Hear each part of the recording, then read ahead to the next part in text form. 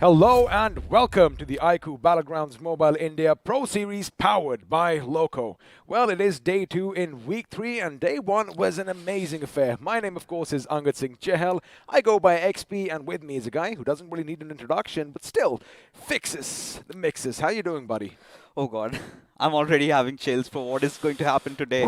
Because yesterday was sort of a table turner. We realized so many of these other teams that were kind of languishing down the order finally picked the pace up, and the big names definitely did manage to fall. Few of them did play well, but today is the decisive day. Today we get to know where these teams are going to be in the fighting zone or not in the remaining two that we have. Oh, we're going to find out for sure because, again, we did kind of expect yesterday that all these teams at the bottom, they've got nothing to lose and they are going to be coming out swinging, and swing they did, and a few of them really did hit hard. And speaking about hitting hard, no other device in the market has hit as hard as the iQOO Neo 6. And, well, before we get on with the show, let's just let our lovely viewers know what this bad boy is packing, because let me tell you one thing. Oh, boy, it is a bit too much, and I wonder if they're going to outdo themselves next time. There you have it, Snapdragon 875G, right? One of the most stable processors in the market right now. Along with that 80 watts of flash charge and 120 to 1200 hertz of instant touch sample rate. So it gets your shots registered, right? Every single quick reflexes you've made, it is catered for all those esports enthusiasts out there. Oh, absolutely. And of course, that cascade cooling system basically means when all the action is getting heated up in your game, your hands are going to be nice and chill, and no overheating issues over here because, well, you're going to be smooth sailing thereafter. And of course, the 80 watt flash charge, man. That is just a game changer. And the best part, you have the charging on even while you're playing. You've got a dedicated esports mod for BGMI, and it never even has a slight hiccup while you're playing. I legit tried getting into custom lobbies, got in, had my charge up. I brought the phone down to the maximum, right? Got it to a stress test, and I was impressed, 100%. Stress test and all that. Especially XP on the budget that we're offering this. It looks good on the eyes too because, damn, that pearlescent coloring. But anyway, of course, thank you so much once again, iQOO and Loco, for sponsoring this tournament. But the thing is, why is this tournament special? I'll tell you why. Because it is the biggest tournament as far as all that delicious moolah is concerned. And yes, your eyes are not going to deceive you. That is 7 zeros after the 2, a whopping 2 crore rupees. The highest ever in Indian esports so far right now, right? And this is all thanks to Craft and BGMI and our sponsors, Loco and iQOO. But yes, we've been talking about the first prize getting 75 lakhs, second gets 35, third gets 20 lakhs, and so on. Reduce it. That is just not where it stops, right? We still do have additional prizes for the MVP, most finishes, lone survivor, rampage, and additional price to 9.6 lakhs. Well, that is a mystery, but what I like is have a look at that little dude on top, right? He's got a little present for you, and maybe that's where the additional prizes are because it does look good. Again, nobody knows what they are going to get, but speaking of, who gets what, of course, the next slide that's going to be coming up determines how we go about it. But again, let's just come back to those additional prizes. What could they be, Fixes? But again, for the audience, it could be because we are giving so much away. But we were talking about who gets what. How do we decide that? Well, that is where the point distribution comes in. Oh, of course. Now, for the first, it is pretty standard, right? We've been seeing this happen from the iQOO BGIS. Now, even as we get into the BMPS, it's pretty much steadfast. The first position getting 15 points, so on, reduces. Now, what really stands out is you have to be in that top 8, right? If you aren't, you just get maybe 1, or maybe for the finishes, for that 1 point that you get to get, and that really helps you out, right? And that is the end of things. I like it. Gone are the days when teams were a bit hesitant. I mean, they wouldn't really engage with one another. But now the fact that each finish equals 1 point means that, hey, the points are there for the taking, but only maybe the top 5, top 6 really get a big chunk out of it. So if you want to get something out of a game, oh boy, buddy, you have to go in for that fight. And, well, we are not complaining. We love all the hullabaloo on TV. Oh, we do, right? Especially how teams from yesterday really picked up the pace. One of the biggest examples have to be GOG and even Team Enigma. Finally, they managed to get that chicken dinner, but throughout the entire day, they were consistent, right? Be it in terms of the finishes that they went in for, the position points, it was all spot on. It was indeed, and of course, we are going to have a look and see where all these points are going to be distributed because the schedule is now going to be coming up on our screens, and lo and behold, we have a nice little surprise for you because this time around, buddy, Sandhawk is out, and well, the frozen tundras of Vikendi are coming back in, which I love because it's a little bit of a game-changer map. Everyone has their little game plans, and well, this kind of throws it all out the window. But of course, we are going to start things off in Erangel, and well, come full circle back to Erangel again. There you have it, you know, ANC playing Vikendi, and that was the exact reason I was feeling a little chilly tonight because, again, once you come in and we've got big names, right? Big names that have performed in the map of Vikendi, especially one of them is Hydra officials who've had a really rough day yesterday, and today getting them, watching them in Vikendi could be sort of a respite for all the Hydra fans out there. But of course, we're going to be starting off with groups A and B in Erangel, so we do not have teams, the other big names like Exo, Soul, and well, UP50. I don't know what they're going to be up to because that's one mystery, right? We really do not know what we're going to get out of them today. You know, speaking of Hydra official, as you mentioned, yesterday was not their day. Only 15 points coming in from 4 games isn't something that they are known for. But now, as we are going to move into the pre-match segment powered by Loco, you already know which groups are playing, but let's see if you can spot your favorite teams out there. This is where, you know, you're talking about where the circle's going to form because it's been very interesting to watch teams like Autobotz. Again, one of those teams who was sort of struggling in week number 2. Did have a fair, decent day in day number 1 of week 3, right? And another team that I'm really looking out for is going to be Team Blind. Now, they've made a few changes, XP, right? Kind of removing one of their favorite, one of the top fraggers out there, that was Rage, and suddenly getting Zaddy in out of nowhere. The performance had not been up to the mark the way they played in week number 2. One of those teams is Blind, who really focuses on the finish points over their positions.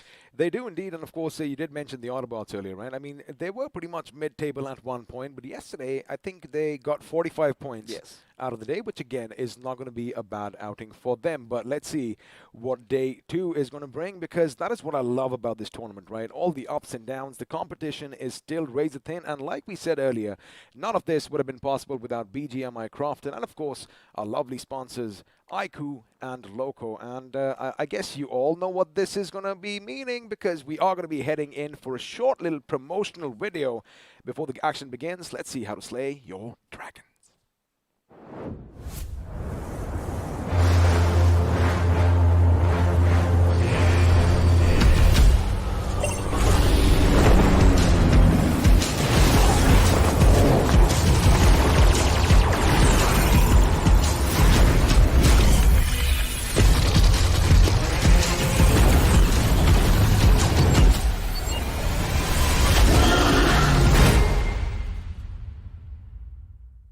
You know, Fixes, this little video says it all, right? I mean, you talk about the charging, it's going to be 0 to 100 real quick. You talk about all that cooling through the visuals, you can see all that ice just blocking out that fire, so, you know, it says it all. And of course, I like that one thing at the end, 90 FPS for BGMI.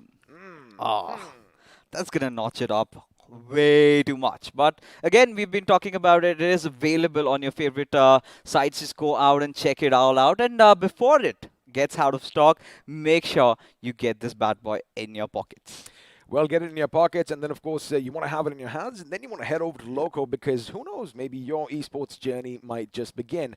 However, if you aren't thinking about, you know, just starting your career in esports, well, you better be sticking around, because we are going to be giving away some amazing BGMI merch in the form of some cool-looking T-shirts and bottles to beat the heat. But how does one go about that, Fixes? Well, you've got to support your favorite teams, right? Especially the ones that did support Enigma yesterday, did come out winners. But for today, of course, head out to BGMI official esports channel, support your team, and if your team stays on top by the end of the day, just for that one day, you might have chances to win some amazing goodies. Now, we did increase the numbers, and like we have already said, we still have a few more surprises even for this particular evening. Oh, it's going to be amazing. In fact, we are in the dark as well, just as all the shadows over here under the bridge. Well, let's see what that is, because we did have a little birdie tell us in our ears that, hey guys, something's coming up, and even you have no idea what it's going to be. But let's see, buddy. I'm kind of excited for it right now. Me too.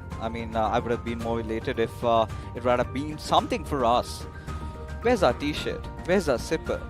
Well, I think it's on Not the even- way. It is. I It hope is. so. It is definitely on the way. I mean, if they aren't going to do that, well, I guess we are going to be just a little bit sad. I mean, you can already hear the tears just flowing down Fix's face. But what you see right now Yeah. are remnants from a past war. I love this. I love all this trench warfare, kind of reminiscent of World War One, and of course those massive howitzers. So I was joking yesterday.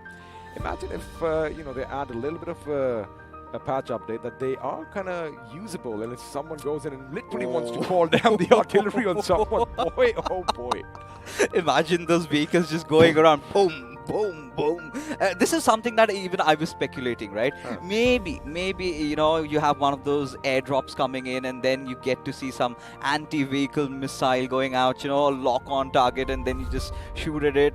You can block off so many rotations, you've got a vindication against a certain team. Just go after them. But you know what I like? I mean, of course, I think that's going to make it a bit easier. I love my good old-fashioned, gun-on-gun warfare, because that is where the skills are definitely going to stand apart. And, well, speaking of standing apart, ladies and gentlemen, it is time as the first game is going to be underway, which means that beautiful big bird is going to take to the skies, and looks like we are going to be heading in a bit of a northwestern trajectory, flying all the way above Nova Rupnoy, and, well, things are going to end somewhere north at the shooting range.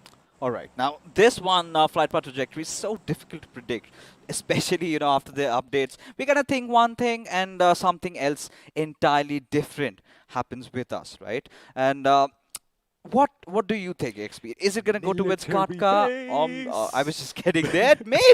Maybe chances for a military base are definitely on the cards. Did you get down on your knees and pray to the BGMI gods today? Because, I did say a little bit of a prayer. Let's see. It did kind of work out for me last time around. I wonder if that's going to be the case this time, because I'll be honest with you. We've seen a lot of fights around Gatka. In fact, we've seen a lot of fights around shooting range as well. But I want to see something different. I want to see something ending up at the south of the military base, preferably on that little beachhead right there at the bottom. But now, as all the teams are going to be dropping from the heavens above, question one is, are we going to have any clashes for vehicles, especially teams that A, like going to Georgia Paul, and B, maybe a little skirmish around in Gatka?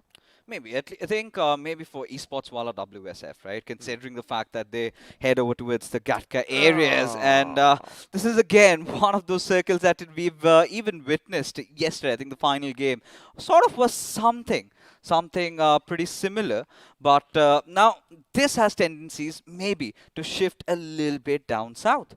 It could do, but I like the fact that, as you mentioned, of course, this is the same circle. I still hope that it goes up to the north, and Zarki might be coming in. But let me just tell you one thing.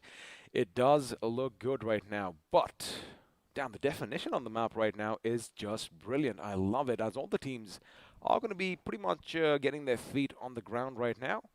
OR Esports, as usual, are going to be dangerously close to one of the members from Global Esports. But, again, no shots should be fired this early on. However, I like how Team MG, they've kind of switched things around, right? And normally, they would always head to Stolber and Kameshki. This time around, in fact, in week 3, day 1, they've started going to Zarki. Yeah, I think it's sort of been their thing, right? They've got 2 drop locations. If the flight path trajectory kind of goes from the western side towards the eastern side and just the opposite tangent, then maybe they kind of head over there. But considering the flight path goes like this, yesterday also we did witness them, right? Team MG was on that northwestern side on the corners, and I was sort of expecting that maybe we get to see one of the good games come out, but they pretty much got picked off early, considering how slow the games were, right? We had, I think, the first blood after like 13 or 14 minutes into the game. Speaking of first bloods, buddy, again, something might be happening over here, because the Autobotz, now we know they might just head over to Primorsk right now, right? Since a very well-known team isn't playing, but they've always kind of locked horns with INS on the way. And speaking of INS, there you have it. This is what we were talking about. Crazy Soul is going to realize that, hey, we already have people heading towards Primorsk, but, quickly coming back to the point.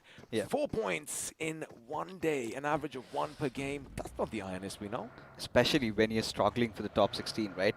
They're right now at the 16th spot, I believe.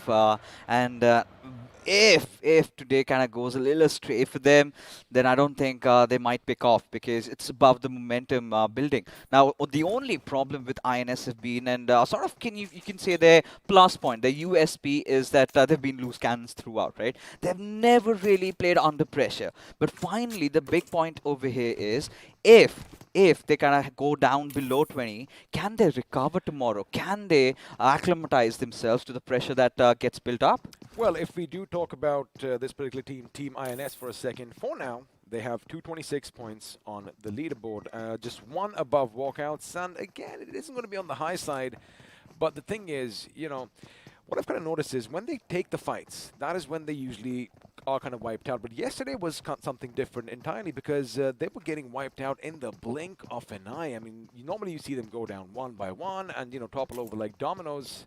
I wonder if that's going to be the case today. But ACBC Esports on your screens right now, 109 finishes.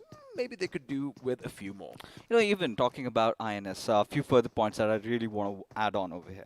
Now, their only intention has been getting into fights. I really feel they do not have a set objective, right? Especially in a circle like this. Get your loot done. Do not care about ACBC. Do not care about Autobotz. Get yourself inside the circle. If you're playing around the peripheries, this is where you should be sort of going out for the western highways. Maybe that is where you can catch off the players of Autobotz, maybe towards the late. Because this is something that Autobotz have been constantly doing, right? They've always been late in their rotations, always taking that western highway, even in a circle like this. Well, of course, I wouldn't disagree with you over there, but let me just talk about GOG Esports. Oh, yeah. Now, Enigma Gaming did secure the maximum number of points yesterday, 60 to be precise, but boy, oh boy, did this team come out swinging. 53 points for them, and you can have a look at their overall finishes right now. 92, 29 of which came from just one day. I mean, you talk about a team like GOG. Yesterday, they played like they had nothing to lose, right? Especially the first game, that was that moment where the momentum sort of kicked in. And from there onwards, they knew that it's do or die for us. And the best part, this is something that we've been even discussing throughout week number 2, is they never had issues with the rotations. And courtesy to Zipex, one of the amazing analysts out there, previously working for Skylights, and I believe now he might be on a loan, but he's done that thing, right? He's fixed the issues about getting inside the circle. The biggest concern, however, for them was the fights in the micro engagements that they had, and finally, just getting upon the fear, just the one that was creeping in. They had to go beyond that, and once they did, look at it, it all speaks. Well, the Autobotz on your screen now, looks like yesterday they finally did assemble as a squad because although they have 245 points on the table so far, they managed to secure 45 of them in one day. And, we were kind of thinking that they do have that little oomph factor, right? Especially with Mr. IGL and the way he's made a few plays, the way he's been instrumental in his team's success. But again, it is still going to be a bit of an issue, but there you have it. This is the team that did it all yesterday. 60 points in a day, and, well, they did have that little elusive chicken dinner as well, which just was evading them for so long. But boy, oh boy, did they ramp up the aggression yesterday. Oh, they definitely did. If you talk about Autobotz, kind of takes me back to week number 1, I believe, where they did get the first chicken dinner of the iQOO BMPS. And after week 1 sort of got over, they were kind of in the top 8 also, right? And then we started thinking it's going to be an easy ride for them. But week 2 was sort of a reality check, where the other teams kind of read what they were doing. And even so far as to now, I must say this out loud and clear, that they haven't made any huge changes. It's all about the tweaks that they've done in the fights. But ACBC and INS, sort of a bittersweet love story, still happening. Now, the thing is, what INS is doing is, I get it, they know these teams are going to come this way. However, what happens more often than not is ACBC, they do make it to safety, as you can see on your screens now. And you've got to keep one thing in mind. Big Brother Esports are going to be coming nearby as well, which means once again, Team INS could find themselves in a potential, between a rock and a hard place situation. But as you have a look at the map, a few rotations are going to come in late. Nigma Galaxy coming in north of Yasnaya. At this point, we have sort of witnessed this happening yesterday again, right? It's nothing really fancy, nothing really out of the world. Nigma Galaxy doing the same old thing, Retribution RTR rotating in from the starboard area. But like I said, Global Esports, the exact same spot that they were holding yesterday as well, right? I always stick on to the junction part. And this is where Esports WSF, they're just going to go for the Everest, right? I'm going to be surprised if that does not happen. However, Team Blind, look at them. They want to fight right now. Or maybe they're heading for the containers. They could be indeed, but it looks like maybe one of their members might be atop Olympus all by himself. And I wonder if he's going to be inculcating Zeus, because sooner or later, WSF are going to be heading for their favorite spot. Now, the circle is going to implode in on itself, and well, teams aren't going to be too disappointed with it just yet. I do like a little congregation of teams in and around Georgiaport right now. However, looks like we might just have some action break out as ACBC are going to be laying down shots. There you have it. Big Brother Esports are going to be the ones who are going to be coming under their fire. But for now, we're going to be switching back to Blind, and as you said, this is something that they haven't really done too often. This is something a little unprecedented for them, and you correctly said maybe they are looking for those fights, and looks like they might just go up against Esports while on WSF. Still with outrage. Now that is the only lingering concern that I have, but are Esports WSF aware of this particular situation, right? I think they have a slight idea. Deadpool might have given his position away. Now this is where Tango is sort of leading the charge, which he's not done in the past. Now they need to go on for that little bit of a reset, now providing cover fire from the backlines as Invader goes ahead. Well, looks like Tango gave the position away that someone is going to be Charlie, and Invader, he's going to be, of course, living up to his name. But for now, looks like Hydra officials are going to be contesting Global Esports' position, as AJ and his boys are going to be in firm control of these houses for now, as backup is going to come in. But now AJ, he might have an inkling with the grenades, but of course, no angles were set up. But Ronnie, on the other hand, could do some damage, and Parv could be in the line of fire. The grenade does go boom, but it's Jackson who loses a little bit of HP, but there you have it. AJ's grenade is going to follow up as Jackson is going to be brought down to his bloody knees. Now, the problem is Legend is going to be going down as well, and this is going to be problematic for Parv. He does have a grenade, but he's outflanked as Mania is going to come in. He shoots, he connects, and well, he's still alive for now, but Dynamite realizes, you know what, this is a fight that we've lost, and he is going to run away to live to fight another day. Oh, Hydra officials. I mean, all they had to do was buy some time for Dynamite to form that flank angle, right? The moment he left out, I witnessed moments of brilliance again coming out of Mania, right? Especially that Molotov on the doors. Now, this is the thing, right? Once you throw a molly on a door, it kind of breaks down. And the next thing that follows is a grenade from AJ, which secures the second knock. And the moment Dynamite wanted to kind of get a backline angle, it was all over for Hydra officials. And this is not the first time that this situation has arise for them, and it's time and again happening, and Hydra officials yet again off to a really, really rough start. See, what they did was they pretty much gave it away to the opposition, right? Because they all came in at that same angle, and there wasn't too much distance between them.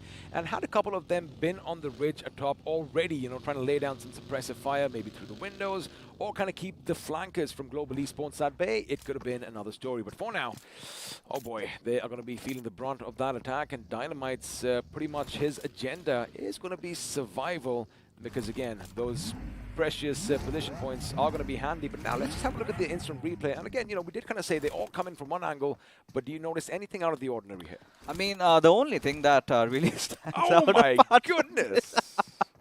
AJ just lobbing that grenade. It was, look at the entire direction from which it came in, right to the door, or maybe through the window. But either way, it was an amazing one. Now, Hydra officials should never have picked up this fight, because considering the fact Global Esports is in the lobby, this shows lack of homework from their side. Now, they could have picked up the hills which Enigma Galaxy had taken for themselves, but XP, this is something I never really imagined. Wow. And this is where Team Blind might be kicking themselves in the feet. Oh, they've done that before. This is absolutely a curveball, but this is also where Team INS could rack up a few finishes, because everyone is going to be heading in their direction, and sooner or later they are going to see a plethora of vehicles moving around in the distance. The question is, they're going to be like, wait a second, buddy, where do we shoot? For now, they are going to be positioning themselves around the church. They do have the high ground, and they are still a little comprehensive about maybe, just maybe, Team Blind could be in Pachinki, but looks like one of their members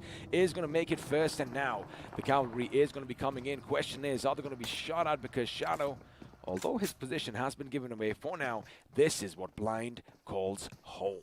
You know, at this particular point, I really love the rotation coming out from Big Brother Esports, right? They realize there's a little bit of a terrain that they can take maybe over the Pochinki Hills on the eastern side or maybe around the barn house. But they decide to enter through the southern side of Pochinki, maybe through the edges. And this is where we've seen this even in the past, a Blind and a BB fight. And we've seen Hellgod pull off something really miraculous. Let's see what happens. Speaking of fights, looks like Global Esports' position is going to be contested, and Invader is going to make sure that he leads the charge as well. Global Esports are looking in a little bit of a shambles as one man is going to be left standing. And well, the thing is, Manya realizes once again that, oh my goodness, what they did to Hydra officials is exactly what's going to happen over here, and he is going to tuck his tail and run elsewhere. Oh boy, Dreams, once again, the first person to always get knocked out and or finished for Enigma Galaxies is going to be reliving his nightmare.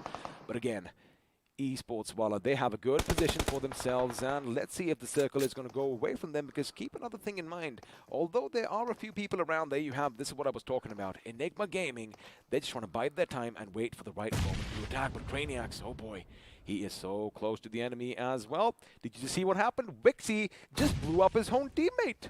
And we've seen that multiple times happening, but Craniacs is not going to forgive Wixie for that. Gets the better out of him, had to pay, karma hits, as Craniacs has a slight idea as to where Max could be, right? One more grenade, and he basically could be done, but MJ from the far off Ray has a good angle at him, and now Craniacs has gone into covers. Well, he is going to be forced to go into cover, but the thing is, Max is the last man standing on that side of the map right now, and MJ, well, he doesn't really have a lot of options because all that gunfire is definitely going to give his position away. Now, Max is going to deploy a few smokes.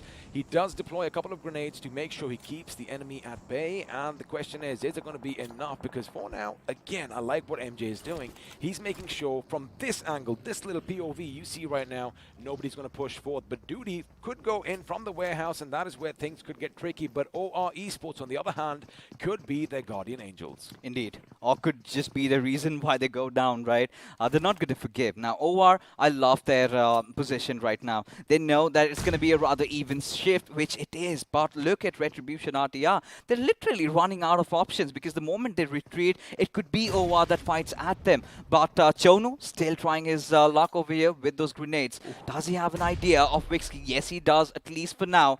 Now the nade being flung over. Does it reach its mark? No, it's going to be the answer as they still keep on charging. It looks like shots are going to be coming in Enigma Galaxy's way. It could be GOG or it could be OR Esports. My word is going to be on GOG, and Craniacs with a massive boom is going to bring his big bad IGL down on the ground. And I do see he picked up on something. There was a vehicle explosion outside. Yeah. There was a vehicle parked outside, and the grenade comes in and the vehicle goes boom, and down goes his teammate. But it was GOG whirling down shots, and now Bullet with his bullets is going to be hunting for some foxes. Indeed, he must be.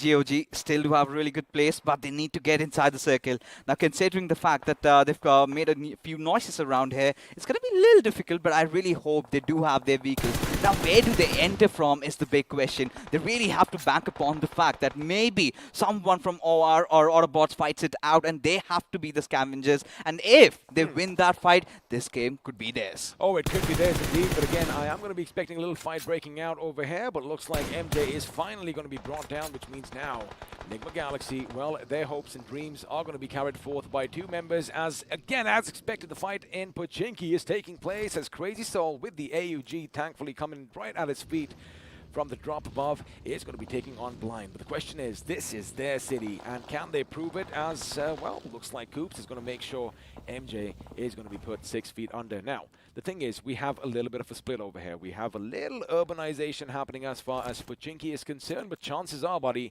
the circle might shift to the open fields where teams like Walkout and, in fact, RTR could have a little bit of an advantage. Look at Global Esports right out in the open, and Manya has got nowhere to run and hide. Has that perfect diff for him, but Red Baba spotting out Chono. Little bit of those body being visible, and he makes quick work of him. Now RTR Retribution, Coops, he's in a whole different planet of his own, cannot provide cover fire. This is the perfect moment that Walkouts know that they can charge in, get a few finishes for themselves. Absolutely, but you got to keep one thing in mind. If they go over this hill, chances are they're going to be shot at from behind by Enigma, but Enigma right now is going to be busy Bajra. I'm going to hold on to this fight right now as grenades are coming in, and it looks like Beard Baba is going to be brought down by bullets instead of that little grenade that went boom right over there. Now, this is where RTR, what they have to do is reposition themselves, coming a bit closer. Craniacs is giving his position away perfectly right now thanks to the buggy.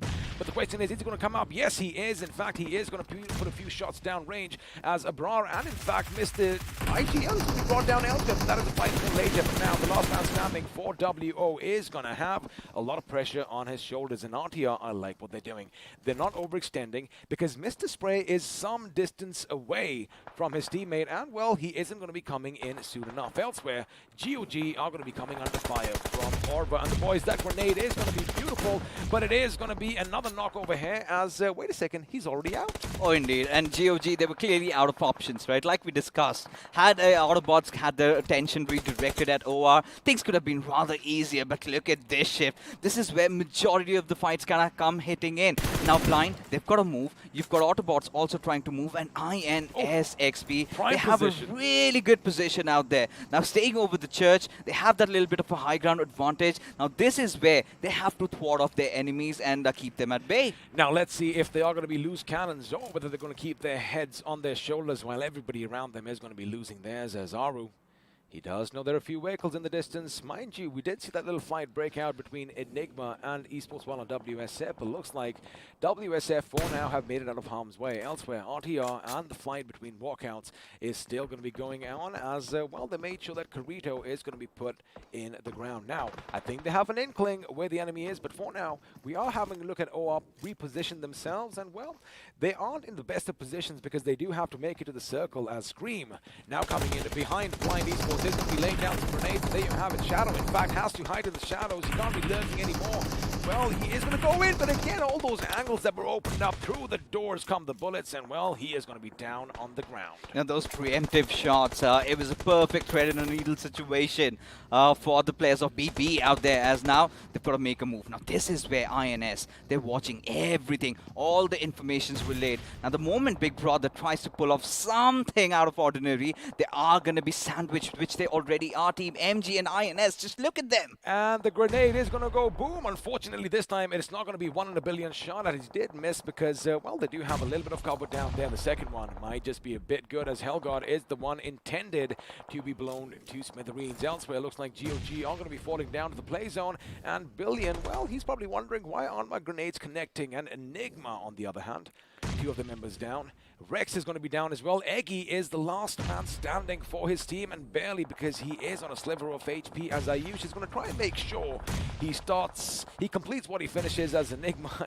Avi is going to be blown to smithereens, and well, he might just get up or let his teammates shoot the rest. Initiative Academy are going to make sure that Enigma is sent back, but right now it looks like the invaders are going to be done as WSF finally do walk into a little bit of a trap, and Retribution RTR, boy oh boy, 8 finishes for themselves are looking good. Now, 2 contending teams that we were really watching out for have been eliminated. GOG Esports, while WSF out of picture, and now it seems like OR are having a run for their money by the players of Autobotz who've already charged in. 2 of the players already knocked out. A nade goes flying in, and Aditya also might have to find himself backing over here. This is the aggression you need, and there you have it. Knocks are going to come in, which means Aru is going to be the last man standing right now, although I think he is going to be down on the ground right now. He is low on HP. It looks like he just was ran over by a vehicle, and now Aru realizes, wait a second, this is the lost cause, and he is going to get the hell out of there. But the problem is, he's going to be heading in IA's position. Now, a quick loot sesh over here, but they've got to make it quick, because once these smokes deplete, chances are they could be shot at from elsewhere, as Orange Rock, there you have it,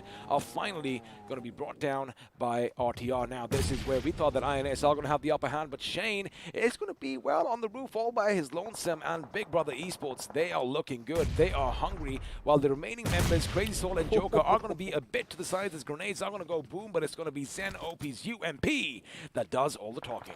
And now INS, that little split hurting him so much. Zen OP, another beautiful grenade. Joker could hammer himself out of the lobby, but no, it's going to be Ghosty from the sideline who gets a knock at his direction. But now Scream clearly has the smoke screen to work around with, needs to lob a few more smokes as Autobotz, they are on fire, they are hungry right now, they want all the finishes to their names, and that is exactly what they're doing. That is exactly what they are doing, and now Dionysus has finally hit the ground over here, and before he has to patch himself up, looks like he is not going to be immortal in this game this time around. He might just go for the reload as his teammate Ghosty is going to be coming closer in for a revive. Now, in all this commotion, the thing is, ACBC, they have one of the best spots in the circle. As you can have a look in the distance, they do have a few compounds for their taking. But Autobotz, man, they are looking good right now. I like the fact that they are on a little bit of an aggressive spree, and you know what? It's working out for them. It's different, right? Every single time we've seen them playing around the centers. This time, from the edges, taking fights, not really refusing to back off from it, has really worked out. Should have done this even before. But for now, Autobotz, they know they've got the players of MG pinned down over there. Few Molotovs, grenades, everything following suit. But will do a good work out of the players of Big Brothers. But there's going to be Team MG that wipes them out, but their good days are still not over right now. They somehow have to keep themselves alive. With Autobotz on their tails, it is going to be so very difficult. It is going to be difficult indeed, but for now, ACBC, they know that a couple of members from Autobotz are getting a bit too close for comfort, and well, grenades are going to be lobbed in their direction. This is where these boys can really rack up a lot of finishes, as RTR and Initiative are still fighting out in the blue. And Mr. Spray, are you going to get that patch up? Yes, he does, and now he's going to get up and get back in the circle. This is where iQOO could be taken out if he isn't too careful. It looks like someone else is going to see him from afar, and once again, RTR coming in and making sure they're the ones who wiped out every single man from Walkouts. They are going to be happy with their 11 finishes so far. Keep in mind, Coops also doesn't have anything. And it looks like he does make it inside, and iQOO heard something in the distance, and looks like it is going to be the play zone. No, it's going to be M4 from iQOO. That is going to put him in the ground, but Autobotz could be in a bit of a precarious situation if they aren't too careful. But you know what? As soon as iQOO lets loose a few shots, oh boy, his days are numbered. Oh, indeed. But Fauna is still surviving. 9 finishes already for Initiative Academy, and that is where they have to settle at. But look at Autobotz, all high and mighty. 10 finishes already to their name, made it to the top 4. Exactly the kind of a start that they would have wanted, and same can be said for ACBC. Kipron finding a little bit of a cover, has a few players from the backlines. Maybe it could be Rain that creates all the difference, but look at Crazy Soul XP. I like it. All by lonesome hiding, but now he goes kaboom. But then again, the trades come in, and down goes INS. Well, he's definitely gone down. I love the fact that, you know, before that buggy hit, before Mr. Ideal was knocked down, suppressive fire was already coming this way because they anticipated something in the distance. Oh, Ghosty, I wish you were a little bit of a spirit over here, but it looks like you have been spotted out and your days are done for. It is going to be a 4v4 situation. ACBC up against ABC, but the question is, who is going to come out on top? Let me tell you one thing. Autobotz, they have that little momentum going for themselves, but have a look at that. This is a beautiful move coming in. Basically, they've outflanked the flankers, and now Evil Sky could be laying down a world of fort with this grenade. And if it is time to perfection, boom, is going to go, and well, the vehicles are going to be taken down, but it's going to be Orwa's bullets that are going to be doing the talking, and they pins it in. Orwa had to create all the difference, but now he just has to give his life away. There's no chance on earth that he's going to survive, and there you go. ACBC Esports, out of nowhere, really clinched the first chicken dinner of the evening, ladies and gentlemen, as we head into the post-match segment powered by Loco. And look at the faces. Also, their first chicken dinner in the tournament so far. Wow. Finally they've managed to get it. And it is the best part about week 3, right? Few of the teams that have never gotten their chicken, they're getting it. But you can see the smiles coming out of their faces right now. Well, a few smiles here and there, but there you have it. Because they don't want their little things to go down, the cameras are being turned up because they need that steely determination. As the point standings are going to be coming up, it looks like ACBC and ABZ are going to be sharing the points. However, it was the Autobotz who got more finishes, but it was ACBC who walked away with that delicious chicken dinner. Look at the standings, XP. I mean, the big names, they're in the second side, and we do have, well, the other ones that we were really looking out for. Everyone packing a punch over here. Initiative Academy, 9 finishes. Retribution RTR with 11. Even Team MG, if not in terms of the fights that they took, but still the position points were enough to secure them decent amount of points over here. Even for INS, as a matter of fact, right? I could not really really believe my eyes, considering the situation they were in, that little church fiasco that they had, and somehow Crazy Soul still keeping his team alive. That was out of the world. It was out of the world. But what's going to be out of the world is who do we crown the iQOO MVP? Because so many good players out there had so many plays, but it is going to be the Fox himself from Autobotz Esports with that, well, 5 finishes. And have a look at his assists too. 5 assists and 849 points of damage.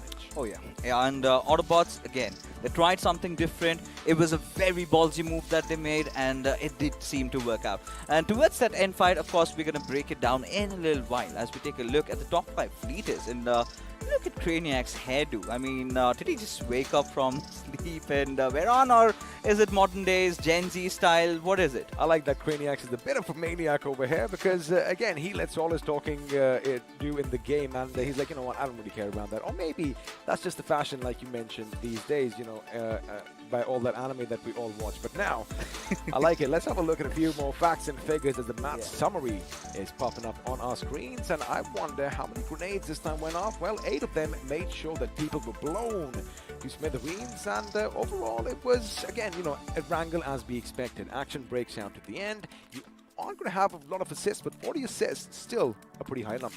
A wrangle as we expected till the 4th circle hit, right? Oh, yeah. The moment it took that eastern hard shift, baby. that is where everyone was left stranded. They were sort of wondering what we need to do. But as we take a look at the FT graph over here, Autobots had to be the highest damage dealers, right? Retribution, RTR, nonetheless, we could not see a lot out of them, but still, considering how they managed to get 11 finishes, they were pretty clearly instrumental to the journey that they're on right now. Not a bad game for Initiative Academy as well. 9 finishes for themselves, and of course, ACBC. Although they did get the chicken dinner, 8 finishes are going to make sure they end up with 23 points. Overall, it was a good game, but we did kind of feel that, teams like Blind. Now, Blind, again, they would be kicking themselves in the head right now as we have a look at the overall standings, ladies and gentlemen. And well, as expected, on page 1, not a single thing has moved. Oh yeah, because of course, like we discussed before, right? All the teams that were performing good till yesterday weren't really good today, and that's a reason by which Team Enigma Gaming they had trouble with their rotations, had to engage against Esports while WSF could not make quick work. Hydra officials off to a huge blunder, could not do much, did get eliminated early on. But this is where we're finally having ACBC back in the 14th position, 241. That is how volatile it gets. I mean, like we said, the competition is not just razor thin. Well, at the top, of course, OR do have a good lead, but this is what it's all about.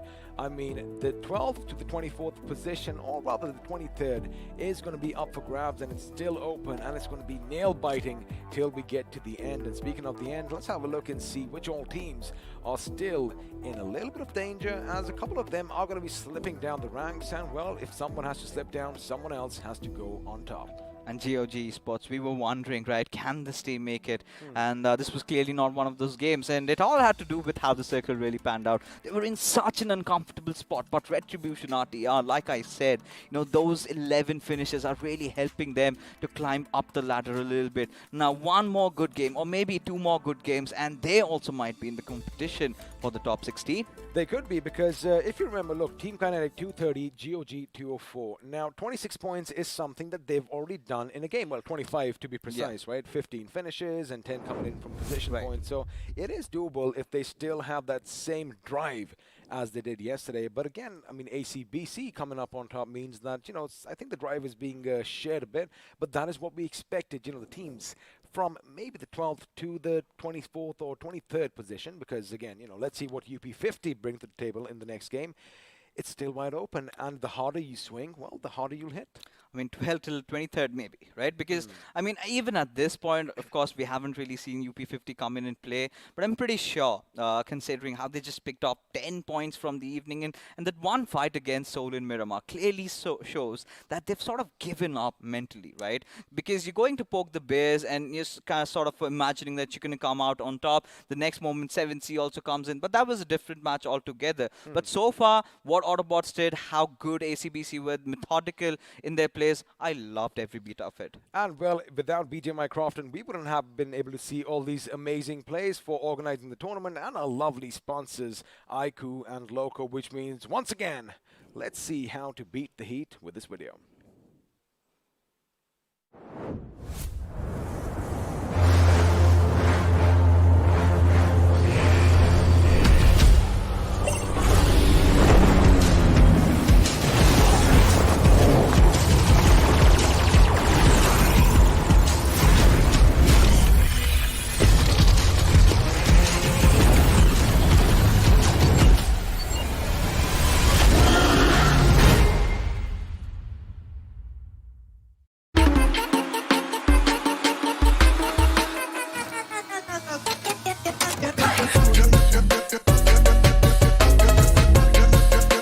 Watch it, earn it.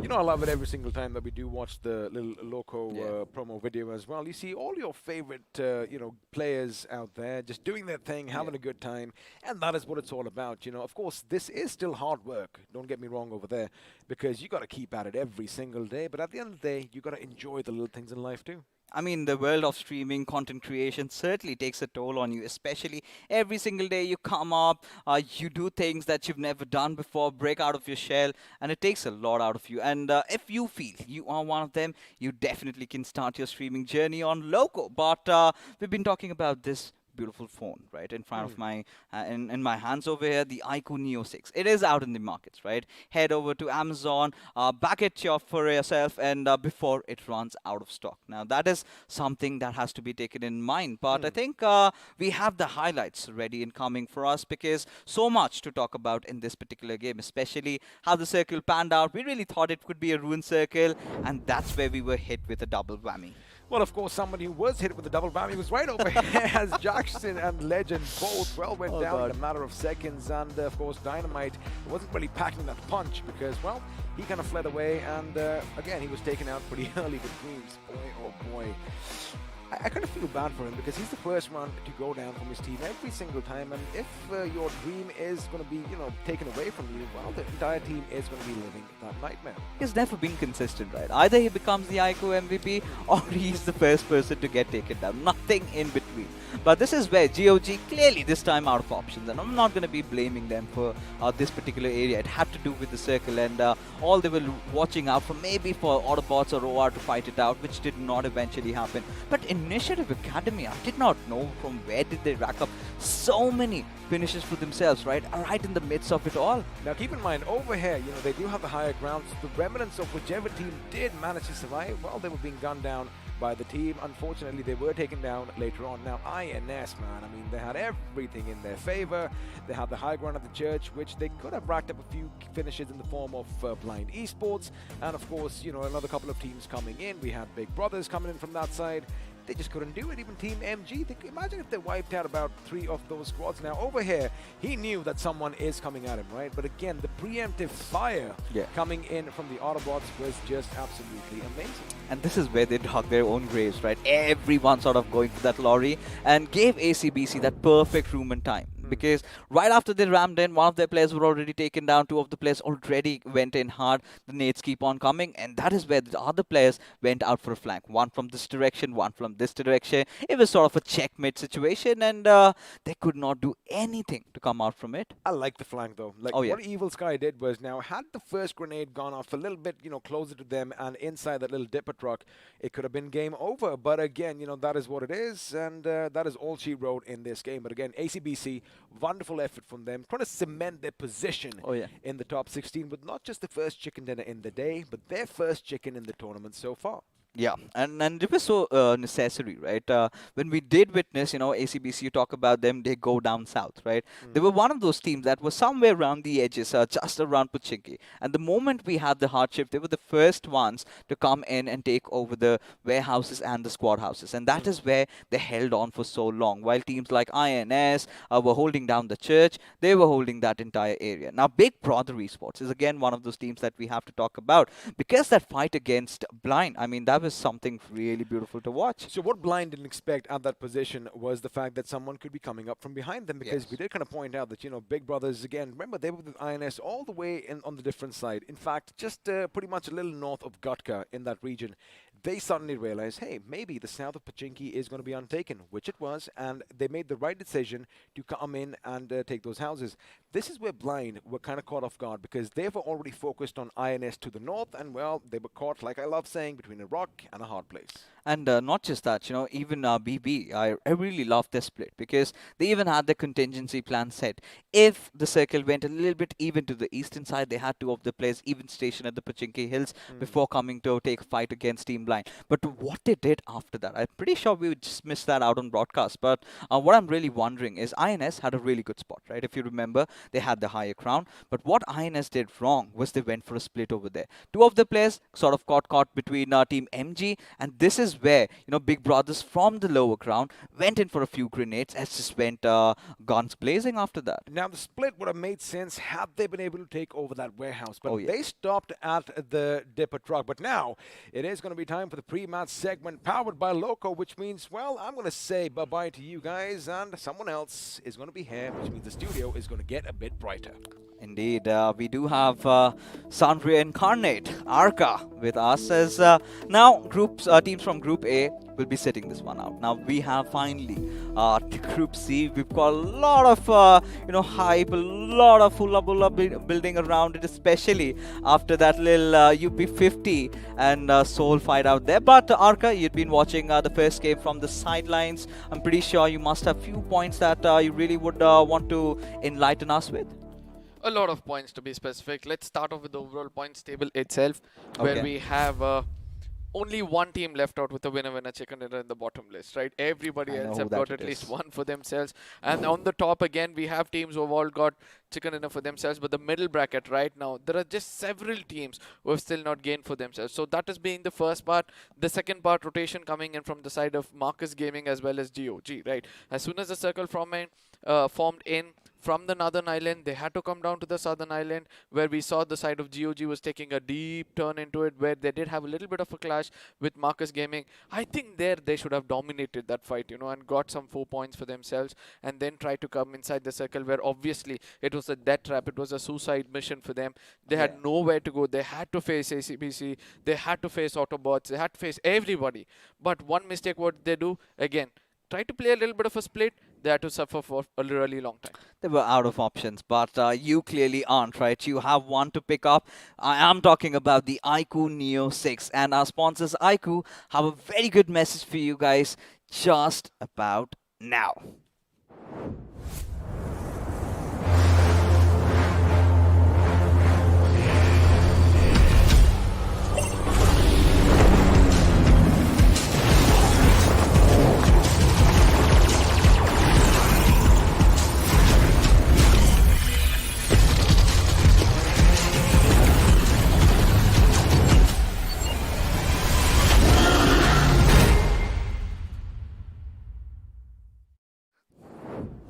FPS in BGMI coming soon, right? And well, I mean, I was wondering when it is going to be out, and well, they have announced it. Pretty sure within a couple of days we're going to be having it around, and especially I'm kind of baffled about the fact in the price segment you get so much of those premium features. I mean, how can you resist yourself from this beautiful device? Absolutely. If you want your hands on this device, head on to Amazon right away.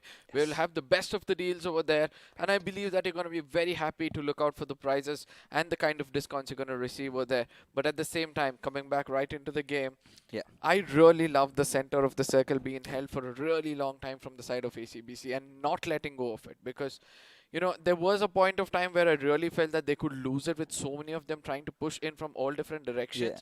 But still, as the circle shifts, it was a different story altogether. All right, Arka, this is where I have to pose you a question. Because now, after that hard shift that we had, it was ACBC around the edges, right? They were holding around the warehouses and the squad houses. It was INS, somewhere having that church area to themselves, right? They were the first ones to be stationed over there. And do you think it was luck that went into ACBC's favor, where they had the western side towards the end going to their favor, as a result of which they got that chicken dinner? Or was it them, in terms of their supremacy that they kind of established throughout the lobby, they got the win?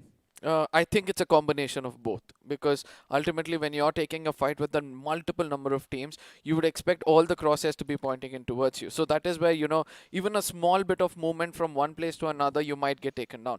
So a little bit of a lady luck kissing the forehead was also there. At the same time, looking out for those places. And also, for the first time, I'm able to see they were having those keen eyes, looking out in every look and corner, not allowing anybody to get a bit more closer. And every time somebody came in closer, they were strong enough to retaliate and pick up those finish points, which later helped them out, with that big win which they were taking. I think, that's what we love about Battle Royales, right? That is why we love our BGMI, because we also do not know what's going to happen. And, well, of course, ACBC making all the right moves and did manage to get the chicken dinner. But there's one fight that I want to talk about is Walkouts, right?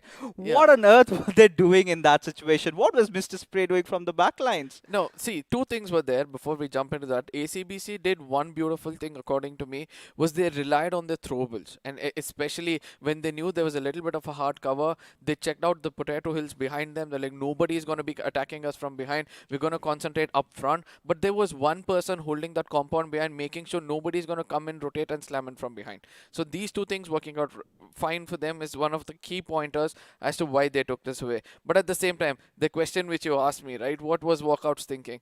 I really don't know what's happening. I mean, I think the trust for taking that assaulter, allowing him to go into that initials and then eventually not able to capitalize after that is something, they have to work on, I believe. Gave the high ground away and had to be punished heavily for it. But you guys do not have to be punished for anything, because we are offering you some beautiful, juicy giveaways out for you guys. And it was 10 till the last week. It went up to 25, could even go higher. We do not know.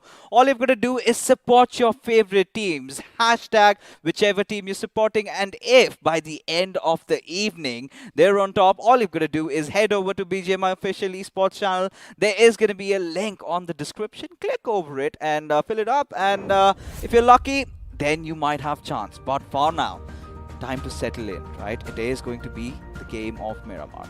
A is going to be sitting it out. B and C, they're going to be fighting out against each other. And I have talked about it, Arka. We've mentioned about what goes on. And the biggest question is UP50 going up against Team Soul. Do you think we do have a sort of a rematch happening over here from what we did witness yesterday? Do you think UP50 is going to strike again? You would want to slap the king to be known in the kingdom, right? So I think that is what UP50 is trying to do. They have nothing to lose. They know that very well that, we might not get qualified. Then when you're not getting, the chances of it is already bleak. So what do we do? We're going to make sure that the names are known. We're going to make sure that we go right into the face of the king, slap them so hard in the face that eventually they're going to remember this name and probably have a little bit of a fear next time they face them. And this is what I believe they're looking out for. But let's not forget that there are a lot of other kings as well which they have to concentrate on as well. And today, if I'm reading them right, I think UP50 is going to challenge some other team in the same lobby. Okay, so it was Team Soul yesterday, and Arka says it's going to be maybe some other team. Is it a big one though? Give me some hints. Is it going to be a big one? Do not take names. I want to do the guessing. I think so. It's one of the big ones. Is it Team EXO? By any chance? See, Team EXO could be the one, but somewhere I feel it's going to be Team OR also who's going to get challenged. So I might be wrong completely over here, but still we can expect the side of UP50 to actually take the fight to any of these strong teams and say that, just because we didn't play well throughout the tournament, that doesn't mean we can take you down. As we set sail, right? The Big Bird has taken it up to the skies, but I have a slight hunch in my belly telling me that maybe we're gonna witness nothing at all. But let's find out, because we're heading all the way from La Drillera towards Puerto Paraiso. Now, Picaro is right in the limits of things, and we have to see all those teams going up north. Are they going to be facing a lot of troubles, or it's going to be all handy dandy for them? What about you, Arka? What do you think? This time, as I said, my excitement is just to watch out for those early skirmishes, because as I said, if there are teams going to challenge out one another, it's going to be important for the teams in the lower bracket to just watch out for their finish feed, try to come in and dominate or be a third party if they're pretty much close by, or just wait it out to get that position points for themselves. Yes, right now with the flight path coming in like this, teams would want to go towards the side of Campo or probably towards the side of Cruz de Valle will have a long journey up ahead. But look at Hyderabad Hydras, right? For the first time, I'm watching them go down south, right? Especially when you kind of tend to go towards Campo Militar, it does not Oh really favor. no! And here it is, ladies and gentlemen. It is time that we get to see the collision happen yet again, and this time, Team Soul, they are prepared. Absolutely, this is the love story to watch out for, as Team Soul will be trying to take him face on towards the side of UP50, and this is for the first time ever we'll be able to see a big bull trying to challenge out the Hunters, and let's see whether this time whether the Hunters are going to get hunted. A David versus Goliath battle right in front of him. This time, the Goliath knows who to eat upon, and they have come with those preparations. Now, UP50, they've done good work, taking over the God building over there is certainly going to help out. But look at Akshat, does have his M4 already positioned. Did see a slight silhouette out of KSR's body, and it is all going to come down to UP50 kind of squandering around a moment they get to breathe, and that is where they might strike. Now, at the same time, what I love the most over here is UP50 going in for the farming rather than waiting and strategizing against the side of Team Soul, because they know that, you need to have the right kind of resources to take down the big kings, and they're going to be concentrating on that, and also have a keen eyes as to which team or which player of Team Soul is going to be walking in towards them. But let's not forget, Team Soul on the other side, the other players are actually doing the looting, the other players are actually going in. The IGL himself is just going to wait it out, as Nigma Galaxy have no clue that Sarang is pretty much close to them. Look at him being all silent, waiting it out, as Aladdin is relaying all the information, telling that this is where he is, as he strikes and strikes hard to take down the player. Dreams is going to be going to sleep. Oh, Dreams. Oh, you poor Dreams. It's the second time. Always the first casualty for Enigma Galaxy. And, well, I blame the circle. In fact, I blame the flight path trajectory, because the circle is a little bit inclined towards the western side. Dream start for 7C, a free finish to themselves. They're going to be happy about it, as now Team Soul, they have recuperated, right? They have all reoriented themselves to a similar position as UP50. This time, not that aggressive, right? Yesterday, if you remember, they had the players of Team Soul caught off guard, right? Hector getting isolated, they went for him, then they went for Omega, they got the better of Akshat. Goblin was out of options, eventually he also fell down. But this time, that's not the case. Obviously, because of the split not coming in from the side of Team Soul, they're sticking together very close to one another, making sure that, in case UP50 does even a small silly mistake, they're going to conquer on that, right? So that's the most important thing. But for me, what I'm loving the most at this point of time, these two teams are just going to be mature enough not to take the fights immediately, wait for the circle to kind of shift away, where each of them are going to be coming out of their lair, and then there's going to be exchange of lead between these two teams, and I would want to look out for such kind of a banter. But for now, we're going to be looking at the other teams as well, because we all know there are few teams who badly need a winner chicken in this game. Let's not forget Walkouts, because the previous time in the map of Wrangle, the way they've gone down, they need to rake up more points, as the others are already going over them. I still do not understand, they're still struggling to find the top four. But for now, UP50 do have that little vantage point. But look at Goblin. He's making those proactive plays, right? He's trying to toss up that grenade, maybe lob it over. And one little opening is what Team Soul need at this point. And if they get it, they're going to go hard swinging. No left, right, and center about it. I mean, Team Soul is again one of those teams. They get that one knock, they instantly go in for the push. Now, UP50 are also having the same strategy, if you remember yesterday. But for now, we're going to be looking at the side of FS versus the side of Walkouts. We have said this before, that this is a very, very important game for the side of Walkouts to rake up and, try to level off what they've lost in the previous game. At this point of time, Explicit, again being the silent slithering snake, looking out, giving information to his teammates, as Hitman is going in for a flank, trying to cover up another region or find another angle where they might start the assault against the side of Walkouts. Oh, yeah. And this is something that we also need to talk about, right? FS, if you remember, they pulled out a clutch of their lives, right? Especially against Team INS, who kind of lost like nomads out there just pushing in without any idea. But for now, Abrar does have a slight idea of where K47 and Clutch could be positioned at. But does he know about Explicit and his teammate out there? But FS, of course, do have that little higher ground. But what I'd like about Walkouts, or maybe dislike at this point, is Mr. Spray. He's being their flank, but he's at a lower ground. You know, I would say that, you know, he's just trying to play it a little safe, trying to stick a little more closer to his teammates rather, so that, you know, in case there is any kind of retaliation, they'll have a view of giving him the right kind of cover fire, I'm so sorry. But still, you know, few other things which we have to point out is the split coming in from the side of FS. If one corner, two players gets taken down, that is when Walkouts will try to, you know, dominate, and that is where the person in the lower ground who's having an off angle will eventually come in and play for those finishes. I know you're going to have second thoughts on this.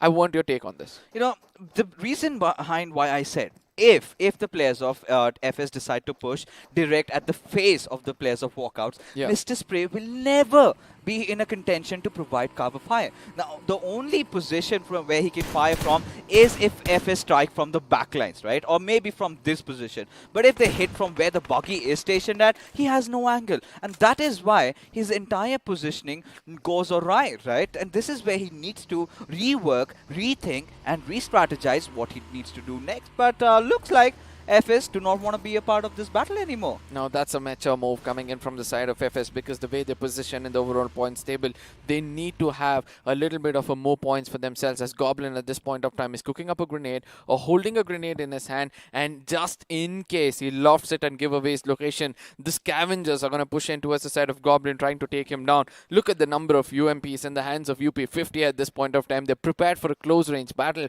or a mid-range banter at this point of time, and let's not forget that Team Soul again is trying to be as safe as possible. Goblin, I mean, he's really taken it to his heart, hasn't he? Oh Now, yeah. just waiting, just waiting. I've never seen Goblin this patient ever before.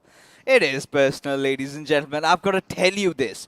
But I think he might have a slight idea. Now look at Team Soul getting a little up close and personal, getting a little impatient. They're making the moves, but the crossfire created by Sarkar and Aditya, they could be left stranded. The nades have been cooked. Hector might be in a little bit of a trouble, but does not take any damage yet. Now at the same time, Sarkar is also being a pretty much closer towards the side of those, you know, stairs, and he's going to be looking at it. Smokes are going to be deployed. Is this the moment where UP50 are digging their own grave? Because eventually, if you close your eyes, if you're making sure there's a smoke screen in front of you, you're going to be eventually getting taken down with the mollies and grenades which are going to be tossed towards you. But let's not forget, the scavengers at this point of time is going to be Team Soul. Look at them trying to cover with all different angles. As Goblin from far away is still waiting out, giving information as the circle shifts away from them. This is where they choose to go for a fight or probably fall back. You know, this is one of the hardest buildings to push at, right? And Team Soul do understand. If they can pull it out of, this is nothing good. It's not going to be anything short of a miracle.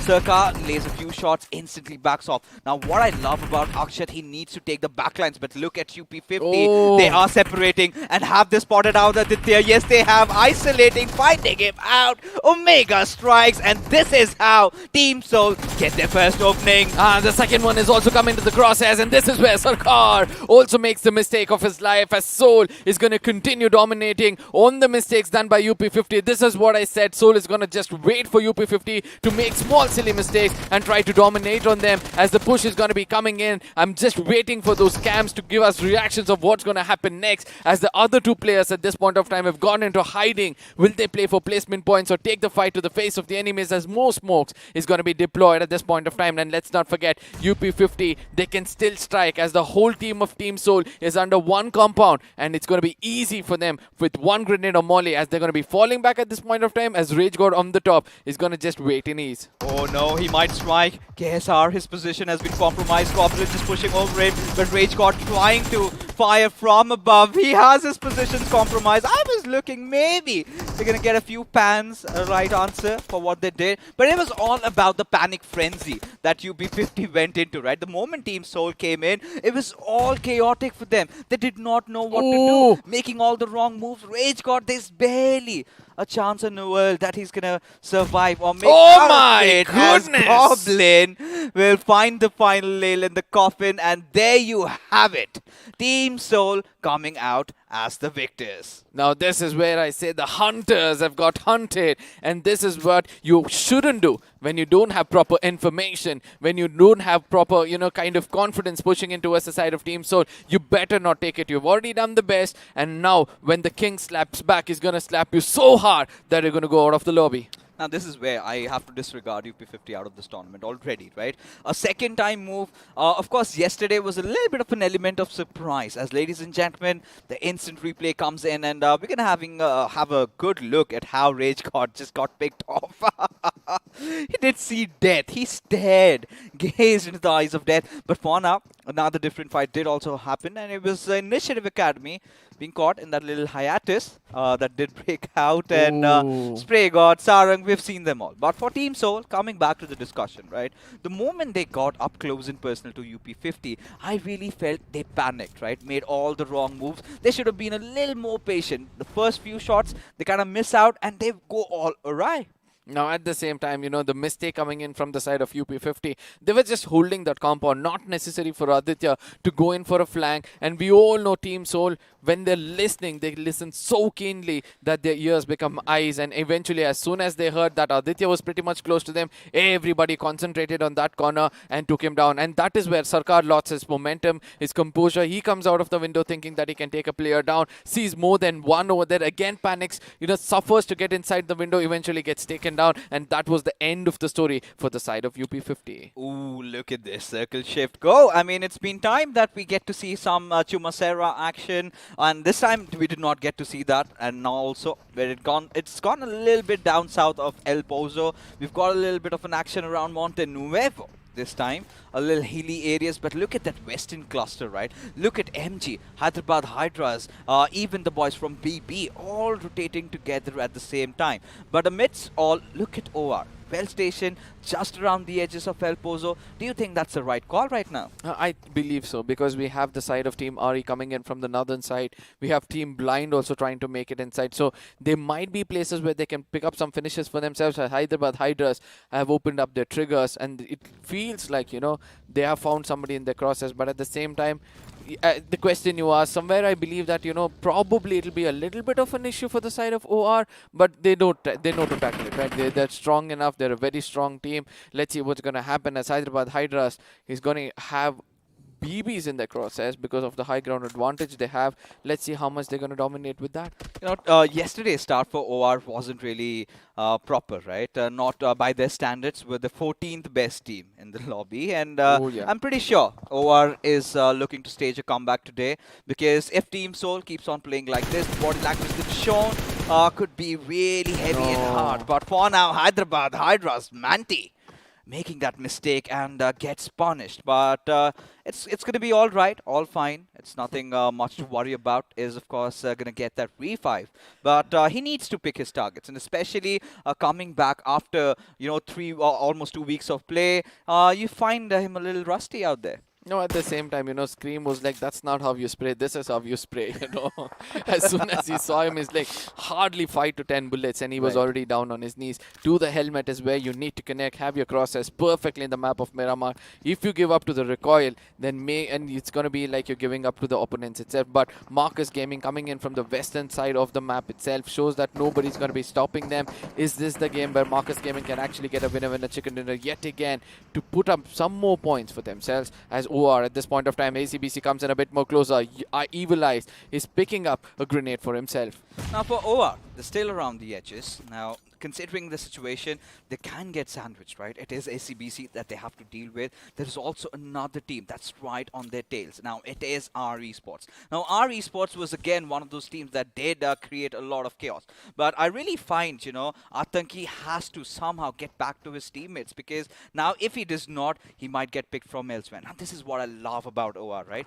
Jelly, look at how he's providing cover fire. Axer, he's getting shot upon, but no, Capron is going to be raining down all that lead. But look at the backup coming in from Aditya. What a trade! Now, this is when I said that, Team OR is not going to have any kind of problems at this point of time, because they exactly know how to give the cover fire, how to make sure they make the enemies pay for what they have done. But at the same time, let's not forget, ACBC is pretty much close to them. They can come into this fight, pick up as many finishes as possible, as our Esports on the other side have somehow made it inside the circle. Marcus Gaming on the other side, walking into the jaws of death is going to be Dawn, an unnecessary move, as the rest of their teammates are going to be coming in close proximity towards the side of Blind, where the fight has already taken off, ladies and gentlemen. It's not going to be easy for the side of MG from here on to stay alive.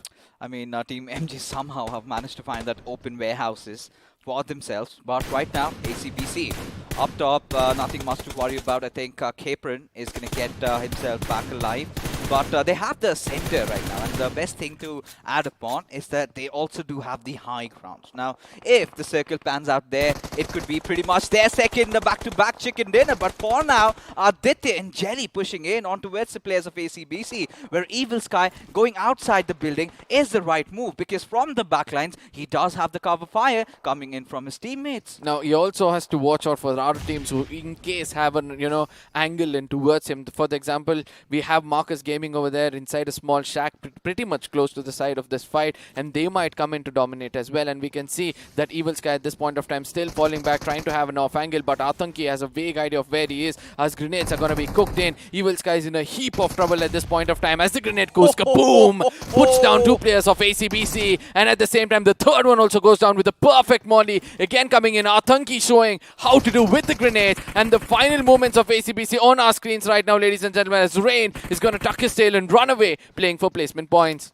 It's even worse. Has to watch all his teammates die right in front of his eyes as OR completely outflanking them in this situation, had them all cornered to that one location. I could not really understand why the other players of ACBC had to come to Evil Sky's aid over there. He was pretty much done for. What they could have done is provided cover fire, but for now we've got Team Kinetic and 7C in a little bit of a situation with Team Soul coming in for a third party. No. Onyx has to do something wonderful as Sarang is going to be coming in, one of the best assaulters for the side of 7Cs. Eventually has to pay a hefty price. Onyx with a little bit of an HP, with a silver of HP, has taken down another player as cover fire is going to be coming in. BO comes in to clear the job, and 7Cs hit the ground way too hard and 6 feet down under. And Team Soul, in the meanwhile, they're just watching it from afar. You get done, and then we're going to do what is needed. But I think the final finish came in from the wrath of the play zone. But look at Hitman. Now he's getting surrounded. Out of options, Wixky, MJ right beside him. Now, Nigma Galaxy have also made a few changes to their roster, right? I think they've gotten in Max instead of Apollo, and for the right reasons. We do know this is a team that has qualified already. There's nothing much to worry about for them, so they can, try and give him some little game experience, some time in the big lobbies, how the big boys play. But for Team Soul, again, playing from the edges this time. Not really the Soul way. But do you think they can get a chicken, especially when Max has his eyes on the minibus, goes after one, gets a second. Can he get the third? Almost took him down. Oh, I think that he can very, very easily. The pixels are going to be visible. If not for Hector, the story would have been different, as he's going to be coming in, giving a cover fire from far away. This is the key moment for the side of Team Enigma Galaxy to pick up a finish, the final finish, and get 4 finish points for themselves as grenades is going to be tossed in. Vixie comes in a bit more closer. Does he know the grenade is close by? Yes, he does, as FS47 is going to be coming in. The third parties is what is going to be more important for the side of Team Soul to watch out for. Is this a blessing in disguise as well? I don't think so, as at this point of time it's going to be 47S also getting taken down. Team Soul surviving, but ultimately Clutch comes in and clears things off, and a blessing in disguise for the side of Nigma Galaxy. Team Soul go home backing, and again that fight against UP50 really haunting them. But look at Max, having his moment right now, but not enough time to laugh. They have to get that revive back onto its MJ. Now with OR also traversing around, and EXO right in the nearby peripheries. It is all about, taking over the circle, and look where OR are, right at the center of it. One good grenade coming in from FS is explicit. Could change things for Nigma Galaxy. Now, Nigma Galaxy on the other side, trying to keep it as clean as possible, as Blind on the other side goes in with a little more closer. Striker gets taken down. Ace Black is going to be pushing in. Shadow has a better angle. Shadow has the better crosshair at this point of time. Sees Manny as well. I don't know how come he did not go in for the scope, but ultimately, Maxi shows that he's capable of taking down the big dog. Oh, he certainly is. And this is where Team Blind again having issues trying to survive in those fights, right? Zaddy, he's going to try and make a run for his life. Maybe aid his teammate, try and and get Deadpool back to his lives. And Maxi has enough time to breathe, get Striker back, and a little bit of a switcheroo again. You know, you have Carry playing yesterday, today Striker is back in action. Hyderabad Hydras are also not reluctant to experiment at this point, as Manti OP, he's going to be leading the charge, right? A little underconfident, but still he's been delivering. Spot Zaddy out, there goes the spray, does not really connect as he needs to reposition. But look at the players of Team Blind, all down towards that one cluster. They're all pincered as Zaddy,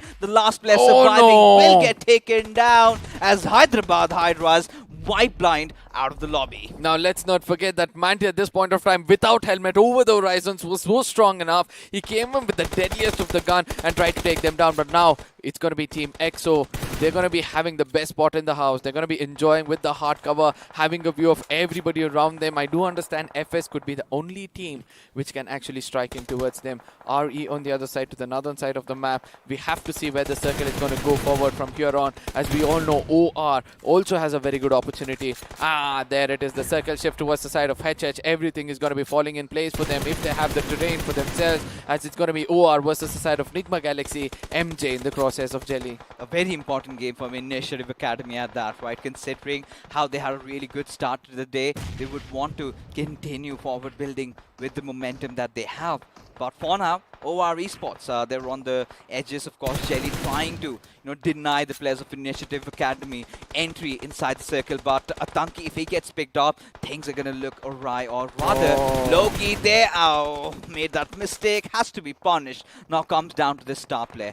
Blazy, can he pull off a magical rat out of the hat? That's the big question as Team FS strike at EXO. Now this is where we have to see whether FS will be able to dominate. We did speak about this fight as EXO are losing one player at a time. Sensei will be the next man to go down as Punk and Fierce have to do wonders against the 3-man squad of FS at this point of time. Holding different angle. Fierce comes out with that UP. He knows the exact location. There's going to be a jump shot coming in. Fierce goes down on his belly. Wants to jump over the fence and take the fight. But at least did he understand that there could be some retaliation coming in from the other side. But FS47, what a presence of mind. He's going to be going for the healing. But a confused gameplay coming in from the side of Fierce is pretty much visible. Goes in for the grenade, then goes out for the smoke, has the gun in his hand. Let's see whether Team EXO will be coming back. No, from the other side, 47 comes in, puts an end for the side of Team EXO with some help. Probably from someone else. Looking for the bigger picture. Team EXO wanted to get inside the circle, but little did they know that they're going to be struck back from their backlines as Hyderabad Hydras still have the benefits of the higher ground as our Esports still trying their luck, right? Want to get that knock on Striker or maybe Ace Black, find some chinks in their armor, but I barely believe that's going to happen. So they have their attentions elsewhere. They did find MJ sort of lurking around outside the zone and did manage to take it down. Now Hyderabad Hydras, they're enraged, they're furious as of a matter of fact that who on earth dares to strike us from the down ground lines as Manti, he's got to look out. Maybe find someone from RE, maybe Rockstar. He's given his position away, but still Manti peeks, but fails to connect.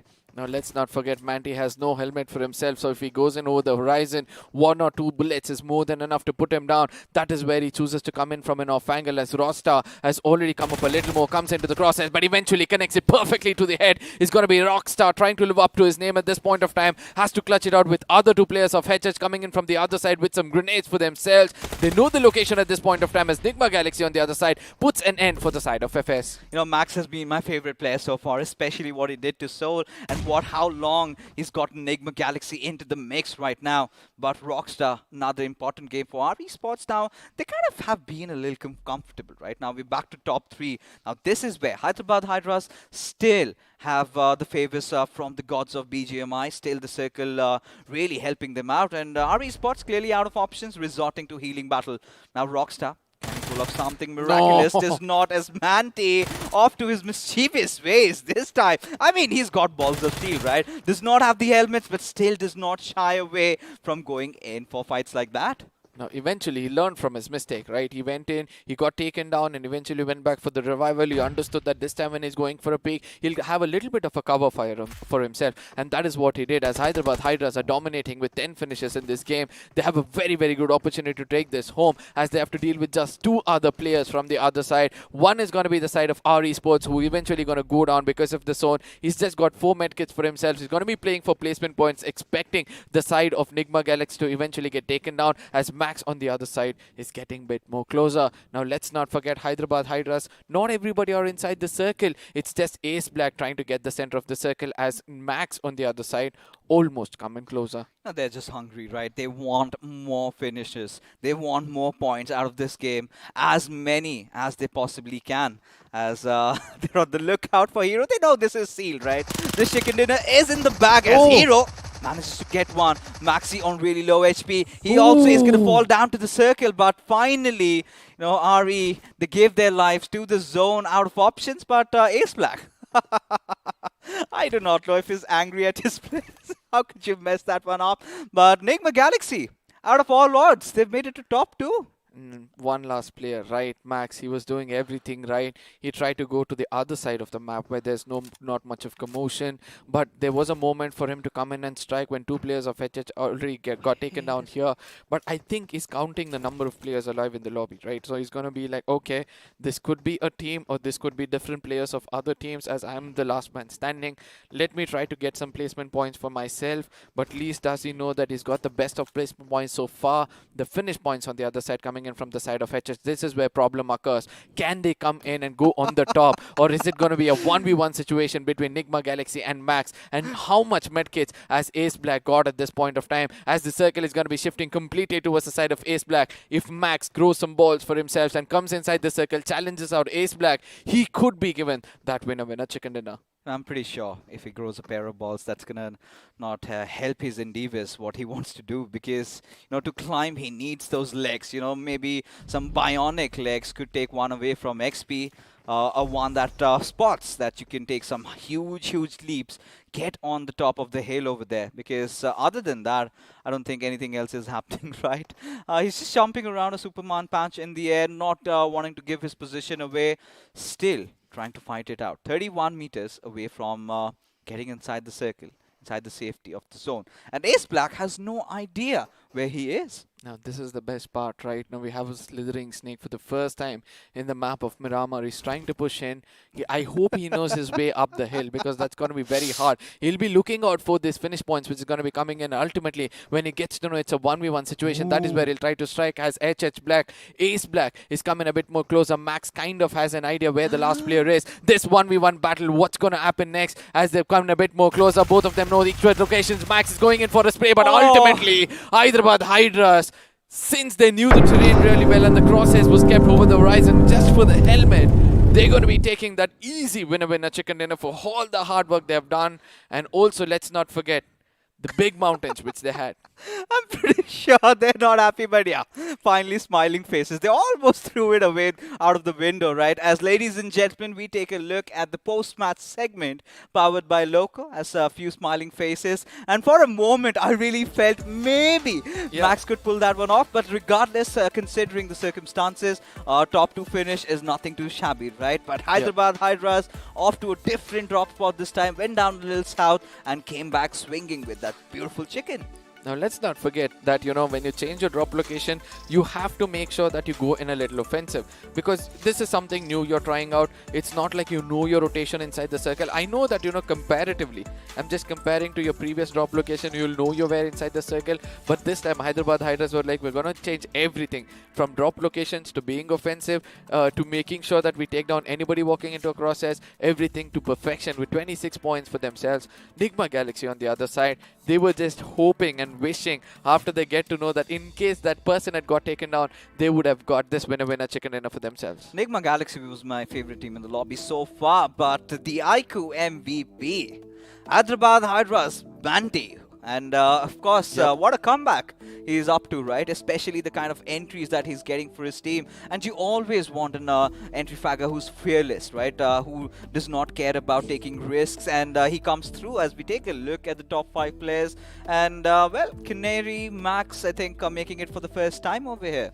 Yeah, he's going to be happy with the performance, and this is the kind of confidence boost with Nigma Galaxy wanted for themselves. It's not like they're playing for their position into the top 16. It's just that, you know, the next week when they're going to come in the grand finals, they're going to make sure they're not going to have any kind of fear within their heart. And EXO fears over here yet again coming in. I'm not at all shocked with the 574 damage. It's just that he was a little less confident today by the kind of gameplay he was showing, according to me. But Manti, man, without the helmet, trying to peep in over the horizon, I don't know how he was doing that. But again, the match summary, ladies and gentlemen, we were sort of expecting the healing numbers to be a little higher, but that was not the case today. But anything that really catches your eye, 8 grenade finishes, I like it. 281 meters of long distance finish, it's average. You know the numbers, right? When they were rhyming numbers, that's what I like. 8008 again coming in with the healings. But at the same time, FD graph is going to come up. There's only one team which had to work hard and not, be benefited with it. That's going to be the side of R Esports as well as the side of FS Esports. Rather, everybody else had a very, very good game. Team Seoul, only one team they could take down. That's the UP50. And after that, it seems like, they took the game a little lightly, and due to which, they're going to have just 4 finishes for themselves. But Kinetic on the other side, 600 of damage and 5 finishes. They're going to be happy that, they did not have to do too much of hard work. For UP50, clearly doesn't make sense. Now, had Seoul been somewhere fighting for that top 16, of course, ladies and gentlemen, we can talk more about that as the overall standings do come up. Had they been fighting for that and then UP50 going messing around, could have made any sense, right? And this is where giving up the fight so early, right? Kind of knowing what fates awaits you, but Hyderabad Hydras over here getting that 6th position back to themselves. They've also crossed that 300 marker right now. 4 chicken dinners to their name, been one of the best teams in Miramar, and this time even nothing less. Now OR on the other side still not hitting the 500 pointer, right? Oh yeah, we have been seeing that from a really long time, expecting them to hit the 500 pointer, where Team Seoul had 50 points to catch up to come up to 400. But eventually they're doing everything right at this point of time, coming back to the 2nd position. They are looking stronger. But Team EXO on the other side, I do believe they're not going to take any of these other games lighter, as Nigma Galaxy gets the 4th chicken dinner for themselves, almost gets the 4th chicken dinner for themselves. But yes, this is where our eyes are going to be set. Team INS with 235 points and 2 chicken dinners still now. You see this, right? 7 Seas, Blind Esports, as well as the side of GOG are the only 3 teams in the table to not have chicken dinners for themselves. Oh yeah, and Blind Esports, I think, I do not know what they're doing, right? I think this is not the right time to experiment, especially in a lobby like this, especially when had been the threshold. And look at Kinetic at 235. But Walkouts, they've been thwarted out from that top 16 that they were enjoying, and they really need to wake up to their senses. And Initiative Academy, they were trying. They did everything they possibly could, but could not survive the wrath of Team OR.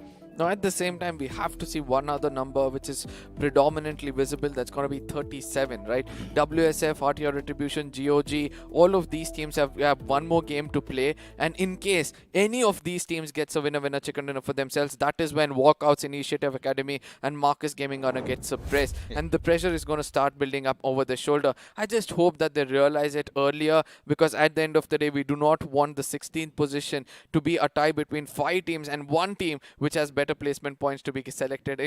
That's going to be a lot of disappointment for those teams who are not getting selected. Oh, of course, it's going to hurt. And I'm pretty sure it's going to be those bare single-digit difference between the 16th and 17th. Or maybe it could come down to just a tie, right? Where your position point is higher and you go in through. Maybe that could also be the case. Because right now, if things stand, that is the case with INS and Kinetic also in this particular situation. But a beautiful game of Miramar. We got to see a lot of actions, a beautiful curveball shift.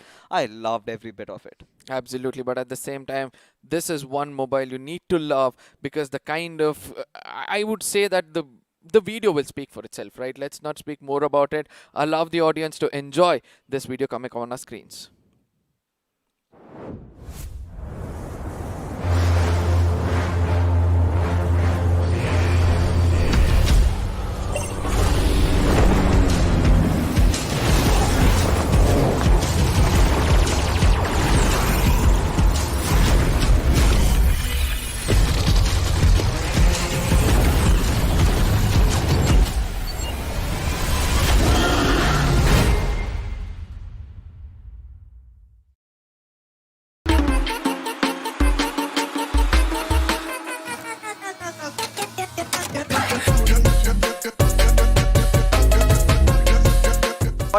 On it.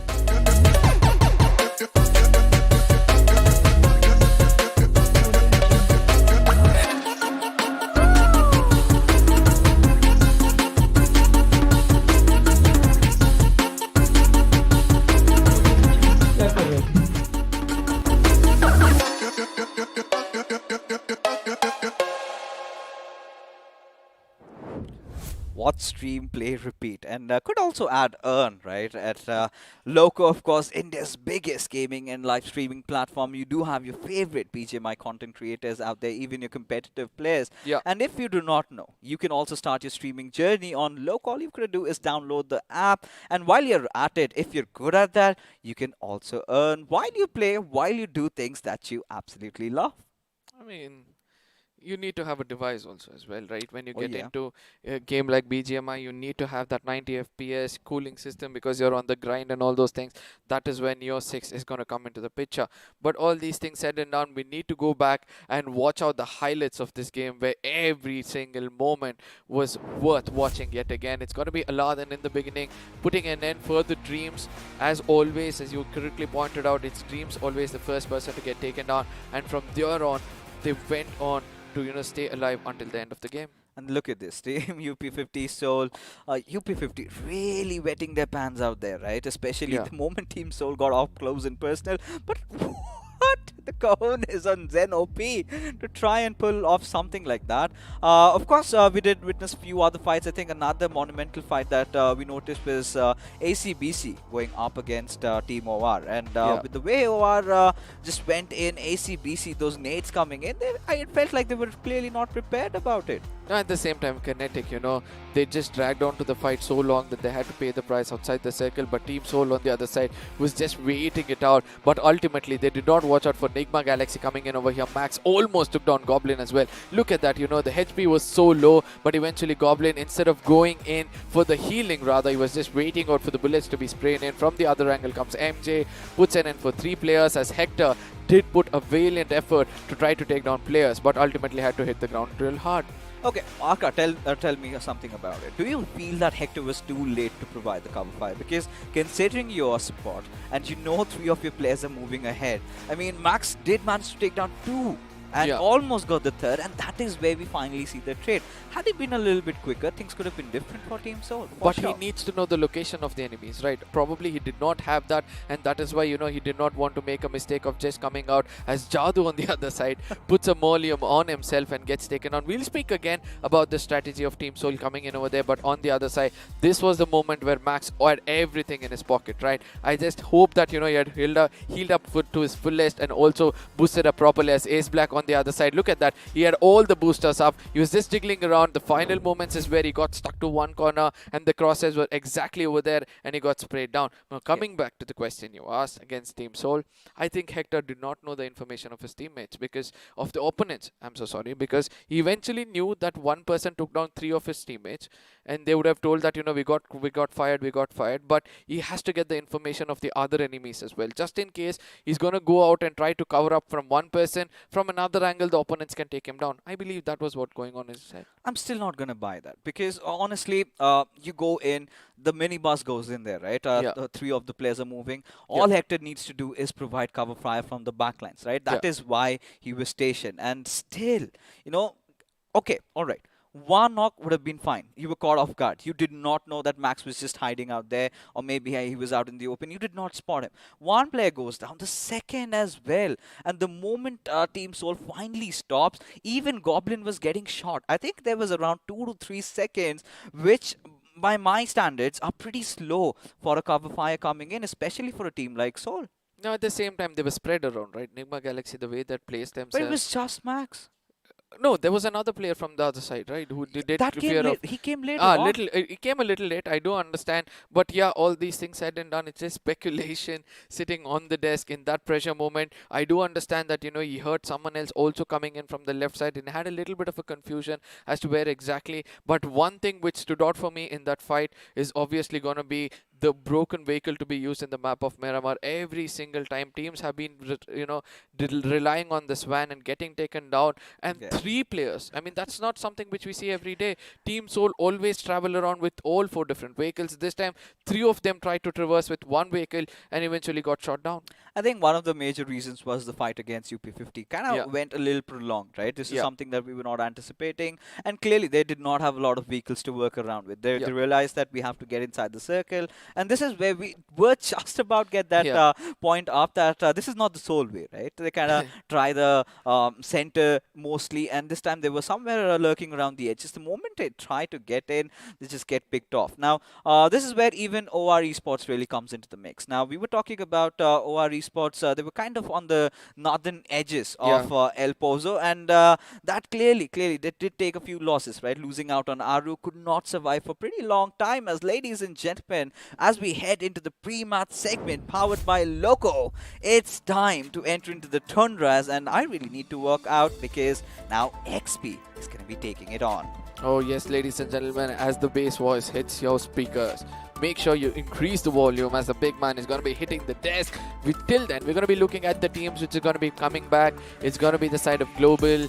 Team A is going to be coming back. It's going to be Global, INS, Hydra, ATZ. That's going to be Autobotz, RTR, Retribution. GOG is going to be coming back. Enigma Gaming and WSF. The previous match went so crazy. XP, I know that, from the sidelines, you were also enjoying the game. But yes, welcome back on the desk. How are you feeling? Thank you for having me. Is that what you keep telling everyone? No, your normal up a little bit. Your normal voice is more than enough, right? Like, very rarely do you find voices, no matter how much volume you keep on your device, it doesn't hurt your ears. And your voice is one of those. So I do believe that, you can pick it up and just enjoy the game. I'm just messing around with him with a little bit of voice play over here. But again, man, Hyderabad Hydras are all 4 members alive. We did kind of think that, they were going to go in for those finishes. RE Esports' Rockstar was the guy who they were going for, right? Yeah. The thing was, again, I get it. They wanted every single finish they could because, you want to rack up as many points as possible. But again, all 3 of them, they jumped down and they knew they had no way up. So when Ace Black comes in and he just looks down, Fix is mentioned, I'm pretty sure he's going to be a bit ticked off with his boys. But he must have been like, oh, you idiots. But again, had he gone down, because it would have been impossible for them to come up. Now, again, towards the end of the game, the final 1v1. Now, Max, as you guys were saying, did kind of, showcase his prowess in that particular game. And boy, oh boy, it was so close for Nigma Galaxy to get the job done. But again, this is where Hyderabad Hydras rule. No, this is the same time we need to check on the minimum. Every time we say micromanagement of resources, this is where it comes into picture. He had to boost himself completely. Whereas on the other side, we saw that, Hyderabad Hydras, the last man standing was completely healed, completely boosted, exactly knew where the enemy was coming in from. Both of them had information about one another. But let's not forget that moment where you said that you idiots coming in for his teammates. The way he looked down. Yeah. He's like, that is what I expected from him at that point. Exactly, but at the same time, this is where the overconfidence of HH comes in. You need to know your topography. If not, that this can go wrong. With the real estate where they went down, then they're trying to get over one another's shoulder and then trying to climb up. All of these things is not possible on the bigger picture. You need to be confident about where you're standing. One finish is not going to help you out. You need to look out for the bigger picture, right? There's one finish lying below and a big chicken dinner lying in front of you. Which among these would you choose? The thing is, at that point, maybe if they had that little extra boost on them, it does give you a little bit of a speed advantage. It could have worked out, but again, coulda, woulda, shoulda, maybe buts and ifs. But, all of this, again, is the pedestal. It's that little spotlight that's been shown on them, and that's largely thanks to BGMI Crofton. And, of course, you know where I'm heading with this, our lovely sponsors, iQOO and Neo. And, well, once again, before we get into all the action, let's see how to slay your dragons.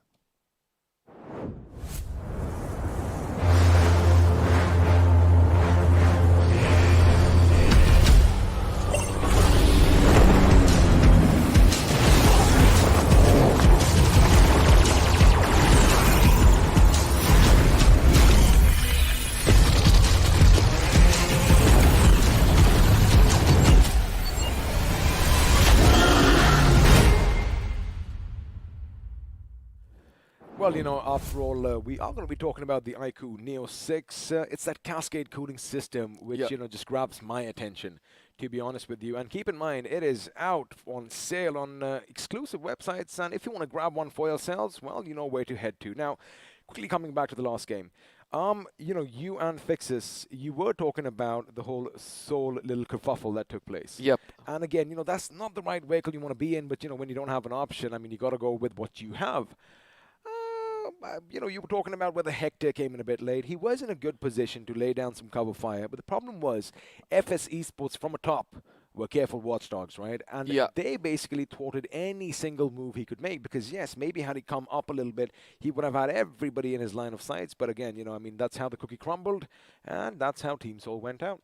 No, at the same time, there's going to be two thoughts running his mind as soon as he gets taken out. IG is going to be like, it's going to be a hard fight. Do not come in, try to play for placement points. We are done and dusted. So, somewhere I feel that call-out might also be coming in to the side of Hector. But at the same time, let's not forget, if they had gone in for a split of a 2 and 2 players coming in together, I think it would have been a better option. Obviously, with 2 men down, the other 2 could have, covered off more of topography and trying to, play around with one another.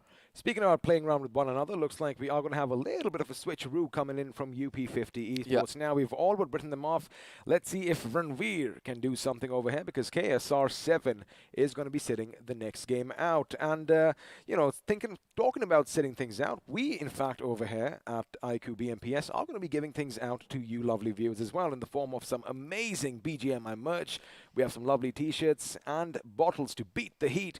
That could be yours, but Arka, how do we go about it? Now, you guys have to head on to the description of every single stream which is going on over here. One amongst those channels will have a certain description in which there's going to be a link. Click on that and fill in the form perfectly. And after that, you're going to come back to the chat and hashtag the team which you feel is going to be ending on the top by the end of the day. And if you're doing it perfectly, I strongly feel that you're going to have a chance for this merchandise in your hands.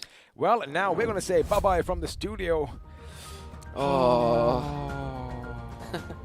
mean, it is just so serene. It looks so peaceful and majestic at the same time. That is, of course, what a mountain is, right? But I think it's time for us to head on to Leh or something. Let's make a trip, man. I mean, it's been a while. I haven't been there. I guess, with the winters around the corner after a few months, I think that is the best time. But again, the thing is, it's going to be Vikendi.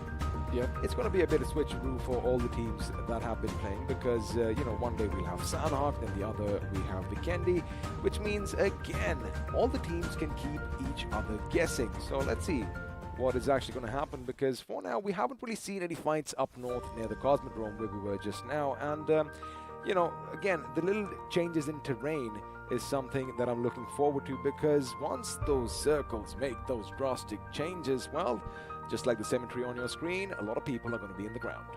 Now, let's not forget one other place, right?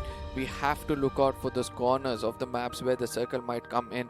A little bit of water is also coming into play. As, ladies and gentlemen, we're going to be stepping into the map of Vikendi as the big bird hits the sky. It looks like, it's traveling right to the dead center of the map. We can see that the whole island is in our view at this point of time, coming in from one corner of the map. I really hope that, I get to know, yes, it's coming over Cosmodrome at this point of time, heading in towards the side of Dino Park, and somewhere I can clearly say that the map is almost split into 2 different halves. Well, I mean, I kind of feel it's a bit askew to the left, but again, it is pretty close. But the thing is, we are going to be heading down in the southwest direction, and my hopes are where the plane is right about now is where the final circle is going to take place because once again, I just want to walk with the dinosaurs at least once in the iQOO BMPS powered by a loco, but looks like, the betrayal gods of BGMI. Again, my piety is being put to the test today because it is going to be a pretty central circle. And you know what? On the second hand, I wouldn't mind something near or in around Mount Kresnich. No, but at the same time, let's not forget towards the side of Milnar, where we take the tension of Team Soul and Hyderabad Hydras going together. I don't know whether they're trying to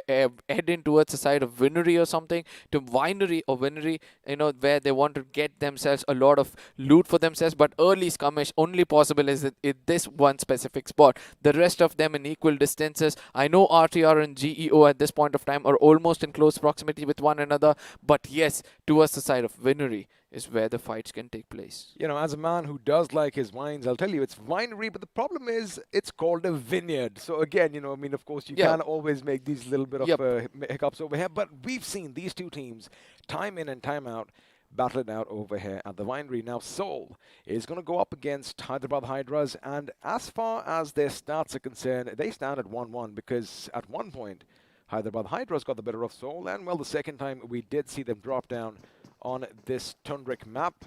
It was Seoul who pretty much put them to the test, and if I remember correctly, Ace Black was the last man standing, and well, he did survive for quite some time. But for now, Hyderabad Hydras, they are going to be looting around because, of course, they know as they were dropping down from the heavens above that Seoul are going to be right there with them. Now, at the same time, which team is going to get the right kind of resources is the next big question, because ultimately we can see that Team Seoul is already coming for a split. That's going to be Omega, pretty much confident with the kind of firepower he has. He's already going in, trying to get information about the positions of Team HH. And I do understand, you know, if Team HH gets to know that there's one lurking snake somewhere around, it's going to be so easy for them to take them down and make Seoul so vulnerable from the get-go itself. And that is the kind of confidence boost you need at the beginning itself.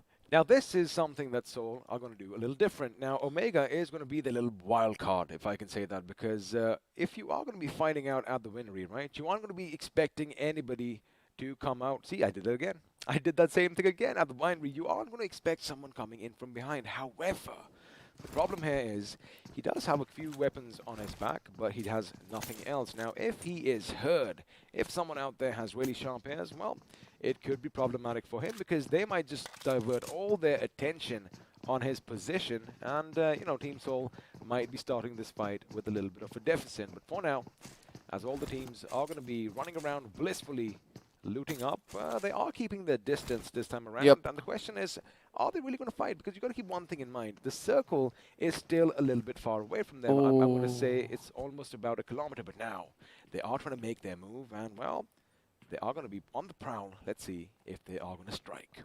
Everybody fisting the air, trying to get closer. They do understand that they shouldn't at any cost give their footsteps away. But we're going to be looking at the side of damage leaderboard coming in over here. Aditya with 14,714 damage in this overall, you know, in the tournament, shows that Team OR is on the offensive side. But again, Hyderabad Hydras, they have no clue that this is happening. And somewhere I feel that, you know, if Team Seoul doesn't strike by now, it's Hyderabad Hydras might be taking that rotation into the side of Abbey. Now, what I believe is happening here is Team Seoul expects Hyderabad Hydras to not really engage in a fight with them just yet and come out towards the eastern aspect of the winery.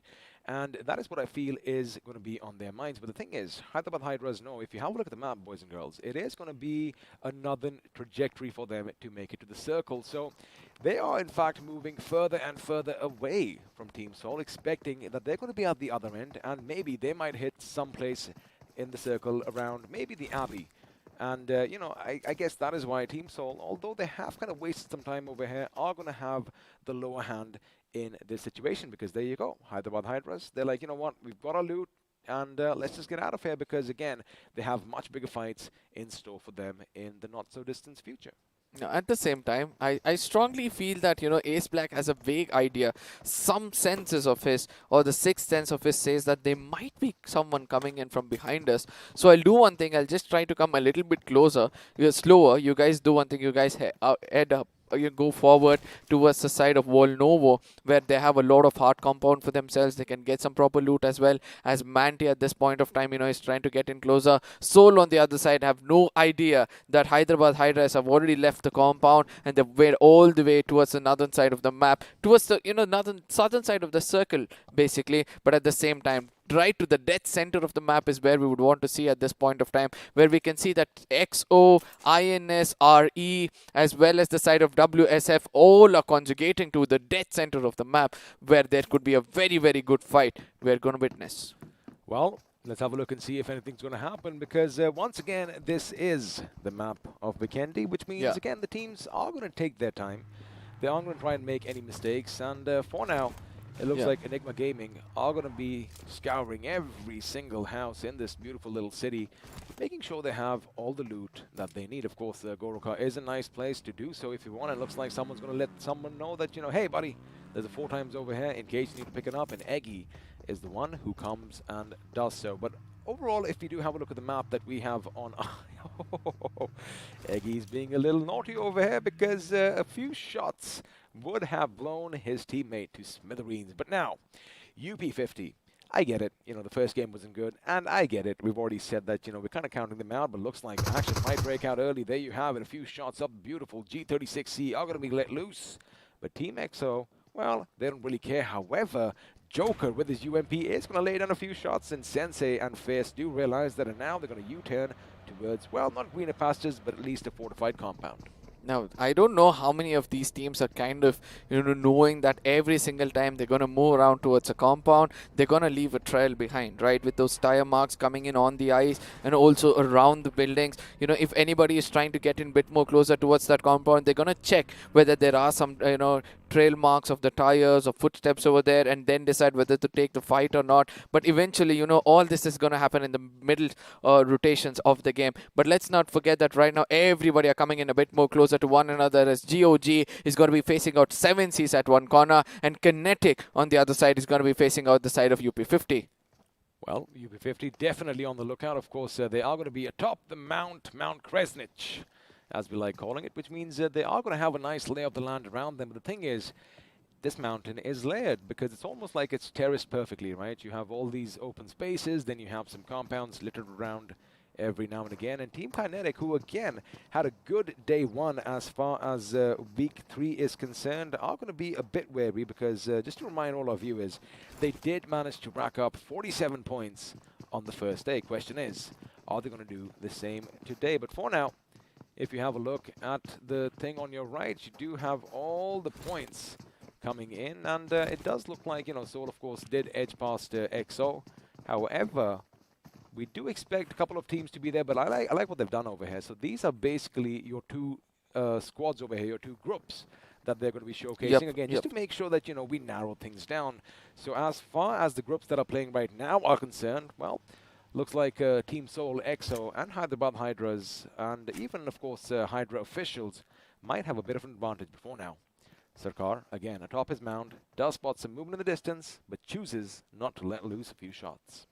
Now, this is where the rotations, we have to watch out in the map where the rotations are going to be coming in, who's getting more closer to one another. As we all know, with the courtesy to the map with us, everybody are concentrating to get to the dead center of the circle, apart from one team. That's going to be Team Soul, who's still trying to rake up more resources for themselves. GOG on the other side, they are trying to come out in the open and try to look out over the bridge and see who's going to be there on the other side. But least do they know that Team 7Cs can be striking them from behind, and also the side of GE from the other side, as leader OP on the other side, always being the flanker for the team, goes around trying to check all the other compounds, tries to lead the team into a safe spot, and that has happened yet again. It has happened yet again, but again, you know, the fact is that you have all these compounds in Vikendi, which means action isn't really going to start out till the next couple of circles, but I might just bite my tongue, because it looks like shots are being rattled off in the distance, and UP50 might have someone that they want to basically turn their attention to. So again, the thing is, you know, they are still being wary because it looks like action is going to break out. I'm not sure who went down, but it is going to be Enigma's Evo who's going to be brought down to his knees, which means finally all that white stone is going to start turning red. Now at the same time, a smoke is going to be coming in. Enigma is very, very well known for, you know, picking up their players as soon as they get taken down. But let's not forget this three-way Mexican standoff between UP50, Enigma and Kinetic could be devastating for one team, because ultimately they each of them know the location of one another, and they're just going to wait for the other two to fight out and come and dominate, be the third party. But let's not forget, this is happening to the dead center of the map, almost at the dead center of the map, where there are other teams also trying to come in a bit more closer to them. We know the Hydra is coming in, FS is also trying to come in, as the circle is going to again form up towards the side of the highest ever place. That's going to be the Mount itself. Well, let's see if Mount Kresnich is going to be the epicenter of all the action to come, as a lot of teams are already congregating on it. Have a look at that. You've got Enigma Esports over there, you have UP50 over there, and Team Kinetic are joining in as well. At the same time, let's not forget at this point of time, Team EXO, WSF and INS are also pretty much close to one another. But somewhere, I really want to see the rotation coming in from the side of UP50 or GOG, because these are the teams to watch out for. They are doing wonders. They need those finish points as well as that good winner chicken dinner to make sure that they still have a small breathing space or a ray of hope into the next round, as we're going to be looking at this. Look at that Team Soul. We still have Goblin outside of the main circle itself, not in the blue zone eventually, but I do understand he has to make it inside the circle with his teammates, as nobody is going to be looking down south towards the side of Castle. But on the northern side, it's going to be Global coming in close proximity towards the side of 7Cs. Is there a fight which is breaking out over there as the first blood is being drawn? Well, it is going to be RTR who are going to be going up against EXO, and it is going to be EXO's loss where the first blood came in, but now we're going to be focusing on the fight between 7C Esports and Global Esports. Now, the thing is, 7C, they are going to be spread around, which means Salvatore could actually be in a good position to lay down a few grenades at the position now.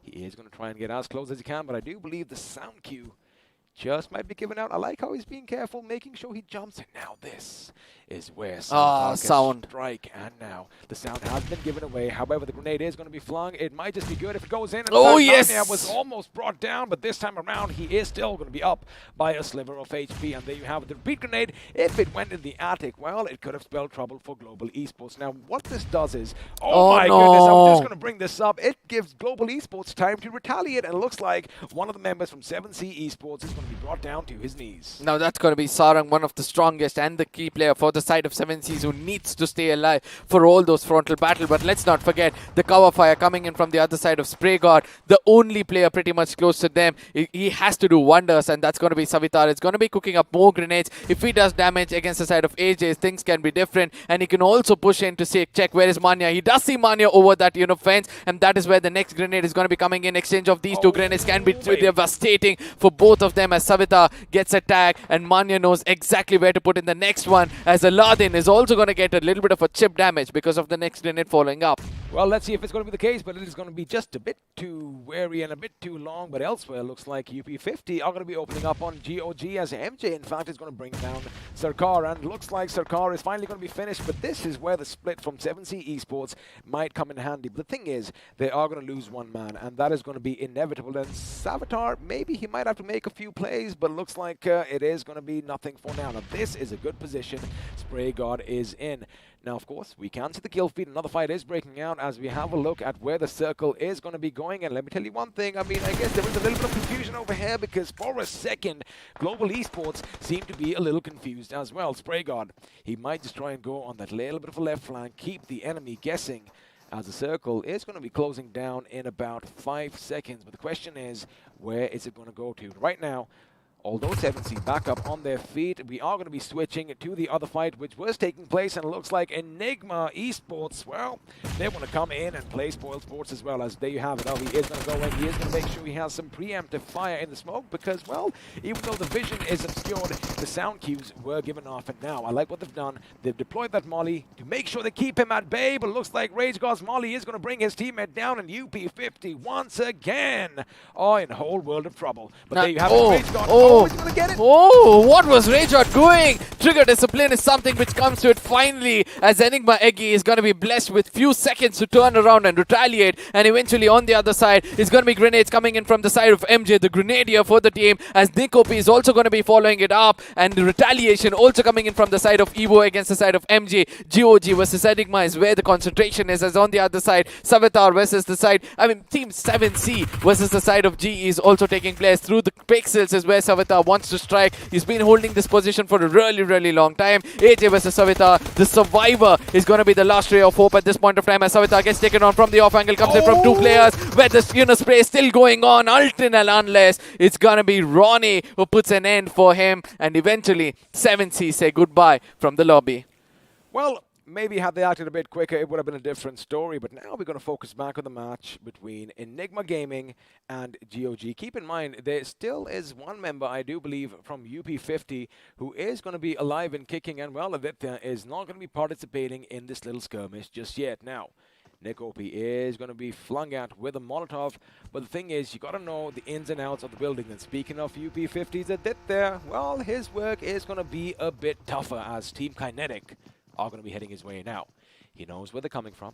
He has an idea. The left flank is the first one that's going to be given out. He does have a visual, but unfortunately, he wasn't quick enough on the trigger. And with that, UP50's hopes and dreams, I do believe, to make it to the top 16 have gone off in a puff of green smoke. Now, at the same time, Enigma versus GOG, this is continuing for a really long time, where Enigma is pretty much vulnerable at this point of time. Grenades are going to be cooked in, tossed over that, ceiling, and if it lands perfectly, that could be the end of the story for the side of Enigma, as GOG, as a pack of wolves, as scavengers, are going to be rushing in to make sure they put an end for the side of Eggy and Evie at this point of time. Eggy does realize, listens to the footsteps, goes in for the shot, and eventually that is where his location is also going to be compromised. Fire, it's going to be Molotov, is going to be holding it back as the grenade is going to be cooked in. This one good grenade can put an end for the side of GOG. If that's the case, then it's going to be a very different story altogether.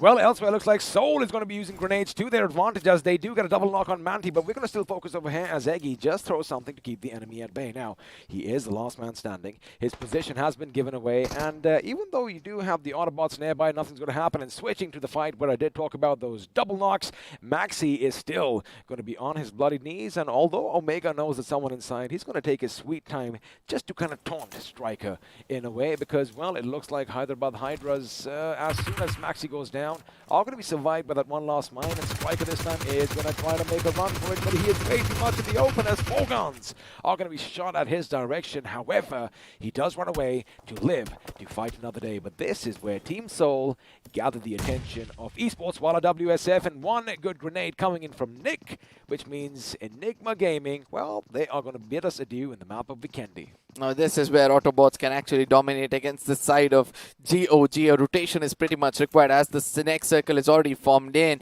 Which island is going to be rewarded with the final circle is going to be the next big question as of now. Towards the side of Castle, which was the least corner for us to watch out for, is still inside the circle. Somebody trying to hold that high ground advantage in the castle. Having a sniper, we all know, can pick up some decent amount of finishes for themselves. Well, decent amount of finishes is what GOG are going to try and go for, as they did wipe out a squad, but now they are going to have to go up against Autobotz Esports. But the thing is, they again have a lot of terrain over there to converse, but it looks like MJ is going to be caught out in the open. They were oblivious, and this is why I pointed it out earlier. Autobotz Esports, all they have to do is wait for their prey to come out in the open, and that is when, well, Fox is going to be going on a little bit of a hunting spree over here, but this is now going to be problematic for them because they have given the position away. There you go. Mr. IGL getting shot at from behind by Hydra Dynamite. Now, at the same time, Hells has to be very, very careful because they're trying to pull out an impossible task against the side of GOG. Every single grenade GOG have tossed till now has done the damage. The splash radius has caught any of these players, but at the same time, if Autobots are a little bit, not in their senses, they might get taken down as well. As you correctly pointed out, it's also the side of Hydra who will be trying to restrict them, but GOG on the other side have a little bit of a hard cover and a high ground as they make it inside the circle, right? Because we have Kinetic inside the circle, we are a little bit on the lower ground, so that is where GOG is going to be a little safe. Well, they are safe for now, but the thing is, they are going to have to make it in, which they already have, right? So for now, they need to bide their time because the Autobots are definitely going to back off. I do believe that's the right call coming in from their leader, and even though it does look like they are still a 4-man squad, they've got to take the fight to Hydra officials. Elsewhere on the map, everything does seem a bit calm, but this is where Hydra official can have a little bit of an advantage. But the question is, again, when the next circle is going to form, if it forms away from them, if it goes a bit to the east or to the north, that is when they could be in trouble. And speaking of the circle, well, it is on our screens, and if you have a look, all the teams coming in from the south are still very comfortable. But I like what Global Esports are doing. They're going to be coming away from the top. No one is going to be east of that river for now, but there might just be a race for that little bridge towards the cement factory, and this is where RTR look like they're in a good position. INS once again in prime position to break up the finishes, but speaking of finishes, GOG are going to be closing in on the Autobots. Now, at the same time, we have to be watching out for those grenades coming in from the side of MJ as well, because every single time, as I've already told before, the projectile is always connected as hell on the other side. I've got a very, very good off angle against the side of leader. If he strikes it, that's going to be instilling fear in the hearts of GOG, and they'll have to be, they'll be kind of of, at the tip of their toes, and that is what they least expect. But Hell on the other side is connected, does a chip damage, and Leader is going to be tucking his tails and running out for cover as Hell knows, and his exact location is going to be cooking up another grenade, as Bullet on the other side is pretty much knowing the location of Hell, is still not going in for retaliation, as NG comes out in the open, has to pay a hefty price. It's going to be the circle which is going to be forming up. The zone is also be coming in. Let's see what's happening next. Well, what's happening next is Hell is going to go in for the finish because he already has 2 to his name, and now with the help of his teammates, he is going to be moving in a bit too quick. Question is, do they know that someone is going to be behind them? Looks like they finally heard it, and Fox is going to be letting loose with his UMP. He gets taken down, but it is going to be a double knock coming in from GOG Bullet as well. Nick is going to help him out as well, and now the Autobotz are going to be in a world of trouble again. That little ace in their sleeves, that little wild card is exactly what is working for them, and Nick knows he's out of the blue. He knows he has to go for those heal battles, not the heal battle, but he has to patch himself up. GOG had everything in their favor. Unfortunately for them, now they've been reduced to a one-man squad, and chances are they could be wiped out. And speaking of wiped out, INS, they've been in a lot of trouble recently, and now Billion is going to be taken down once again as Hydra are going to be moving in for those finishes. Now they're making sure to cover every single angle, and well, looks like Joker OG is not going to be laughing this time around, as he is going to be brought down, although he did get a knockoff on Legend. Legend is going to be finished. 2 finishes for Hydra thus far, and looks like they are looking for more.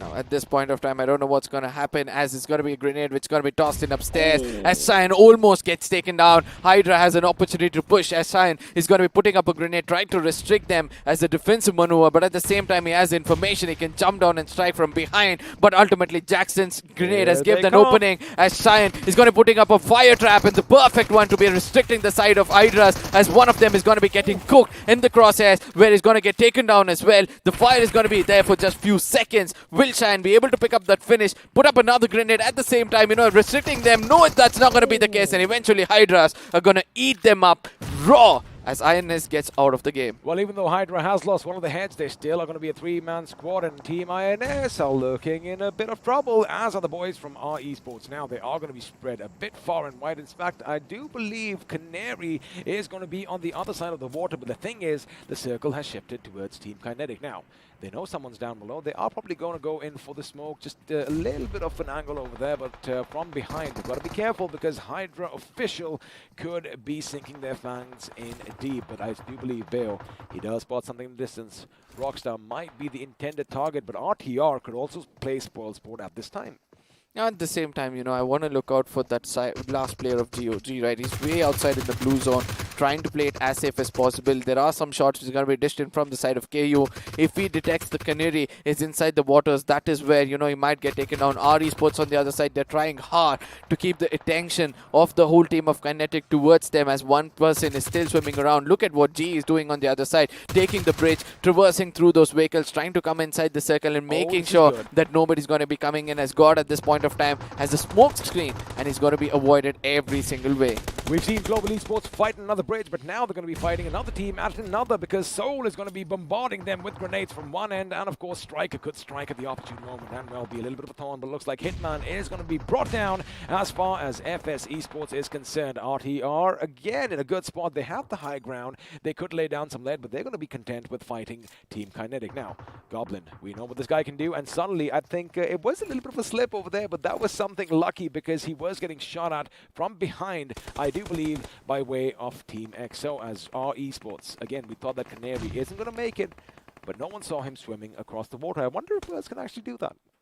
I think that, I think that is all, easy for them, because we saw that Hero was trying to, grab all the attention of Kinetic, and that was a very, very good strategy coming in from their side. But Team Soul, they have come in a bit more closer, put up a grenade, and Goblin is going to be falling back. Not much of a fight we have seen from the side of Team Soul, so there's going to be a lot of attack coming in from their side. They have all the resources, the throwables, the bullets, everything possible in their pockets, and let's see how best they're going to use it. As Kinetic on the other side, this fight has been elongated for a really long time. Now, our Esports needs to be very careful, because not only they're burning their resources, but also attracting attention of GE, Soul, as well as RTR, coming in closer towards them, towards the shorelines, and that could be a big problem at this point of time. Onyx gets taken down by Joker. This is what I was saying. When you do when you take a fight for a long time, you might get taken down from another team. You could be taken down, but right now it looks like Joker from below. He is, in fact, a troll under the bridge. He's going to try and get as many finishes as he possibly can. As far as the other bridge is concerned, it looks like FS Clutch and Hitman are going to be biding their time, as does Striker. But now Joker does go in the water. He has been knocked out, and now chances are he isn't going to get back up again. The circle, mind you, has shifted, and Team XO are looking good, as eventually all these teams are going to have to head in their direction. And let me just tell you one thing, boys and girls, they have the only compound for the taking, and well, we all know Concrete is a lot better at stopping bullets than smoke. Now, there are 3 men standing, right? They lost inside, but still that's not stopping up at this point of time. Team RE is looking pretty strong against the side of Kinetic. This kind of ridge has helped them out to survive much more better, as Rockstar has a vague idea as where to God is because of those gunshots. They're going to be landing up a grenade perfectly towards him. If this does dish the damage, then it's going to be the end of the story for the side of Kinetic, as a fall-off grenade is going to be going right towards his face, and that's the end of the story for the side of Kinetic. Well, Team Kinetic are going to bid us adieu, but it looks like Rockstar is still going to make sure he gets to the Canary in time and patch himself up. Now, Team Soul, they've got the work cut out as well. However, they do have that gradual slope to work with, and there you have it. Smokes are going to be popped, and they are going to make their way towards Team EXO's position. Now, Team EXO, all they have to do is bide their time, hold on to that trigger discipline, and once they see enough members of the opposition, that is when they let loose. But for now, Team Soul, they are going to have to fight the 2 members of FS Esports, because again, they want to make sure they capitalize on as many finishes as they can, but do not rule out Global Esports just yet, because they're going to be coming out swinging. RTR are still a 4-man squad atop their little mound over there. They're going to have the time as well, but there you have it. Clutch is going to move up. He gets the better of AJ, and now he's going to get back in cover, as Hitman is now going to do his thing, almost knocking him out, but looks like a grenade coming in from the Green Goblin himself. It's going to put him down on his bloody knees. Now, at the same time, a follow-up grenade is what Team Soul will be looking out for. But again, we know the IGL is going to think different. He's going to be making himself inside the circle, which is more important for them, as Goblin will be looking out to get the final finish. There it is. He hits it properly, and that's the final nail in the coffin, as another team hits to the lobby. And let's see what Goblin is going to do next. I know the information is going to be relayed for the side of G, right? They know that Goblin is on the other side. They'll try to retaliate, as shots are going to be fired from the side of Goblin. The zone is going to be eating him up. What's he going to do next? Well, what he's going to do next is just hit the enemy with everything he's got. He gets 1, he gets 2, and now Manya could be in his line of fire. I think he does see him. Maybe he crouched a little bit, and now he's going to switch his weapon. He knows he's behind the tree, but unfortunately, it's going to be Manya who gets the better of Soul Goblin. There you have it. He is going to hit the deck right now. He just has that one first aid. Oh, no. And now he knows that someone is right close by. But the thing is, RTR have no idea that someone could be lurking behind. Or maybe I stand corrected, because Craniac is going to deploy some smokes just to make sure he can still sneak his way towards the enemy elsewhere. This is what I was talking about. Team EXO, they have the walls, they have the protection, they see all the commotion, and all they need to do is strike at the right time. I mean, I don't know whether you observed this, but this whole team of Team Soul got taken down by the side of Team X. So they were just waiting it out as soon as they're going to come into the crosshairs. As you said, they're just going to press the trigger and pick up as many finishes as possible. They were just 3 men standing, but eventually now it's a 3v4 situation, as RTR is going to be rushing in, trying to take down the side of Team X. Fierce he's already done the damage against the side of Chonu. But the best part is this, the circle is favoring neither of these teams. And we can see that, you know, ultimately when the fight happens in the open, that is where all the strategies of either of these teams are going to be read, as Coops on the other side has got a little bit of a hard cover, and we can say that all the team of Team RT are equally distributed in this real estate. Well, they are going to be distributed, but the thing is, 2 of them are going to be out of the blue, as looks like Chonu is going to make sure he has his thing overhead. Now, have a look at this. Craniac is going to go up against Manya, throws it right at his body. Boom goes the grenade, and with that, Global Esports were sent packing. Now, Team EXO, again, they have the little bit of an advantage, but it looks like RTR have found a little bit of a niche for themselves. Now, this is where grenades are going to come in, and looks like Fierce is a little impatient. I do like what he's doing, because he's using the enemy smoke against him side, but look at the split. This is where Duty from afar spotted the distance, spotted some movement. In fact, I think it could have been Coops. No, it was Duty who did shoot down at Fierce, gave his position away, but now he falls down to the blue. Now, RTR, they have an advantage. It is going to be a 3v2 situation, could be a 2v2, as Craniacs have been spotted. Craniac is shot at, and Fierce is going to make sure that Craniac is going to be down on his bloody knees. Now, this is where his teammate comes in handy, as Snacks, in fact, is going to be taken down. Oh my goodness, what a turn of events. For now, it's going to be Team EXO's Fierce going up against... Oh my goodness! There you have it, RTR Retribution getting the job done, winning that chicken dinner, as we, of course, are going to be heading into the post-match segment, powered by Loco.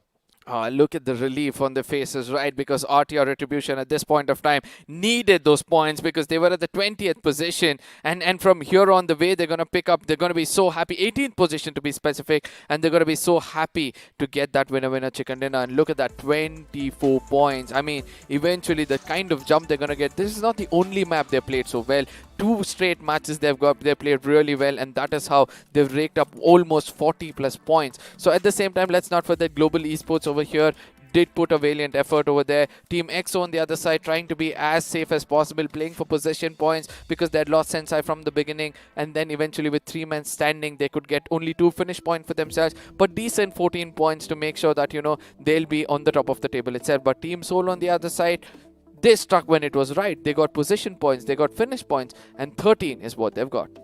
Well, 13 points is what they've got, but they did have a nice little effort. Of course, they did get caught up under that bridge for a little bit too long, and the circle, of course, did kind of shift away from them. But all in all, it was a good outing for all these teams. And if you have a look, you know, a couple of teams did get a nice taste of blood. Now, GOG, they had a good start to the game. Unfortunately, they were taken out a bit too early, which means it's going to be difficult to find out who is going to be crowned the iQOO MVP, because that is what is going to be coming up on our screens next. Global. Well, lo and behold, it's going to be Goblin himself from Team Seoul, because, well, 7 finishes out of a total of 7, which means he was the one-man army in his team, does stand out. Obviously, he took down the side of FS from below the bridge with 1 grenade as with the firepower. Then again against the side of Global Esports from behind the bridge, he was trying to take them down every single time. And with the damage of 644, you cannot be more clinical than that. But with him is going to be 4 other players from 4 different teams. And this is what I love the most about this game. It's Ronnie playing in for the side of GE for 4 finishes, but a lot of hard work. He had 841 damage.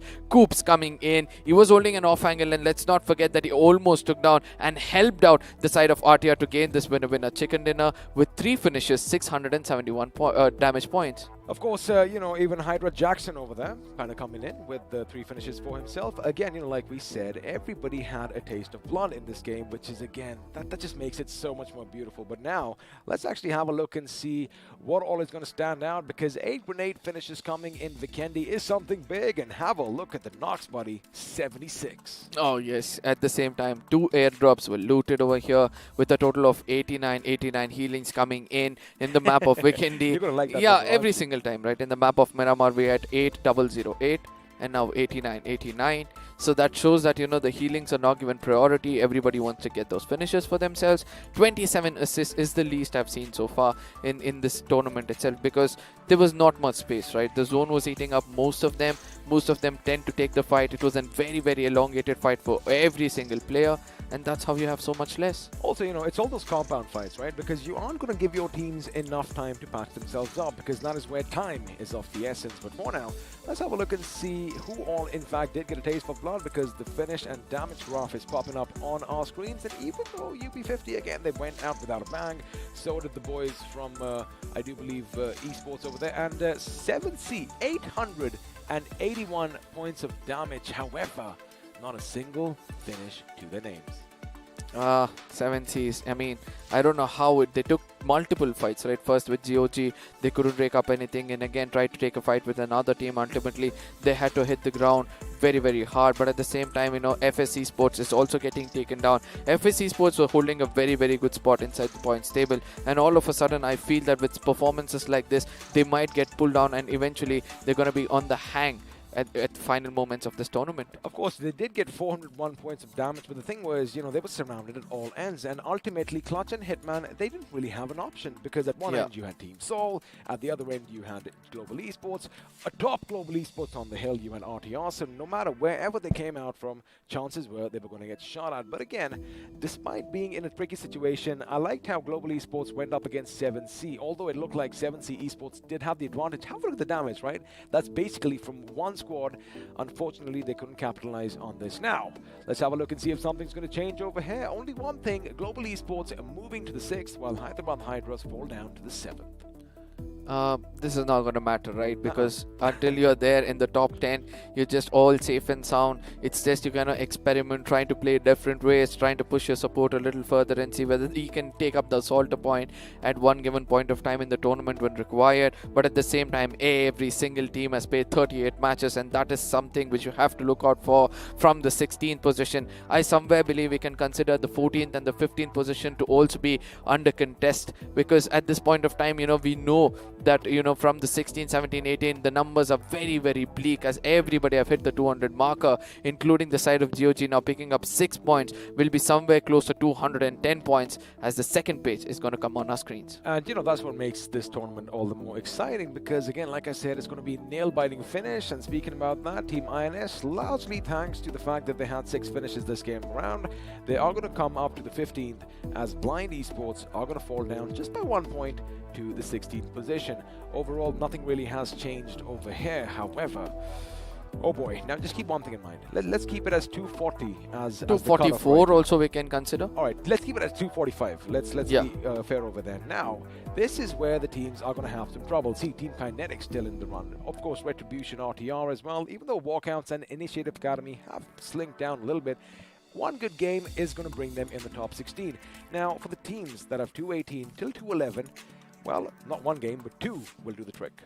No, at the same time, Esports, Walla, WSF and GOG, they have to be very careful from here on. They have to count the number of games they have in hand and try to find an average in every single game. They have to go in a little more aggressive, as we can see that GOG finally hits the 100-pointer when it comes to finish points, and a 111 when it comes to position points. But let's not forget Team MG, even if they do wonders and try to, get into the, probably into the 16th position with a tie, they'll be able to come up, because they have the highest number of position points of 140 for themselves amongst all the teams from the 16 to the below.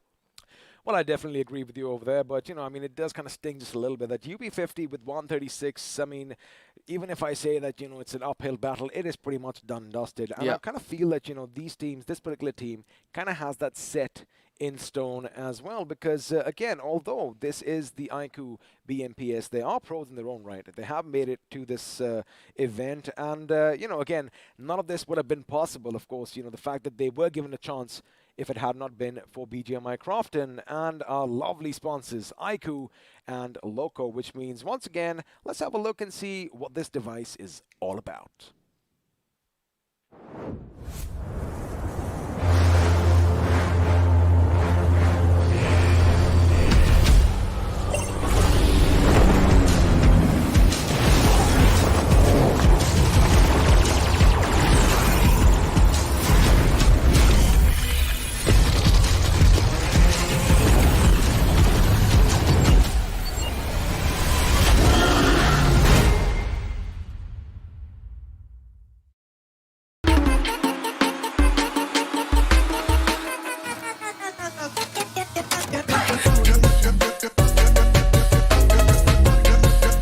Watch it, earn it.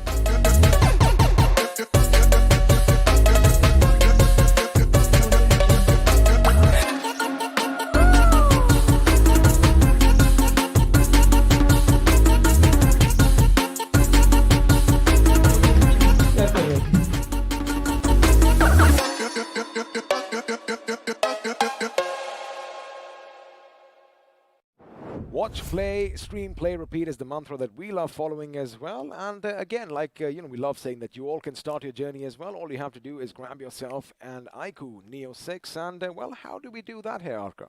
All you have to do is head on to Amazon right away and search for Neo 6. The rates are out. The device is at the market. You guys can get the best of the offers over there. I think I've given enough information right now. I mean, it's beautiful, right? They've got 2 color variants coming in from their side. And this one especially makes it look more classy as well as, a little stylish as well.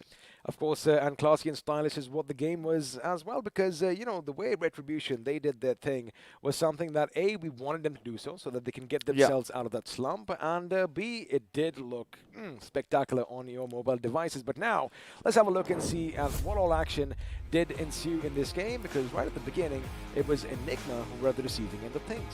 Obviously, because from the beginning, we saw that, it was important for them, but this move coming in from Rage God was one of the moments where I say that, Rage God was not even having that trigger discipline or looking out for it. I don't know what issues he was undergoing. I just hope that, you know, he rectifies it as quickly as possible. Savitar on the other side, this valiant effort where he almost took down a player. It's just that the divided attention at the last moment where he had Joker also to deal with under the bridge, took him down. But yeah, Enigma, they did a little bit of a damage against the side of GOG, but the retaliation coming in from their side to end the story was something different. It was something different. Have a look at how many people are knocked out overhead. 3 people went down with 1 grenade, and well, that is going to be a bit problematic. Now, Autobotz over here, again, against GOG, they had everything in their favor, but they let it a bit too late. Grenades were timed to perfection, but again, the blue started chipping away at their health, and of course, a few teams set up a few blockades up ahead. But Team INS, buddy, not looking good just yet.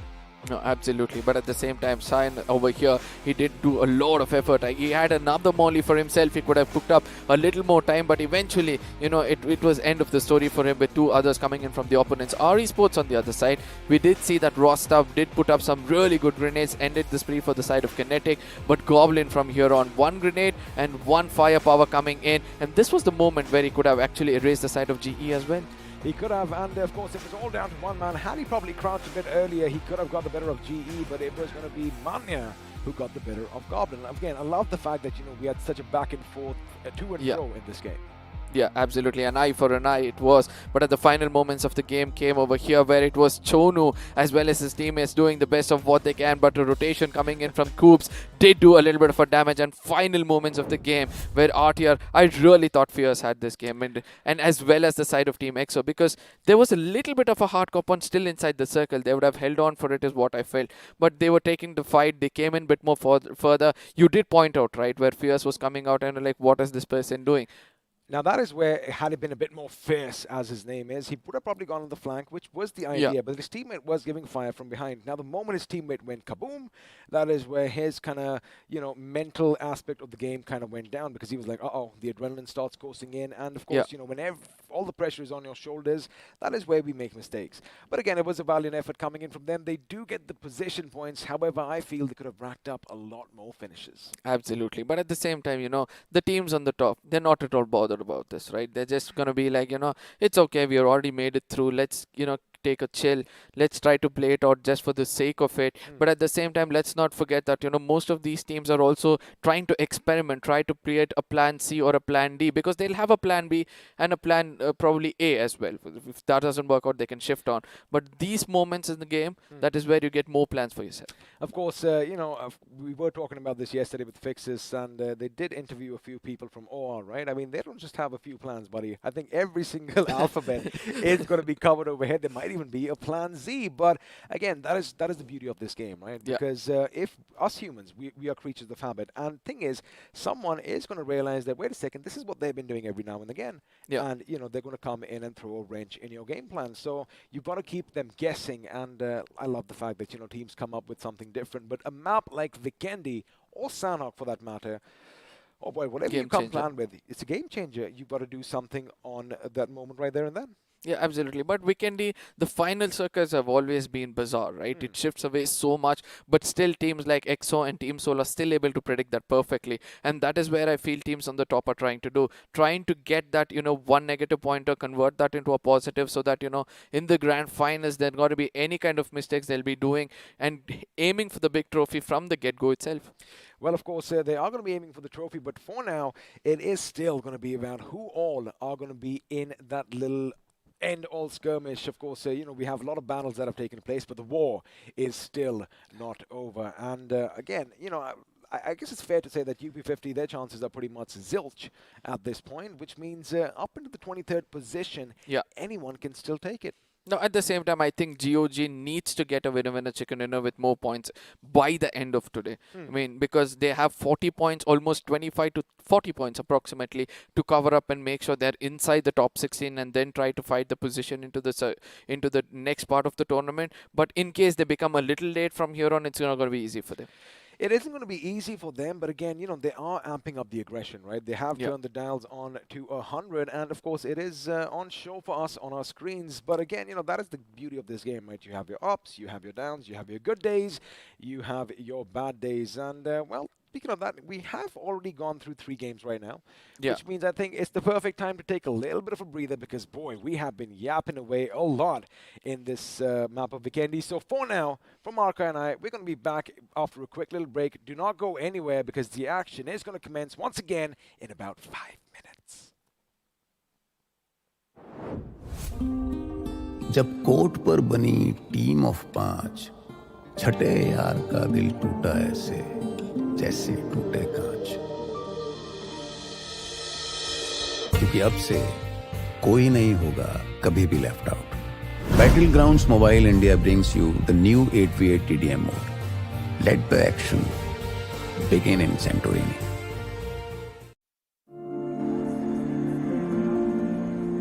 It's not about being like everyone else.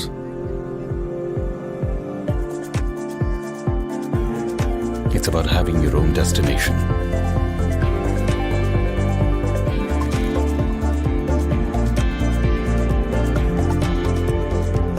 It's not about how you fit in. It's about the skin you choose to fit in.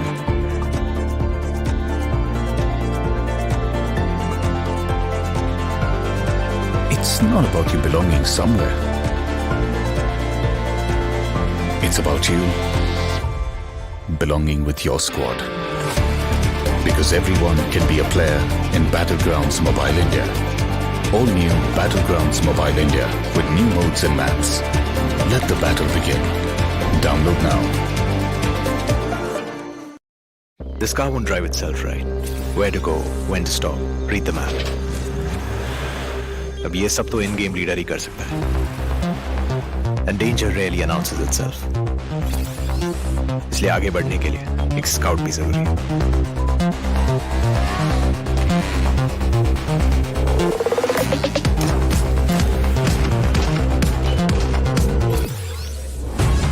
And without the fragger being there to wipe out the enemies, moving forward तो भूल ही जाओ.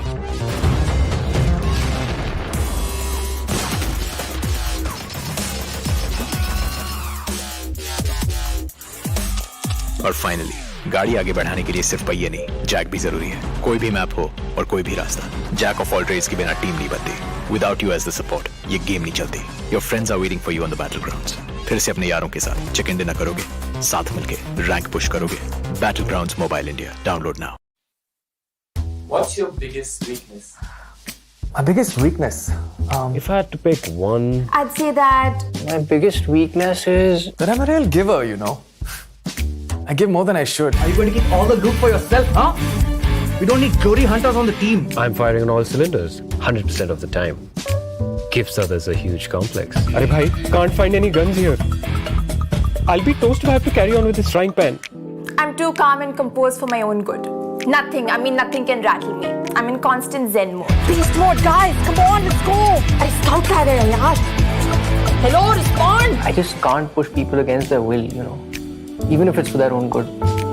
Seeing people uncomfortable just doesn't sit right with me. अबे तुम red zone के बाहर नहीं निकल सकते, कंफर्ट जोन के बाहर कैसे निकलोगे? चिकन डिनर के सपने भूल जाओ, तुम्हारी किस्मत में भूखा मरना लिखा है. Pick the game, drop the act. All new Battlegrounds Mobile India with new modes and maps. Download now. Train और ट्रैक्स के छिचक के बीच अगर लोकल में बैठी टीम मुंबईज अपनी गेम पटरी पे ला रही है, तो बनारस की पतली गलियों में राजेश गेम में पतली गली पकड़ रहा है. थैंक्स टू सिमरन, उसके क्लैन के रैंक का कोई बाल भी बांका नहीं कर सकता. बड़ा बाजार में कैसा भी हो वाईफाई, पिंटू अपनी स्क्वाड को दे रहा है हाई फाई. और अरविंद और शार्प शूटर को है पता, the one who shows the way is the real तला. चार मीनार के पास एवरीबॉडी नोज ये सिंगल हीरो और 2 हाथ का गेम नहीं है. इरेंगल और मिरामार से भी बड़ा एक मैप है जहां हर कोई अपना रैंक पुश कर रहा है. Battlegrounds mobile India, India rank push कर रहा है यहाँ. आप हो कहाँ? Download now.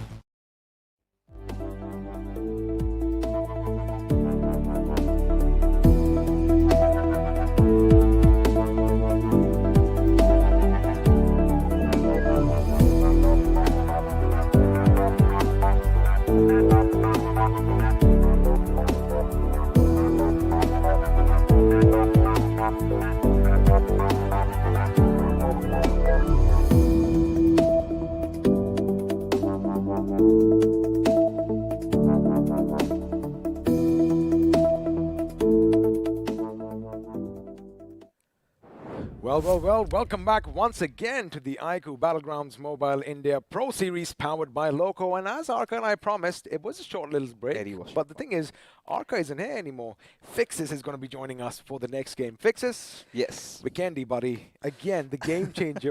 What was happening? I mean, again, it was a very centralized circuit, right? And it was the good old Vikendi. The teams that tend to thrive were the ones doing good. Retribution RTR has been one of their strong suits, did come out swinging, and this potentially was one of those games that got them so much closer to the top 16. Again, like we were talking about earlier, anything from the 13th to the 23rd position is still out there in the open because, if the team at the bottom does do good, they can easily climb up, and that is the beauty of this tournament. But again, let me just break one thing up. I know I don't want to talk about the last thing because the past is the past. 7C versus Global Esports. 7C Esports were doing everything right. However, they fell just a bit short. Oh, indeed. It was so chaotic towards the end, right? It was the ridges around and they had to go in for the fight and few little hiccups. But again, Global Esports, they have such a good cover, right? Especially holding on to the compounds. They lobbed in the grenades perfect, and that is what created the difference. Well, now we're going to be heading into the pre-match segment powered by Loco, and well, the thing is, it's still going to be Group A going up against Group C. I want to see that little fight come up against. I want to see 7C Esports go up against Global once again, but the thing is, it's going to be in a wrangle. It is, and we do know, right? 7C, we've seen a little bit of a slip out. Even if you consider yesterday's games, it had been always those individual players that can tend to rise Sarang against what he did to Team EXO. But if you're talking about the consistency, has been clearly been off about 7C. I do not know, maybe it could just be the fact that they're kind of treading on loose grounds, that they know that they've already qualified, they want to go a little aggressive. Maybe that's what's going in their mind, but they really need to pry out for the chicken dinner. I think I agree with you, but again, like we love saying, that is the beauty of this tournament. And of course, none of this would have been possible without BGMI Crofton for giving us the game, and our lovely sponsors iQOO and Loco to make sure, everything is running tickety-boo.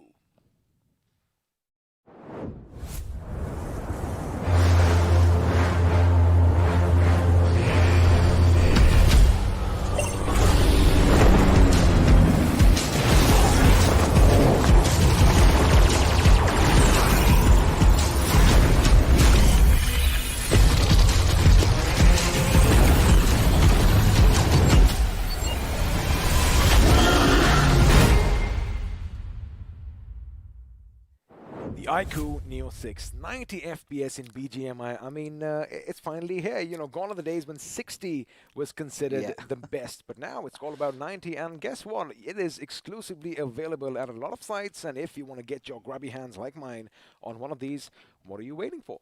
And top of that, considering the price segment we're talking about, one of the mid-range smartphones and still offers specs that, so matches the premium ones in the line. But coming back to discussion XP, we're talking about A and C battling it out against each other. It was way too wide open by the start of today's evening. But GOG were having a really rough time, especially with the rotations. They're winning a few fights, but it is still not going their way. They need to get a few chickens for themselves. They do need to get a few chickens, and in fact, I do believe we have a few substitutes coming up. Of course, Joker's going out, Knuckles coming in. It's all for you to see. But GOG and Autobotz. Now, we did have a look at that fight.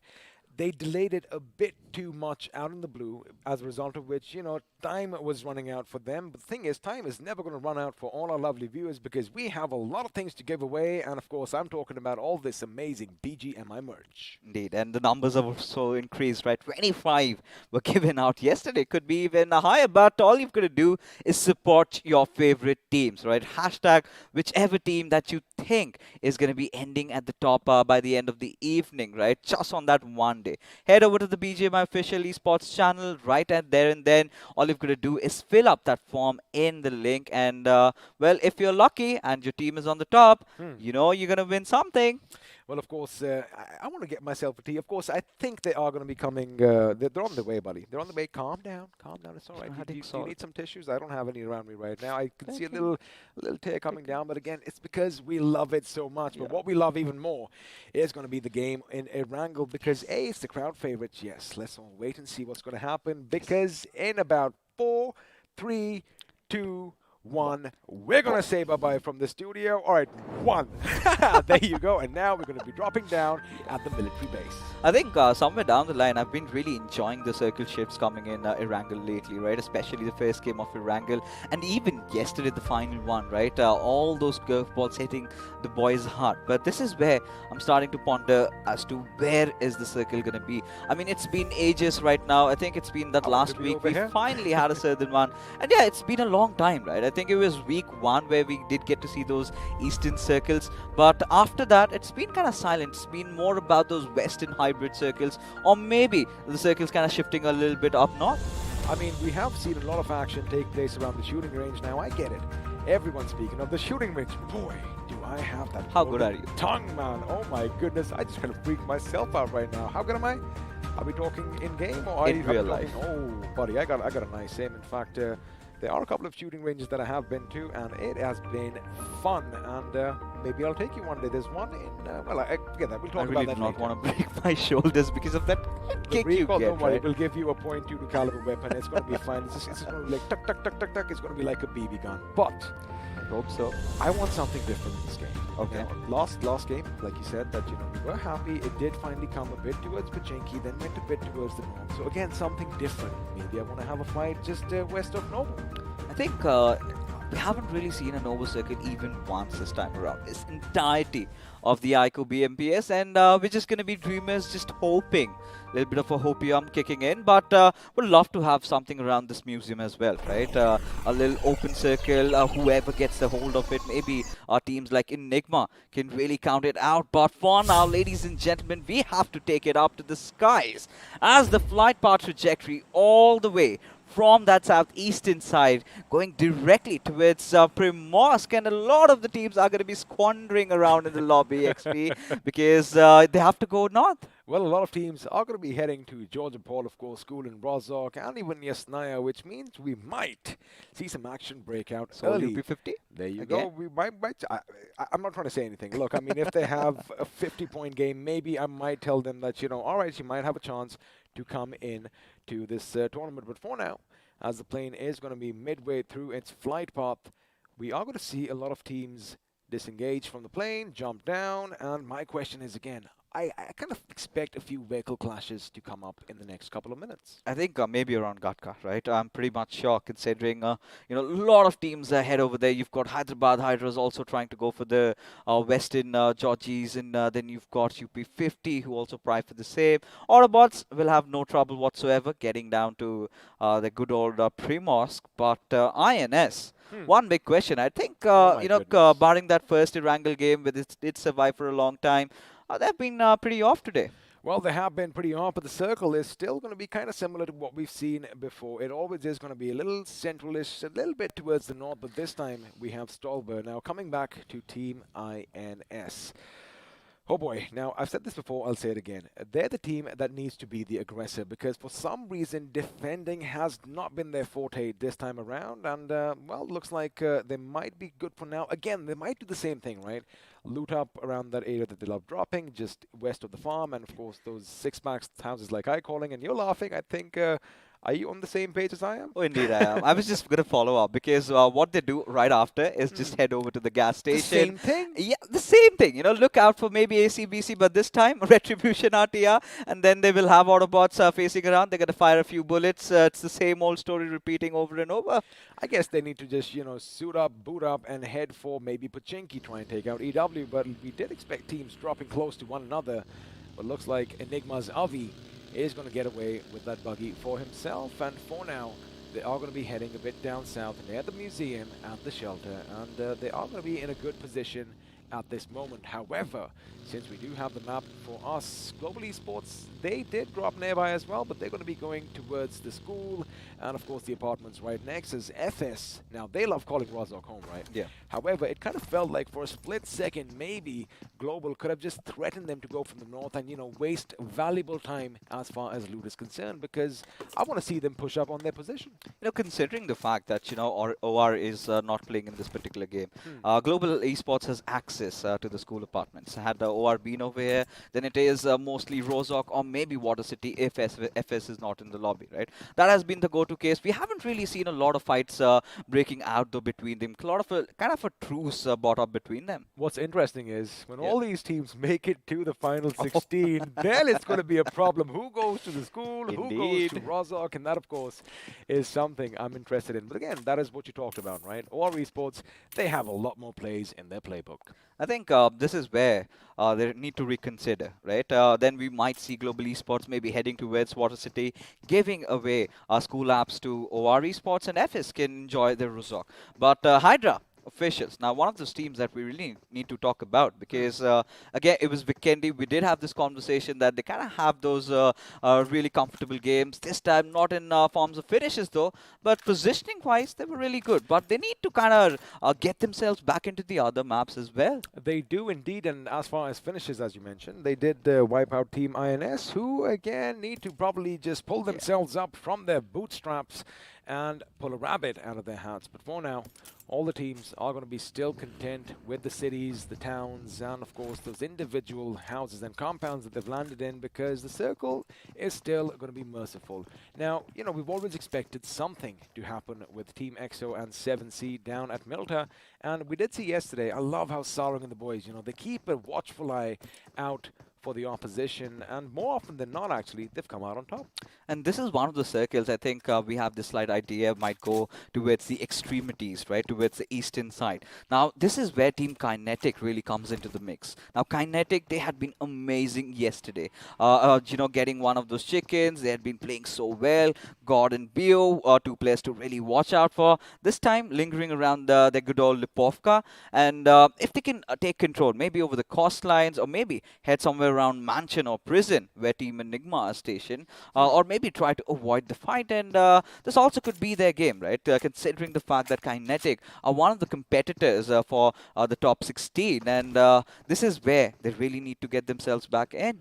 Well, they could, because again, for now, as far as the first circle is concerned, they are going to be happy with the fact that they are going to be in the first zone, which means they have a lot of options. As you mentioned, they can either head towards the mansion, they might even head a bit down to the southwest and hit Enigma hard on, because you have to go for those fights, right? Unless you aren't going to get that momentum rolling in your favor, unless you don't have that confidence to back up your gameplay. And well, where does confidence really come in from, right? I mean, as long as you take somebody down, the moment you finish somebody off, you're like, oh, I did something over here, and that is what is needed. But for now, they're going to be happy with their position. I wonder if GOG, now remember, GOG are going to be southeast of their position down at the Milta power plant. Now this team, again, as we saw on day one, oh boy, they amped up the aggression and, well, got the job done. From what I know of GOG, the next thing that they're going to do is maybe head over to the Lumberjack Hills, right? Try and take a little cover out there, wait for that hardship, you know, that radical turn where we all go out of our minds. But this is, again, one of the circuits we have seen a lot towards the east. You know what, XP?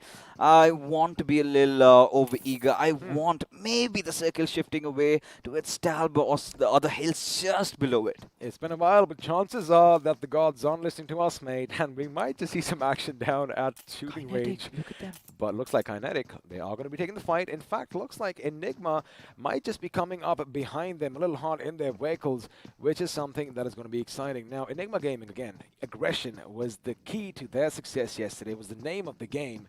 And they did finally get that one chicken dinner as well. But for now, Team Kinetic, they do have this hill. I like how they are going to be really careful over here, because chances are, you know, Global Esports could be coming in, Enigma could be coming in, and I see another team moving in their direction. I do believe it's going to be Esports Wala WSF, if I'm not wrong, heading straight in the direction. There you have it. All the cues are going to be given out now. There you go. Okay, you just rattling down all those bullets at Evo's direction. Now, I love what Kinetic have done over here, trying to take over the volcano area, right? Just warding off the players. Now, Esports Wala WSF also have a slight idea. What they're going to do next is just head over a little north towards the forest area, take over those little dippy compounds, and there we have seen this fight even happening in the past. We have indeed, and again, you know, they've won some and they've lost some in those little dips because, well, I don't want to bring up bad memories, but we did see them kind of wipe another team out, but find themselves in the same position as their, well, victims were in. But for now, what they've done good over here is they fired a few shots and made sure that Enigma Gaming were kept at bay, which means Enigma is going to back up just a little bit. And for now, life is still going to carry on. But now, God going to make sure that he gets back to his teammate. I'm kind of surprised that still not much action has broken out, because have a look at your minimap right now. We do have FS Esports nearby. We do have the boys from Esports Vala WSF nearby, and Global Esports are going to be heading in their direction. Expect the fight to break out soon. Oh yeah, of course. Now, this is one of the circles where we've seen even it could go just southern side of Yasnaya, right? Those open fields, you've got a lot of dunes to play around, a lot of dips around which teams tend to get in and on most of the occasions never really come out. But look at Hector's positioning, but I believe we hear some gunshots. RTR in a little bit of a situation over here. Team INS. Now, although the circle is going to shift further up north, finally, buddy, they're going to be taking a fight where they had almost probably wished for, because every single time you see them at the gas station, you expect any team that comes in from the south is going to be in their crosshairs. But for now, Billion, he knows someone is going to be down below because, well, there's a burning vehicle. Meanwhile, the other members of Team INS are trying to get a different vantage point. But I like what they're doing now. Ooh. This could be problematic. Now, Billion, I like what they're doing because they are going to realize that, hey, guys, listen, there's this one dude over there. They obviously realized that nobody else came across the bridge, because when we had a look at the map here fixes, RTR decided to go the other way around. There you go. Perfect timing production. They are now going to be coming in from the eastern bridge. They just put a spanner in the works for Duty because he's got no means of escape, right? And 7C Spray got finally opening it up, and Enigma have lost it out and felt like striking cars, and I believe it's a McLaren that's going past, and a Lamborghini also to follow it up. And I mean, we could just dream, but I think one of our dreams has been fulfilled. It's a little bit of a circle towards the northern side, and this is where you could see Rex all lost in a rye, and Spray God makes good work out of him. Now, what Enigma didn't realize was, or didn't expect, was that 7C Esports would be in this position, because keep in mind, you know, not a lot of teams play out in the open like that, but looks like Enigma's Evo is going to go down courtesy fares, which means in the last 1 minute or so, Team Enigma Gaming have been reduced to a two-man squad, and, well, when we know that, you know, when they don't have their numbers, their confidence kind of dwindles. But the thing is, we're going to have to wait and find out, because I do love the fact that the circle has taken a little bit of a northern shift.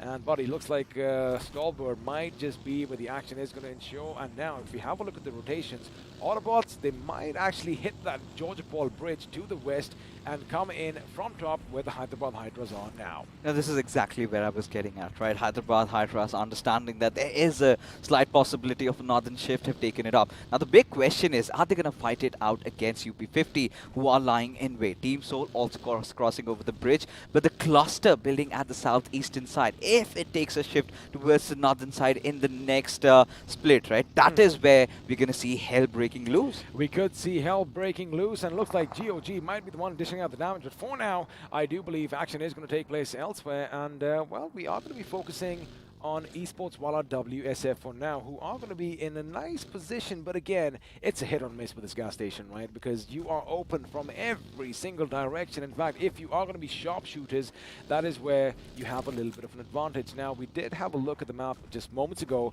Team INS, in fact, are going to be coming a little bit in from the west, just east of that Georgia Paul Bridge, as 7C Esports are going to be going up against the two remaining members of Enigma, Avi and Eggy. If 7C do realize that it is going to be Nigma, I think they might just push at their direction, right? They know that the two of their players have been taken down. They have been paying attention. The finish speed Sarang just continues with the spray, but now has information. Instantly would want to relocate, get to a higher ground, throw a few grenades, and one knock, and that is where they push. Well, let's see if they do get the knock, because now the circle is going to be shifting, and if it goes to the north, it is going to be amazing for a few teams. But have a look at our Esports' transition as well. Now they are going to be hitting a few teams head on, and looks like shots are going to be fired as Team EXO are going to try and make their way away from them. But this is where GOG could rack up a few finishes as well. All the teams coming in from the west. Chances are we might just see a few drive-bys and, well, vehicular manslaughter aplenty. Finally, my wishes have been granted, XP. Now, this is where we're going to see every single fight breaking out. Now, look at Team X also rotating, but we do have GOG facing a lot of resistance, and they are dealing with pretty much good finesse as leader lobbing another grenade out. Jadoo really needs to watch out. Well, he does have a few oppositions over here, but it looks like he is going to hit the deck over there. In fact, he's going to be going down on these boulders. GOG leader, you better not slip, because if you lose your fitting, it is going to be a long way down. Now, our Esports is Jadoo. They are in a tough spot. Have a look at how GOG, buddy, are already rotating. Canary has been brought down as well. They were coming under fire, and now shots could be let loose. Unfortunately for leader, it is going to be a bit too slow. Now, Kinetic, on the other hand, are taking the fight straight to Team XO. Oh, of course. Now, our Esports, they're in a whole world of trouble, right? Trying to get that rest back on Canary. What I really fear is Hyderabad Hydras. If they spot them out, they're just going to cut their heads. But for now, GOG, this is one of the games that they can really look out for the win. All they need to do is play their cards right. Now, our Esports did manage to get a revive on one of their crucial players, the player that can make all the difference. But Team XO, despite losing out on one of the players, they're still 3 men strong. Now, RTR could be one of the potential threats in their direction, as Enigma, clearly out of options, will have to play with what they have. A potential threat indeed, but have a look at the split right now. Duty and one of his teammates is all the way down south, still out in the blue, which means if Team XO can take advantage and knock 2 of their players out of this map, well, that little disadvantage could be in their favor. But now a fight is going to break out on the compound just at the foot of Mount Scorpio. That's not a bad name, as Soul Goblin is going to get the better of FS Explicit, but that fight is taking place elsewhere as the Hydras are going to be going up against one another. Question is it going to be the Hyderabad Hydras or the official Hydras that come out on top? For now, both teams are going to be happy with a little bit of distance. I think at this point, neither of them would want to get those openings. But still, even if it gets a knock, it's going to be so difficult considering Ace Black and Manti OP are on for a lookout. As Goblin, he's going to get a few finishes to his name. But it's sort of going to be a little bit of a even standstill, right? A little bit of a stalemate, because all they're going to root out for is the next circle shift. Now, Hyderabad Hydras, it's sort of a little bit of a flirting going on between these two teams. Kind of try and take a few shots, and that pretty much is just about it. And look at Hector. We were anticipating this, and indeed it has happened. Well, it has happened, and INS, they do have a little bit of an upper hand, but you did mention taking a few shots. I did notice a Mosin Nagant in the hands of one of the members, as the circle is going to come in and possibly favor GOG. But this is where Team XO and RTR are going to be in the run, in the race for their lives, because whoever make it to the top is going to have a little bit of advantage. But for now, INS, they do spot some movement in the distance, and well, Global Esports are going to be the intended targets. Now, folks, do consider that RTR was the team who was under heavy fire, especially Duty, somehow has managed to recover. But right now, INS, look at them all again cluster at that one little small little hut over here. He's going to be taken down for good. But that little flank coming in from the backlines could create all the difference. Billet trying to bait himself out a bit, maybe going towards Joker, trying to pull him out of harm's way. Or is it INS just tucking their tails and going for a run? I think they realize that, we are on a little bit of a slope, and I do believe Goblin's position could have been given away, as Joker is going to make it away in that McLaren. Of course, it is going to be a fast car, but this is where he relayed that information, right? Dude, the flanks coming in, you guys better reposition yourselves, which, works out for both teams at this moment, because they are still going to be whole, and, well, they are going to try and find a nice little niche for themselves. Now, as far as Team Soul is concerned, all I'm worried about is they are going to try and go for that northern rotation, right, Fixes? But so are a lot of other teams. And speaking of other teams, this is where MJ could do a lot of damage on the team from Team INS. And looks like Joker is going to be in his line of fire right now. But luckily for him, and I mean Joker, he is going to be just out of his POV. And 7C also could do some good work out of him, but somehow manages to escape, keeps himself alive at least for now. As now Team Soul spraying down on the players of Team Hyderabad Hydras. There you go, Goblin to his notorious ways once again. Maxi out of the server, but Soul somehow recuperating from such tough situations are still getting a lot of finishes to their names. They are, because the thing is, looks like Hyderabad Hydras are going to be fighting it out with UP50, as Fierce is going to make sure that AB's hell is going to be taken out with a big band boom. Now, Hyderabad Hydras, they have lost a member. They know that UP50 is going to be at one end. They know that Soul is going to be coming in at the other. And now Striker, oh boy, he is going to deploy some smoke. Shots are going to be coming in from every single direction, but it's going to be those 4 weapons in front, all converging in at one point, which means, well, Manti is going to be taken down as well. Oh, this is big. Everyone sort of shooting in unison as those grenades keep on flying, keep on coming in.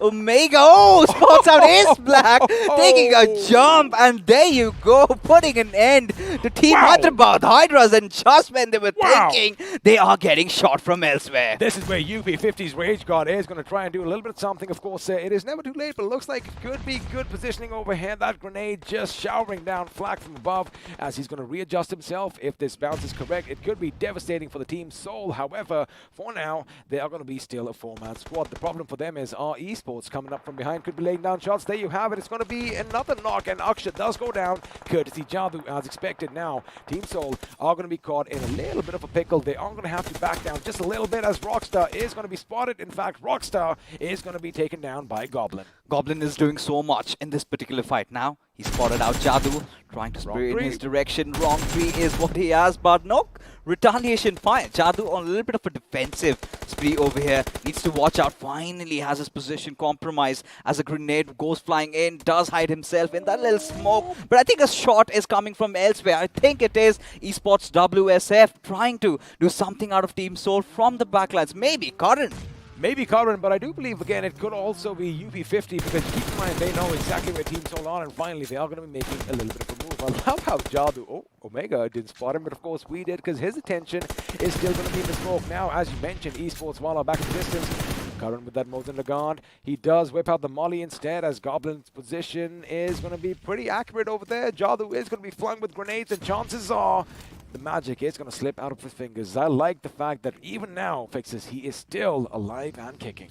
Somehow, Team Soul needs to get themselves inside the circle, considering the fact that UP50 already are holding on to the peripheries. Team Soul have been phenomenal so far, but they need to do something. They need to find some sort of an opening. Savitar, I believe, has spotted out INS. Oh, he does spot him out. However, those shots, wait a second, Spray God spots him out too. Now he's going to go left to the car. He whips up that AK. He gets one, he gets two, and now the cavalry is coming in. You don't need it, buddy, because looks like Spray God did pump them full of lead. And now, before he patches himself up, I like the fact that they are going to make sure they deploy enough smoke. Elsewhere, looks like Team Soul is on a little bit of a domination spree. Oh, indeed they are. Maybe another fight is what we get to see from their side. Still have that higher ground. Karan and Invader do have the cover, but not the right altitude, though. Team Soul, at this particular moment, somehow need to get inside the circle, as Sarang is going to be on a little bit of a spraying spree as he keeps pummeling down the players of Team Kinetic. One good grenade, and are they wiped out? Well, it was Global Esports from the other end that were pummeling them with bullets as well, and it looks like 7C Esports just got that one finish from this skirmish, but now Aegis' position is going to be given away,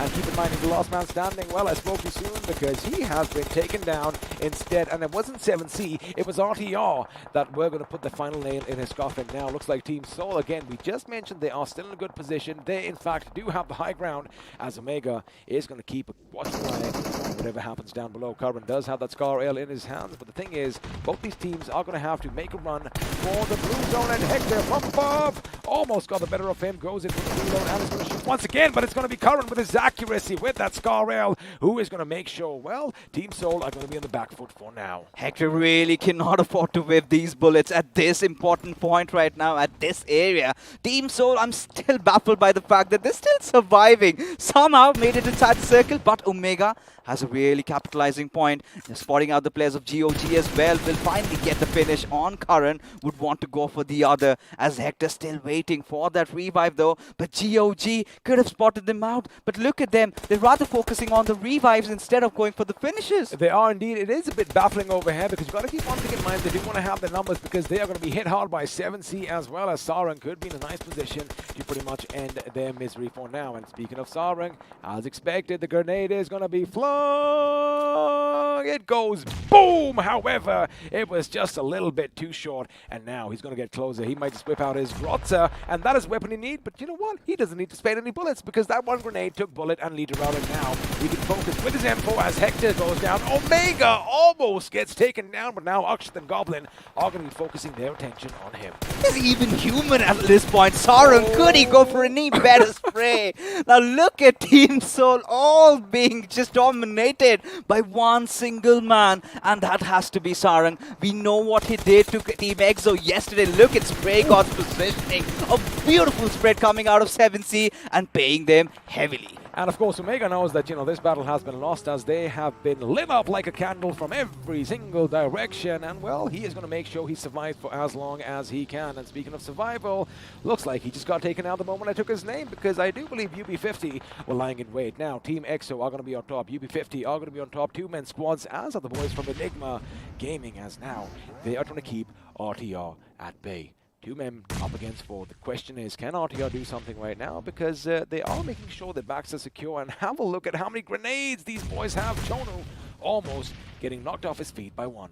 Joan definitely does not want to enter inside this murky smoke, right?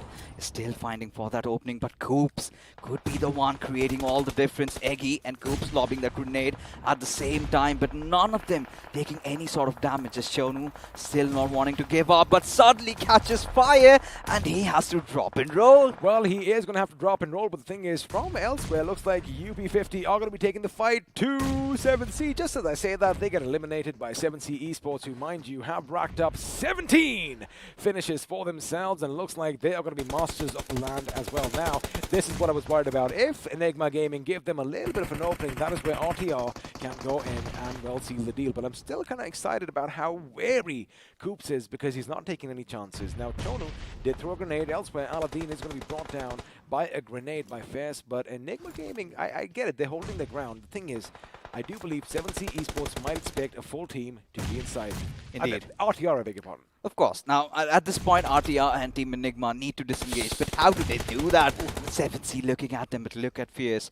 The two players surviving, Fierce and Punk, could create a lot of difference. Did make it to the top two in the previous game. Can they do the same at this one? That's the big question. But look at FSK47 still lying in wait. But I believe Punk has spotted one of the players out of Chonu and can get the knock. Well, he can't get the knock from this side. On the other hand, I do believe 7C Esports, they also have a little bit of an angle in Chonu. Oh, I know you were trying to third party yourself over there, or rather get a little PvP, but looks like you are going to be taken down. And Fierce finally is now going to retaliate towards Sarang's direction. Now, the end of the game is to blow that vehicle up, but Sarang gets up because, well, to be honest with you, Fierce was out in the open spraying for a bit too long. Now, Punk's position, mind you, has been given away as well, which means it might be a bit tricky, but there you have it. They're going to go in for the revive. A grenade has already been flung. If it's going to be good, it's going to be just a bit too long, but this is where that artillery strike has been called in, and looks like 17 finishes might just become 19. Indeed it can. There's a high possibility. Fierce already taking huge damage. Barely on a sliver of HP. Gets the job done, and 7C, 19 finishes and are looking nigh unstoppable. They want to get the chicken dinner. They want to do it in style, and I think it is the perfect game for them. RTR, on the other hand, they had everything for the taking. However, they hesitated a bit, and now Eggy is going to make sure he pays them a little bit too much, but looks like the play zone is going to snuff his life out before FS Esports can. FS Esports again with a third position finish, which means it was down to a 3-on-1 situation. Poor old Coops' position has been given away. A grenade is going to be brilliant, and looks like it can be all, but no, it's going to be a bit too long with Spray God. He's going to go in. All he needs is his weapon at this point because he is going to shoot. He is going to spray some lead. Look his name at 7C Esports, ladies and gentlemen, your winners from the game of Erangel. The first chicken dinner comes in style for 7C Esports. I mean, look at how they've been playing. As ladies and gentlemen, we transition into the post-match segment powered by Loco. All smiling faces, and Sarang, Spray God, Aladdin, every single player are forced to be reckoned with. 21 finishes XP. I am just about to lose my minds right now. I mean, again, like I said, they have conquered the land as well. 15 position points, a total of 36. And if we have a look, except maybe Team Soul, who did get a few finishes for themselves, and Team EXO, who maybe just let it off a bit too late, they pretty much had the time of their lives right now. The fact that, they were the ones, again, fixes aggression. You gotta take the fight straight to your enemy's door. Considering how the lobby was so well populated with so many of those teams, they never looked like that, right? As if it felt like they were playing classics over here, going after one squad, then the other. The aggression was there, the control was also there, the grenades were following up, everything. And it is time. iQOO MVP. Who's it going to be? We already know. Is it going to be Sarang or is it going to be Spray God? Because it might have to be one of them, as of course it is going to be the God himself, spraying lead in every which direction. 10 finishes, 4 assists, 1,189 points of damage. Oh, indeed. And, the way they have been playing, what do we say? Every single player contributing. And I'm pretty sure that's going to be visible in the top 5 leaderboards. As there you have 3 out of 5 coming out from 7C. But Goblin pretty much really angered by the fact that he did lose out on that top spot in the leaderboards in terms of getting frags, is finally picking the pace up. He is indeed. He was kind of quiet in week 2. However, 4 finishes and 731 points of damage is going to make sure he goes up. Now, UP50 Sarkar, well, congratulations on making it to the leaders. However, I do believe we might see you guys next time around. Again, a valiant effort coming in from the lads of UP50. A few mistakes here and there, but that's what the life is about. You make mistakes, the best thing to do is you learn from them as we transition into the match summary to have a look at a few more facts and a few more figures. But I really liked what Team Retribution RTR did. Despite all odds, despite the situation, 2 back-to-back consistent games, heading all the way from the military base. But I think the healing numbers have finally increased in this particular game. 8.8 in a game like Wrangle, but 2 vehicle finishes. I'm pretty much sure few did come in from 7C, 1 from, I think, Team Soul. I'm definitely sure about that. But again, I did kind of notice one thing when we had a look at the game stats, the point standings, because INS, well, we're going to hold on to that. We're going to come to them when the highlights come up. Because again, defending seems to be a riot for them as we are going to be moving into the FD graph. That, of course, is your finish to the damage. And, well, when you have 21 finishes, chances are you need more space in the graph. 3,356 points of damage for 7C Esports, which is the second highest in the tournament so far. It's preposterous. I mean, these numbers being put up by 7C. Somewhere down the line, we were wondering if they're going to bring the pace down a little bit, maybe go a little what Enigma did yesterday, try to go for maybe a few more position points, but they wanted to do it in style, right? They went all guns blazing and never seemed to stop even for a second. But Team Soul had been pretty much impressive considering the circumstances that they were in. They somehow managed to pull off through, but delaying their entry inside the circle, that is where UP50 made good work out of them. At one end, and of course 7C at the other. So, again, they were pretty much in a sandwich situation. But now, let's have a look at what's happening in the overall standings. We do expect a little bit of a switcheroo coming in, as once again now it's going to be Enigma Gaming that go on top, and Hyderabad Hydras are going to slip to the 8th. Just a 4-point difference, though. Oh yeah, of course. Now finally we get to see those ones popping up. Now Enigma Gaming, I mean, they've been pretty decent, nothing to worry about them. At least we're not concerned about what goes on in the top 8, right? What I'm really concerned is for the fact that OR Esports has yet to hit that 500 marker. We really thought that they're going to do it yesterday, but I think Team Soul, Team Exo, they're finally starting to catch up. That 100+ points of lead that they had is finally getting contested. Well, it is going to be contested, but again, you have 2 more days after this, and of course 2 more days, 2 more games for them today, so they're going to take their time, man. But now let's have a look and see what's happening with 7C Esports. They're going to be jumping up to the 9th position as Retribution RTR, ladies and gentlemen, are finally going to come back in the top 16. 14th position for them, 248 points in all.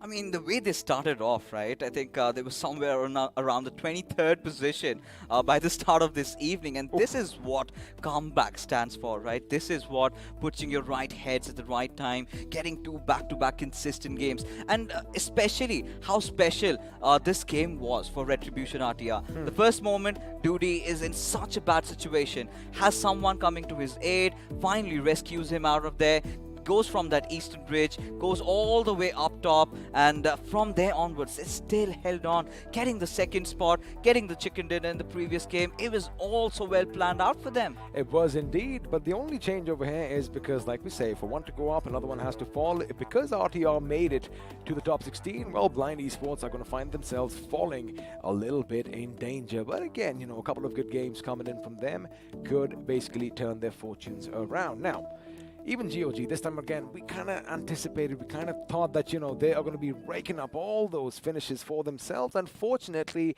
a few other teams had the same idea because they were in a good spot, right? Yeah. But then from one end, you had Team EXO shooting at them. From the other end, UP50 came out on top. And then, well, the 7C Esports team was just...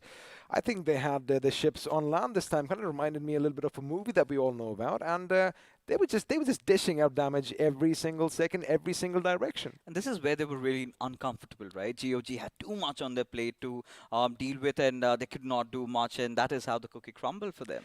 That is how the cookie crumbled. Of course, we are talking about the iQOO BMPS, and it would not have been possible without Croft and BGMI and our lovely sponsors iQOO and Loco, which means, once again, let's have a look and see what to do with the Dragon.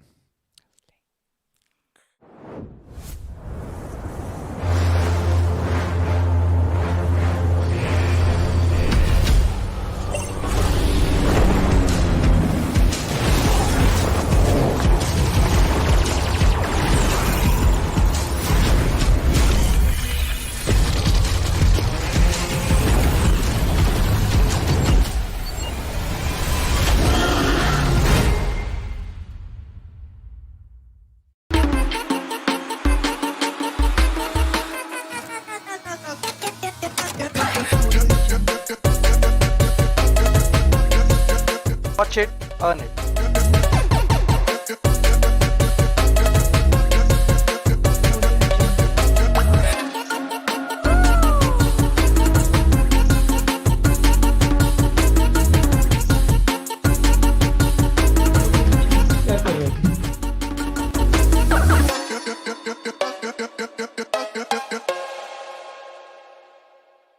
Now, I know that, all of you do pay attention to the game. I wonder how much of you pay attention to the studio, because can you guys spot the difference? I'm going to give you a few seconds. Let's see what you come up with in the chat fixes. I think... It's been a while I've done this. Yeah, I mean, two big boys just exchanging few things. It's all right. I think they can figure that one out. But if anything else pops out, do let us know. But I think it was a wholesome game of Erangel. Exactly what we wanted, just below the Starbow Hills. And finally, my wishes were granted. I am happy about that. Of course, he's going to be happy. And in fact, we were happy with all the action as well. But now let's relive them once more as the highlights are popping up on our screens. And, well, right at the beginning, we had SprayGuard doing his thing, and this is, again, we talk about momentum.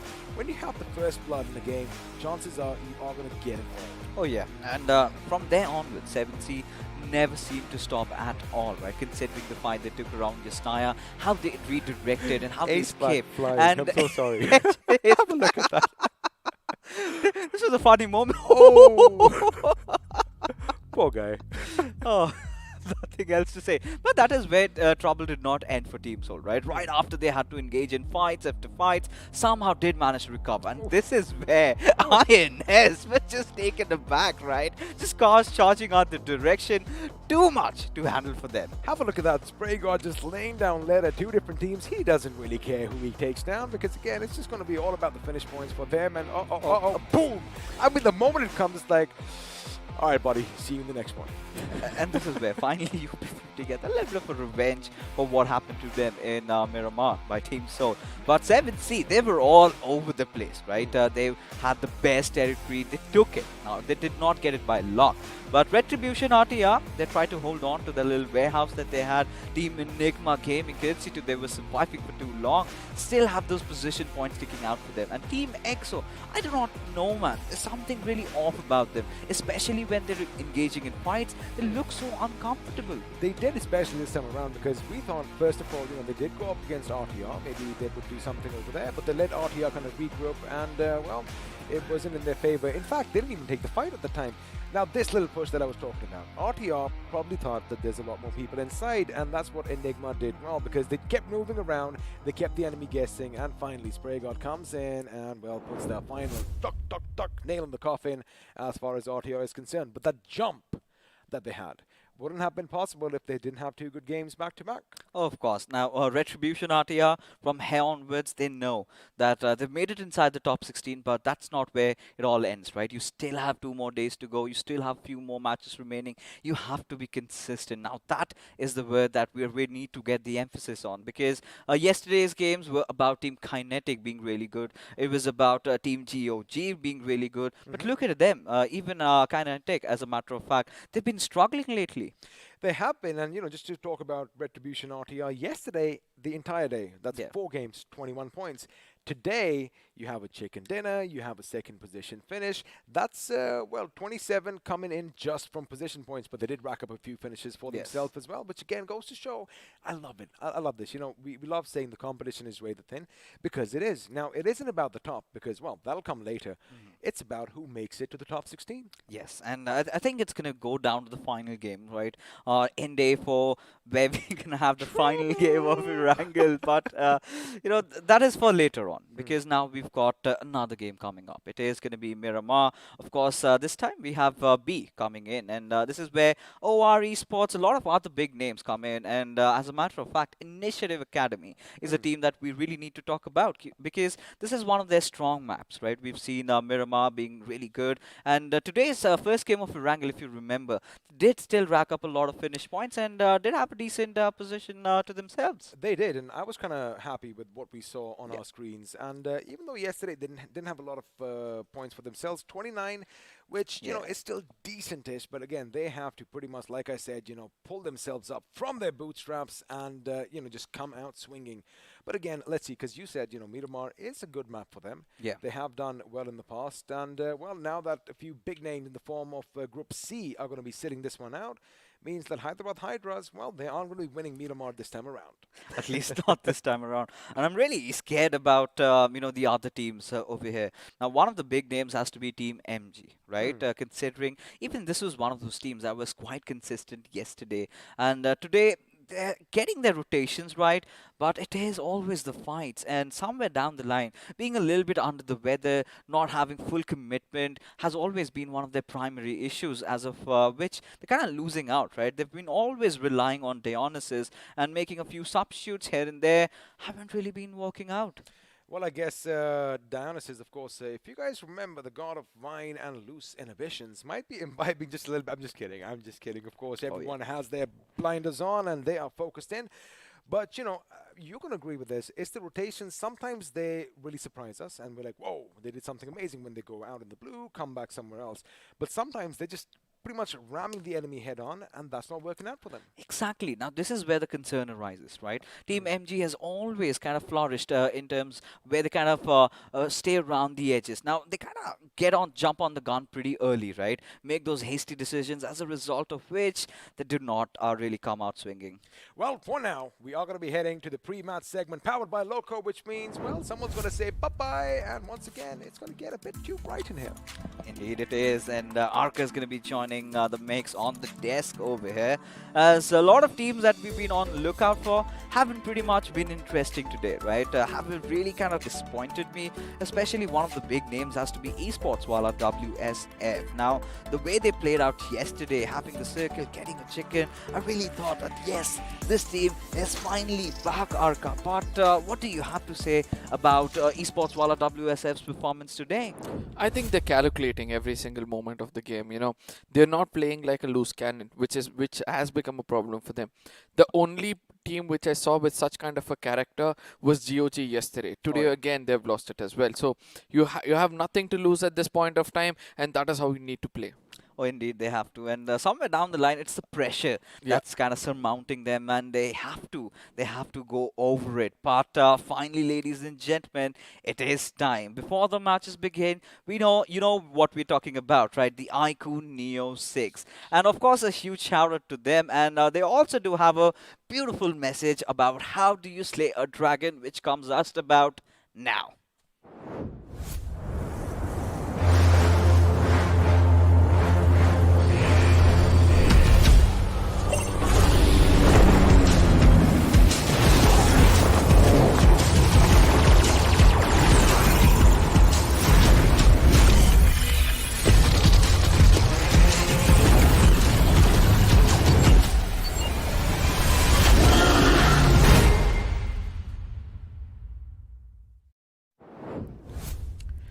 Well, there you have it, right? 90 FPS coming soon. And Arka, now we've been playing a lot on the iQOO BGMI, on the BGMI, on the iQOO devices, of course. And it's been a really good time. And imagine 90 FPS on a phone at this segment. Oh, it's going to blow my mind and yours as well. Absolutely. I mean, when it's this device, especially where you have style, there are so many of them who tend to choose the device because it has dual toned or something like that. This still does stand out in the crowd. But yeah, coming back right into the game, there it is. I really wanted to speak this. I literally wanted to speak this, and eventually Blind is going to be so happy that they bought this player back. I think Blind was taking it a little safe until now. I was wondering, where is Rage, and eventually he comes back. And also, ladies and gentlemen, there are a chance for you to get those merchandises for yourself. What you're going to do is head on to the BGMI Esports channel. In the link in the description below, you'll find a link. You're going to fill that up completely and make sure that you come back to the chat and probably span out the favorite team. Yes, hashtag whoever team that you think is going to be topping the table, which is going to be pretty difficult considering how of a ruckus has been today. All the teams kind of keep playing well, not playing well. Few of the teams being really consistent. Maybe RTR Retribution fans might have a day to celebrate as we head in to the desert of Miramar. And this is where we've been talking about a lot of teams. Now of course, Esports Wala WSF, their final game for the evening. And you did talk, GOG.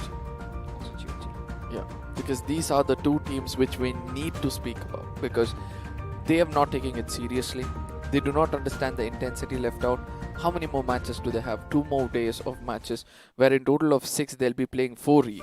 So they have 8 matches left for themselves, excluding this one, to actually prove themselves. And if they not get up 20 points in this game, both these teams need to play it out as hard as possible, as harsh as possible, to pick up some finishes for themselves, or I don't think so they can even dream of making it to the next round. It seems like they've woken up on the wrong side of the bed, right? Especially with the way they've been performing lately. And yesterday, we really thought there was a little glimmer of hope where we felt, GOG can stage a comeback. Esports Wala WSF can stage a comeback. But it has been the other teams today. It has been teams like Retribution, RTR. When I was also feeling that maybe Team Kinetic, they could be going all guns blazing. Now, when the pressure really starts building up, this is where even teams like INS, because that was their USP all along, right? Be the loose cannons, give no care to the world. They were really not thinking they would get this far. And now once they have done, this is where they've started wetting their pants, ladies and gentlemen. As we take it up to the skies, of course, we do have the flight path trajectory all the way from the southern side towards El Pozo, and a few teams going towards the eastern side might face a little bit of trouble. Now OR on the other side, always going towards the side of Porto, is going to be so happy that nobody's going to come and contest with them. But at the same time, we all know the team going towards the side of Campo will have a long journey up ahead of them. But again, things like Hyderabad Hydras, what they did in the previous map of Miramar, that is what the other teams need to do, and make sure that they become the loose cannon, try to hold the high ground, try to pick up as many finishes as possible, and do not take unwanted fights. You know, considering the situation, I would have really loved to see GOG trying to do something like that, right? Head over towards Valdemar, try to pull off a rotation, but what we are all lying in wait is for the circle to form in front of us, ladies and gentlemen, because this time Picardo will not be having that sole UP50 fight. Both of them are sitting it out. We're going to see them in the final game, but what is going to happen is the circle. I really would want to see something happen around the northeastern side, but the southern one, I'm going to take it with open arms, because this is where, you know, teams like Autobotz really have a good chance to have a good game. Same goes for the players of team Walkouts, right? Dropping over at Chumasera. If they take the little southern hills, take over the hill over there, capitalize on that, maybe they could come out swinging. But look at the split out of team INS. What are they up to, Arka? At this point of time, they're trying to play it as, you know, in a very different way and as aggressive as possible is what I would like to say, because they're confident that from here on, if they play a decent game, they're going to make it easily into the next round, which they've almost done, right? So I do believe that they're going to be safe, but one team they have to watch out for, it, which is pretty much close to them, is going to be the side of Nigma Galaxy. It's going to be a three-man team staying pretty much close to them. In case they try to spread around and get to know that there's somebody pretty much close to them, they're going to take them down. But on the other side, our eyes is going to go towards the side of GOG and ACBC, because both of them, one of them is in the vehicle, and in case they're trying to run over the side of GOG, that is where both of teams do not want with one another. A few of them are still on the parachute, but Nico P spotting out Haxel. Does connect one shot. Oh, misses out on the other, but it's all right, right? Of course, GOG, their initial intention is, of course, to get to Campo Militar or maybe Torre Almuda as fast as possible. But Haxel, he's up to some mischievous deeds, taking over the hill so early. Does he want to fight, Arka?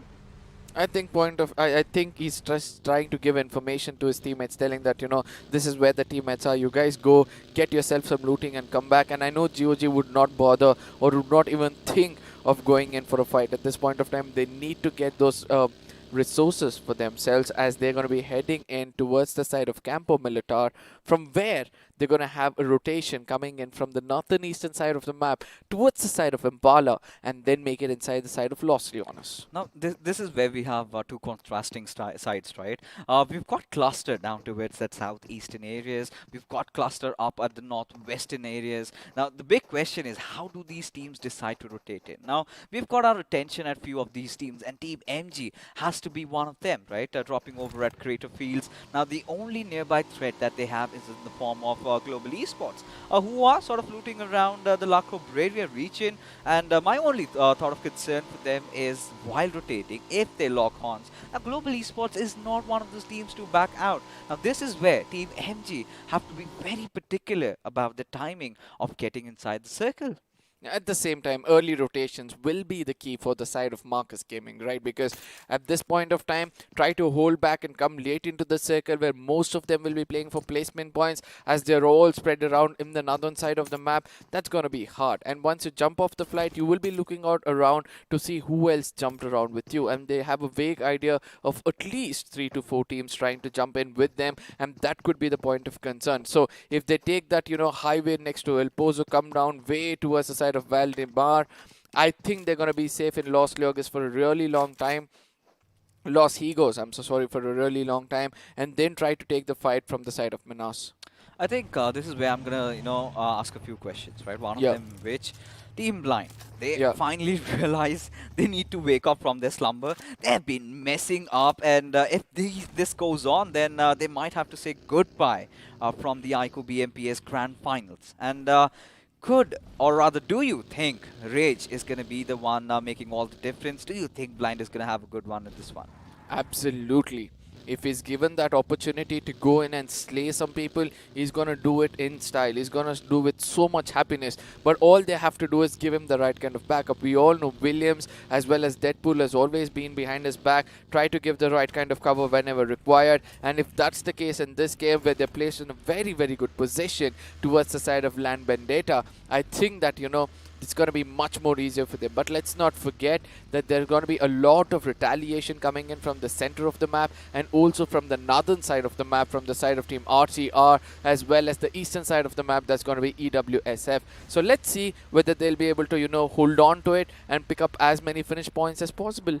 Of course. Now, considering we can take a look at the map, we do have Walkouts making that early rotation. And it is also the case with Team INS trying to take the center of the circle. Now, we've seen INS get into a lot of mischievous deeds. Hasn't really paid off. But, Joker. 10 seconds of silence. Just want to see what are they up to, Joker. Right now he's looking like that cockroach in my house which has fallen upside down, still suffering to, make it back on his belly. Oh, God. But at the same time, eventually Deadpool is going to come in. He's going to feel so sad he actually felt sad for him, going away. And then he was like, okay, bye, I'm coming back. Just chill over there. And Joker is like, I am not going to touch that vehicle again. Rather, I would traverse on my foot. Now you're talking about cockroaches. The moment he gets up, he's just wandering everywhere, right? Left, right, this, that. He's doing everything, showing the primal instincts. But, again, Team INS, jokes apart, they really have to pull off a really good game in this one. Now, Mr. Spray or the entire squad of Team Walkouts also need a very good game at this. Initiative Academy also, I do have the luxuries of the map feed. They've made the rotation in through Chumasera. And as we've always been seeing, we've been witnessing, Big Brother and Autobotz stay beside each other in Los Leones and never really pick a fight. No, this is not necessary for both these teams, Yeah. right? Because Big Brothers know that they're pretty much safe. I know the side of Autobotz is also trying to play for placement points from here on. So it's going to be much more easier for them to go in for these two things. But at the same time, let's not forget the side of Nigma Galaxy, right? Because this is one of those teams which are still not stopping. They're trying to maintain that momentum throughout the tournament that, they're not either too aggressive nor either too defensive. They want to take the fights when necessary, rake up some finish points for themselves. But the team to watch out for, the team to talk about at this point of time is going to be the side of GOG. How much more of the blue zone are they going to eat up and come out inside the circle with no bandages or healings for themselves, where they might end up in a very bad state? GOG, like you suggested, right? I completely agree with you. They barely have any loot to sort of work around with, right? And now at this point, they're going to get inside the circle. Of course, they're going to play from the peripheries, and so are the players of ACBC. I'm sort of wondering, what is Global Esports doing, right? This is not how they normally play, right? Not so late inside the circle. They would want to rotate maybe through the Western Highway. What do you think is going on? I think they're trying to experiment and see, because if they are held out at the corners of the map and they find some teams in front of them, how well can they execute their assaulters in this game? And we all know, Manya was always far away from his teammate, and for the first time they're all sticking together and making sure they make it inside the circle. As the circle is going to take a shift, this is going to be a very default circle according to me, whereas Los Leones is going to be the dead center, the epicenter of the circle itself. And let's not forget, this is where most of these teams need to understand and place themselves inside the hard cover, because that's the most important thing for any team. This is what we've again witnessed in the past, right? This circle kind of tends to have the tendency to go a little southwest of Los Leones. You've got those open warehouses, and that is where Team Blind is making their movements towards, right? Even the players of Big Brother Esports, as a matter of fact, they've also had really good games in this circle. Now everybody wants to have a piece of the pie. Everybody wants to have some areas around the center, and this is where Initiative Academy and Hydra officials can lock heads. Now, I really want them to lock heads and be either of these teams, especially the side of Initiative Academy, to rake up some finishes. These early finishes which they take up, that's going to be weighing a lot by the end of the game itself, because ultimately those points are going to matter as Initiative Academy is still in the picture to get it into the top 16. Because I do understand there are teams in the background who are trying to put up so many points for themselves that they have to be on the safer side. Oh, they certainly have to, right? No doubts in that. Finally, Global Esports, they make their movement, and it is going to be from the Monte Nuevo highways as GOG, ACBC, everyone trying to make a run for the zone. And all they're going to be waiting is for the next circle shift. And I would really want a curveball away. I would really want a circle kind of going towards that Chumasera Hills. But Team Enigma, they're making a run for that spot. Look at the center. It's a splash of colors. Feels like, Holi is also in front of us. The auspicious festival. But for now, Team INS have been silent so far. And this sort of a movement, this sort of a body language, I've been liking from their side as Walkouts come in for a ram-in and a fight is going to ensue. Now Team INS need to put up some points for themselves as walking into the crosshairs. Walkouts are going to take advantage of all these things as the player are spread around. Beard Baba is going to end sign at this point of time. I know that Abroad is going to be going in for the healing as Billion from the outside jumps out, tries to put up the bullet. That $1 billion move is going to be coming in from his side as Walkouts. Abroad is going to be falling flat on his belly and try to take those finishes for himself. But let's not forget, the other two players are right now going to tuck their tails and run away because this fight is not going to end well for them. Oh, Team INS. Oh, just did manage to wet the bed. Oh, wait. Billion, I did not know. This was definitely not a $1 billion move by him, just stepping out of the window. Really panicked himself out in that situation. Walkouts making good work cut out of him. But for now, Initiative Academy, there was a moment we really thought that they could engage against Team Hydra. Now, they've both walked their own ways. They're both doing what they're supposed to. And at this point, ladies and gentlemen, we are waiting for the circle to take a shrink. Is it going to implode on itself? Could be a rather more centralist shrink, or maybe could be a radical shift. And I think, Arka, you're thinking it's going to go a little southwest? Yeah, absolutely. Towards the side of Chumasera, or probably to the eastern side of Chumasera. If it's going towards the side of Minas with a drastic shift, I'm going to love it every single second. But at the same time, the late bloopers or the late teams who make it inside the circle, we have GE coming in. Oh my goodness, I just love it. As long as it's central, it's southern, I'm happy about it, right? So eventually, there's going to be many teams who have performed this well. Marcus Gaming is going to be one of those teams. That rotation has come out perfect for them. Now, this is where we have to see whether they're going to capitalize on what they have.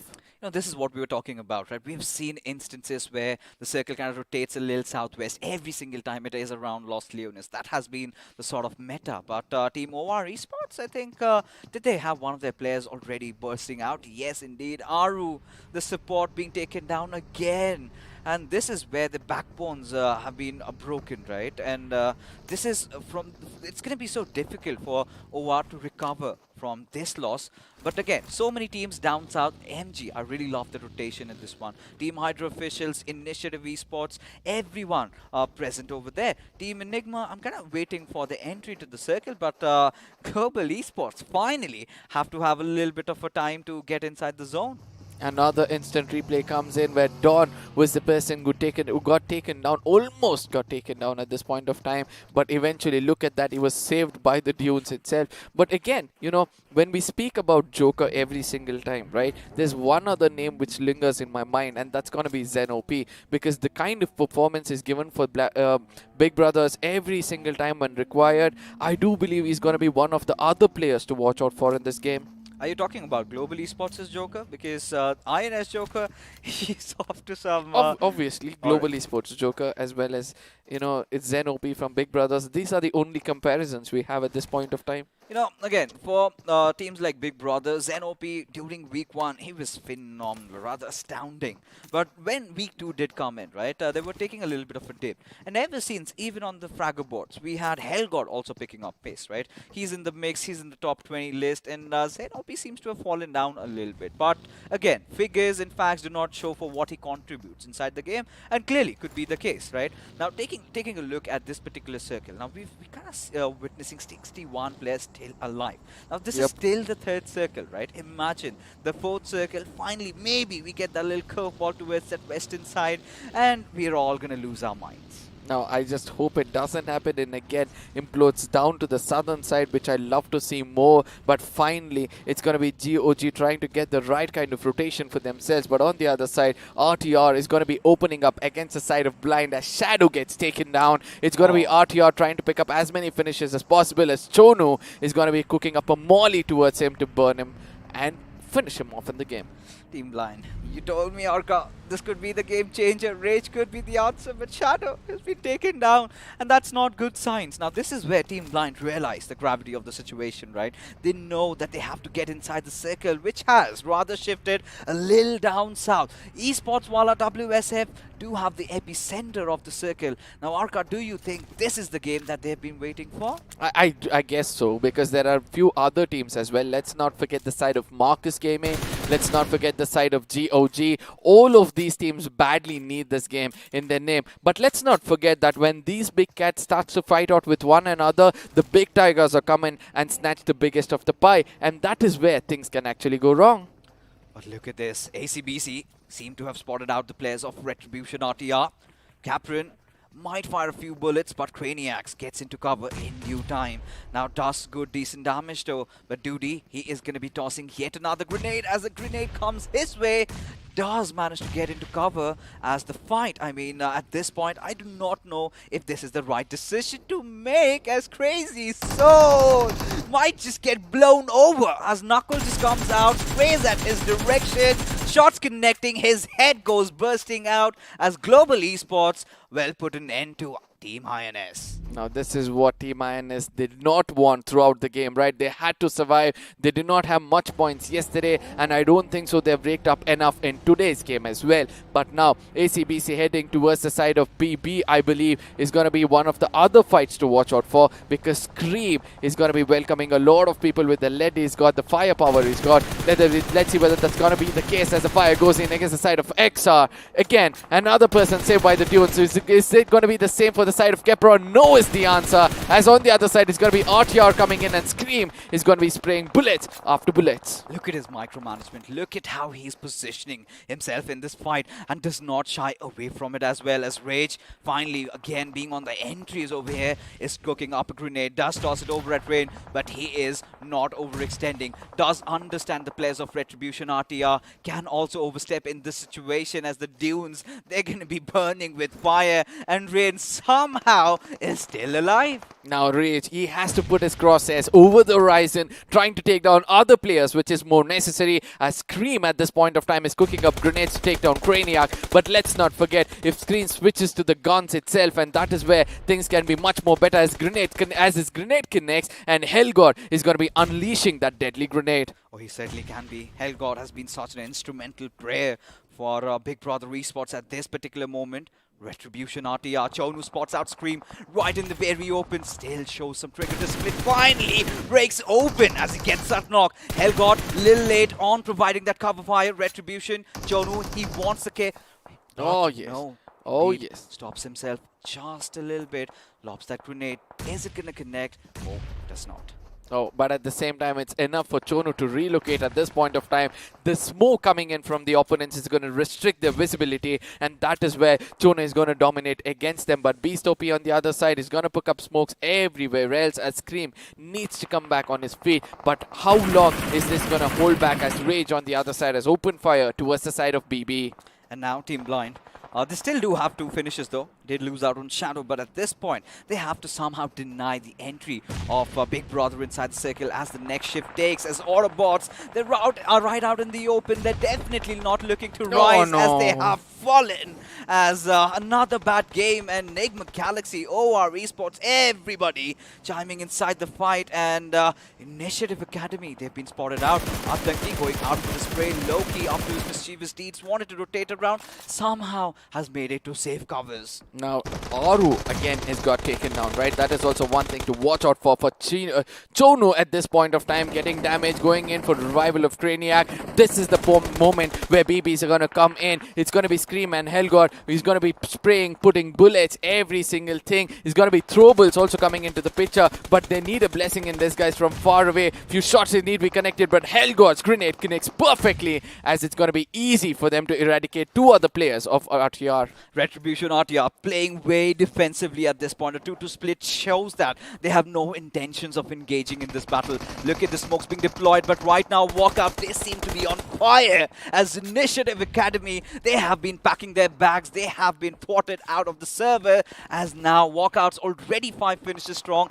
Do eye out for that glorious chicken. Now let's not forget that inside the circle, GOG is also waiting out for the side of Marcus Gaming, but in here we can see that, you know, Nigma Galaxy is trying to take down the side of OR. Atanki down on his feet is going to be a point of concern for sure. With an assaulter like that, they could have done much more better. Aditya on the other side is cooking up a grenade. Could be the grenade which put an end for the side of Nigma, as most of the shots are getting connected. Retaliation comes in against the side of Jelly as well. The last man standing, Aditya, will have a lot of job to do. You know, Max has been a blessing in disguise for Enigma Galaxy ever since this player has come up. You know, he's been pulling off some big plays. MJ getting the res back onto it. Zwixky finally would be trying to go and get the finishes out of Team OR. Jelly getting the res back up, but it is Aditya who needs to hold the fort. And indeed, that is what he is doing, as Jelly has been taken down yet once again. Aditya cooking up the grenade. Will it connect is the big question. No is going to be the answer, as Aditya has to reposition himself as MJ. This is the moment where he has to strike. This is the moment where the Arvin is hot. MJ just going in. Aditya, does he step out of his cover? No is the answer as of now, as there you go, left lost, and Enigma Galaxy put an end to Team OR. Now that is how you do it. You're gonna go back one player at a time and make sure that you strike when the iron is hot. But let's not forget to look out to the bigger picture, as we can see that it's going to be side of Abrar. That's going to be the side of Walkouts against the side of Hydras. The team which needs to win over here is going to be the Walkouts, as grenades are going to be tossed on either sides. The burning of resources is visible, but how much of it is going to get some knocks? As splash, it's going to be the splash radius only doing the damage, and no major knocks coming in from either sides. So far, not yet, but look at Team Hydra. Just all that artillery barrage coming from every direction finally manages to connect on Kirito through that sunroof. Does it connect on Mr. Spray? Yes, it does. Abrar, he's left stranded, is completely out of options as the final nail in the coffin gets hit, and this is how Walkouts are taken off from the lobby. Now GOG on the other side is trying to push in. They're going to come in from different directions, and that's going to be the key for success, as AJ will be the last man standing. Bullet gets taken down, but that is where Nick comes in, opens up, gives the right kind of backup, and GE, goodbye. Goodbye. Sweet lullaby for them right now.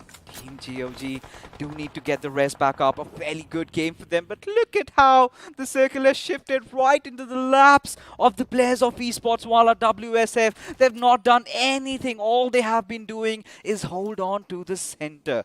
Now GOG at this particular moment, you know, they did manage to get themselves out of a tough situation, but they still have to look out. This has to be their game, their final game. They really need to make it count. Now, at the same time, the one mistake they do every time they have a good time is they do not come in together. And this is where I would want them to come in together. MJ, at this point of time, looking out, his crosshairs are perfectly set against the side of Hydra, where the third party is going to be a blessing in disguise for them. They can see the two other players. I hope they have the right kind of resources, the throwables, which they need to take the side of Hydra, as Bajwa knows the location of Dynamite, and they're going to be going in, taking him down. Will the steal, will the finish be stolen from the other side? Yes, it does, as MJ rakes up the 9th finish for themselves. Now this is a game that GOG have been longing for so long, as MJ again continuing on his triggers, gets good work done out of the players of Team Enigma. The final player also wiped out. Team Hydra also has few of their players taken down, but look at Esports Wala WSF. Team Blind, they've made it to the top 4, but can they dig in even more deeper? Can they get that top 3 position that they've been so longing for? Absolutely, I think so, but at the same time, let's not forget the performance of GOG has been outstanding in this game, and we can see that they're trying to push in towards the side of Hydra, who are pretty much outside the circle. The chances of them winning are a little bit lesser comparatively, but it's fine, as Bajwa opens up against the side of Blind. And what did we speak about as Rage comes in? Things can be different for the side of Team Blind, but at the same time, Bajwa's grenade, if this does the damage, I think this is the end of the story for the side of Blind. At this point, Team Blind, they've made it so far, but the Esports Wala do have indications that they want to clear off their backlines as the circle kind of shifts into the laps of the players of Team maybe Esports Wala WSF again, as Hydra, one after the other, just getting battered out of the server. The top 3 teams, ladies and gentlemen, 11 players still survive. Esports Wala do have 4 of them alive. Same goes with GOG, but Team Blind with just 3 players, can they pull a rabbit out of their magic hat? That is the big question. Now, this is where the work is cut out for them. GOG trying to get inside the circle, but can MJ provide that quintessential cup of fire? Oh, the grenade is going to be cooked in towards the side of GOG. Does do a little bit of a chip damage, but that's not going to be enough. But eventually, it's going to be GOG rushing in. WSF have a divided attention. If Blind comes in from behind and strikes when the time is right, Esports Wala is going to be ending up in a very, very bad note. Another grenade is going to be cooked in by Karan, but it's going to be deflected back towards him as a push comes comes in from MJ from the other side, where he'll go in for the healing. Look at Invader's position. He might make all the difference, taking that flank from the right-hand side. Is Nick aware of it, though? That's the big question. Leader certainly has no idea of how much of the right flank has Invader rather gone off to. But at this point, Leader gets taken down. Bajwa doing something really wonderful. Can he get the second one? Does land a few shots onto it. The other player, but gets taken down from elsewhere as the trades are going to follow suit. Absolutely, it's going to be Blind coming into the picture. I think Bullet has an idea that somebody is going in for a complete flank, and that's what he's trying to do. He's trying to outsmart the opponents, which is not going to be possible at this point of time. Invader is going to be coming in when the iron is hot, but let's see what's going to happen as two other players from the other side. If they have the right kind of throwables, this is going to be the end of the story for the side of WSF. A little bit of a Mexican standoff over here, ladies and gentlemen. Leader at this point gets taken down as Invader finally puts an end to Bullet. But look at Team Blind. They know this is their game. This is the moment that they've been waiting for. Haven't really made a noise so far. As we go on to a little bit of a stalemate. GOG clobbered down to that one side, just behind those hay bales as Team Blind open fire. And Deadpool gets that knock over there. GOG getting a little bit of a time to breathe. Leader is going to be back at his feet. No, this is where everything is gonna change, ladies and gentlemen. Do not put your eyes off the screen. As we can see over here, MJ and Leader, both of them are very well known for the grenades they toss in. And if they have the right kind of resources, they can do wonders. And at this point of time, WSF Esports Wala have turned their attention towards the side of Blind. And this is where GOG are going to hiding.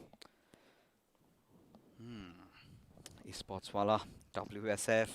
I mean, the game that they've been longing so for long. Invader in real close vicinity to Rage. He's still not stepping out. Does have the arm though. Waiting for the perfect opportunity to strike. Can he do something really out of the world over here? Finally steps out. Does some decent amount of damage. This is the point where he had to go in. But Invader has to feel a little lucky. Oh, at the same time, we all know what GOG will be thinking, right? Going for a heal battle if required, as smokes is going to be deployed. It's to make it to the center of the circle when required. But at the same time, let's not forget that Deadpool is going to be that catalyst which is required, as he's going to be going in for the spray against MJ, puts him down, and Leader OP is going to be going down to make sure he's safe. And we all know this, the circle is going to be pushing in, which is that one team who has great advantage. Leader needs to strike, or else Deadpool will do the magic, as eventually his location is going to be compromised as MJ is cleared off. Yeah, Leader way too out in the open. This is the point he gets spotted out. Rage makes good work of him. And now just the final two remain as Tango getting picked off by Williams. As Invader, the final player surviving for Team Esports Wala WSF. As Team Blind, they're going to be pushing from every wee possible direction. As Invader out of options goes in for the revive. As Team Blind just countering around the entire compound. Does manage to take down one, but that is all he's going to get. As this is it. This is what Team Blind were waiting for. A chicken dinner finally comes and they make it into the top 16. Oh, Blind Esports. What did we say as soon as Rage came in? We had a face blooming. I mean, I knew that, you know, this is the game where he had to come in, get those finishes for the team, and the people who were standing out until the end were Williams and his teammate, right? So this is the things which I would like to look out for. But at the same time, 25 points for them. Esports Wala coming in with 23 points, and GOG, 3 teams getting 20 points for themselves. We have to see how the overall points table is going to look. Of course, ladies and gentlemen, the post-match segment powered by Loco, the point standings. You know, this is what we were talking about, right? Esports Wala WSF, their final game for the evening, and they come out swinging, right? 11 finishes to their name. Of course, did not have the chicken dinner, but not a cause of concern. GOG, as a matter of fact, you know, the teams that we were really rooting for did come out swinging. And same can be said for Hydra official. Not their best day, not their best game, but certainly a game that was much needed. Now, Walkouts on the other side is one of those teams who actually needed some more for themselves. But it's time for us to look at the iQOO MVP of the game to see who did the best of the job. I do believe it's going to be somebody from the Blind, if I'm not wrong, or from the side of Esports Wala. But let's see who that's going to be. Could be Tango, could be MJ, could be anybody else, maybe Rage as well, but hey, it is has to be Tango, ladies and gentlemen, our iQOO MVP. 839 points of damage with 5 finishes was sufficient enough to earn him this title. Now, this is understandable why, right? Esports Wala WSF have always focused at the heart of the circle, right? They held on to it for so long, dishing out damage left, right and center, and Tango had been creating all the difference from the front lines. No, let's not forget to thank the side of GOG have two players over here, right? One is going to be MJ, the other one is going to be Nick OP. Both of them with the grenades were doing wonders, but let's not forget Deadpool on the other side. I know that he was one of the persons to be supporting the side of Rage, but eventually that catalyst coming into the formula shows the kind of formation, shows the kind of aggression Blind needed. And also WSF Karan is also be coming in with the highest number of damage being dealt by a single player, a 915 coming in from him. Oh yeah. Now it's time to take a look at the match summary, and a lot of healings done. I'm starting to wonder when, actually, considering how it was so late into the fights that late into the circle that we finally got all those fights happening. But 330 meters of a knock, I think I'm gonna take that.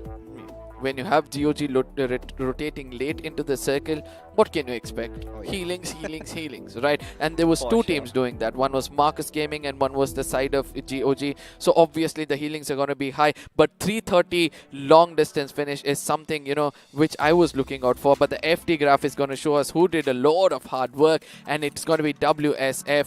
The way they were holding the fortress, I mean, we have to give it to them, right? 2,641 damage for the ratio of 11 finishes. I know the hard work was actually taken away, but Blind can be as clinical as possible with 1,446 damage, 10 finishes for them. I mean, this is where I've got to give appreciation to GOG, right? Despite all odds, considering how open they were in, they somehow still managed to survive. Team Blind just come out of nowhere. They were waiting. It was a perfect Mexican standoff situation. Yep. With 3 teams alive. The first fight did come up, but now is the moment that we've all been waiting for. The overall standings, ladies and gentlemen, no changes on the top, but I think Hydra official definitely did rack up a few points. Yes, but this is where we have to see whether Hyderabad Hydras can outnumber the side of Enigma, because they have one more game to go. Whereas the teams on the top, they're going to be remaining over there, as you said, because they have the last game to play, which is going to be next. But 40 games played is going to be at the end of the day itself, and they're going to be left out with few more, which is going to be the next 2 days. But yes, this is where it is 245 points or 250 points on an average to make it into the next round, where RTR Retribution with 3 winner chicken dinners have come in. And let's not forget the side of Blind is there with 264 because of one game they played where they woke up and they struck really hard. They finally did get Rage in. That's the answer that they needed, but 245 is the threshold, ladies and gentlemen, and INS finally have been thwarted out from that top 16, and this was sort of inevitable, right? How good the week number 2 was for them, it was equally as terrible for them this third week that's going on. But talking about Esports Wala WSF, they made it so close, 241, just 4 points shy. It is going to look so much more exciting, but considering the fact that the other teams like Kinetic, to even teams like Walkout, Initiative Academy, MG, these teams still have one more game to play. Maybe their position could be contested. Obviously, but GOG on the other side, all their hard work is again going to go down in vain, because all these other teams, they're going to play so much more better than them and make sure that they at least get 3 to 4 points better than the side of GOG, because ultimately by the end of today, it's important for the teams to be close to the 16th number and then from tomorrow play to, you know, challenge out the teams on the top. So that is what I'll be looking out for, but I believe everybody had a great day today. Everybody certainly did. But one of the teams that is still not having a great day despite being at the TBD top has to be Team OR Esports. Every single time they kind of try to rotate inside the circle, someone does get picked off. It's not going to be easy, right, with such a tournament, with such a game where everything is come to the neck. But yes, ladies and gentlemen, it's time for us to thank our sponsors for what they've done so far. But yes, this Neo 6 is going to be one beauty in your hand, and I know that iQOO smartphones will have a beautiful promo for you guys. So please go ahead and enjoy this promo because it has a lot of information.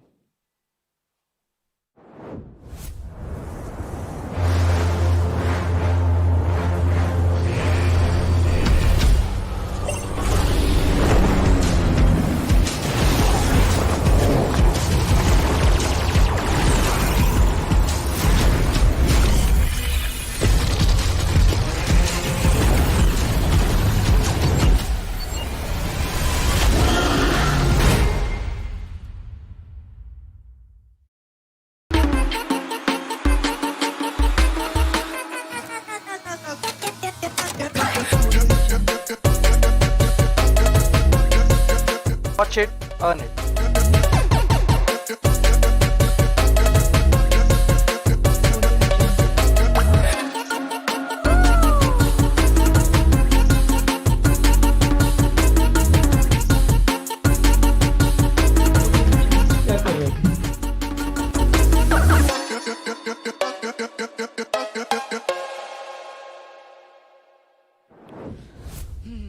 Watch, stream, play, repeat. I mean, it Plus cannot on. get better. Yeah, obviously. That is where, the big daddy keeps telling plus on, plus on. This is the kind of business mind you need to have to sustain in the industry, I guess. Hey, you gotta put food on the table, and Loco certainly helps you doing that, right? India's biggest gaming and live streaming platform, ladies and gentlemen. We have discussed about them, right? And moreover, you also do get UC. Head over to Loco. Of course, you've got all those quizzes going on now. If you've been watching the English stream, I'm pretty sure those analytics will definitely help you get those UCs. And if you're lucky, you'd certainly can get it. But I think it is time to take a look at the highlights and see how Exactly. the entire action did unfold in front of us in this beautiful map of Miramar.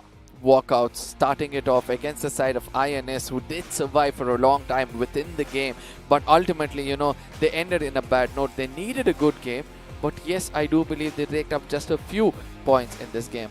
And same goes for Global Esports, right? Couldn't see much of an impact from their side. And Autobotz, I really felt they kind of got clustered, right? Especially when you kind of tend to drop down on the Los Leones areas. You should have taken either the Eastern Highway, maybe come down that. Going directly inside the zone, well, that was definitely not happening.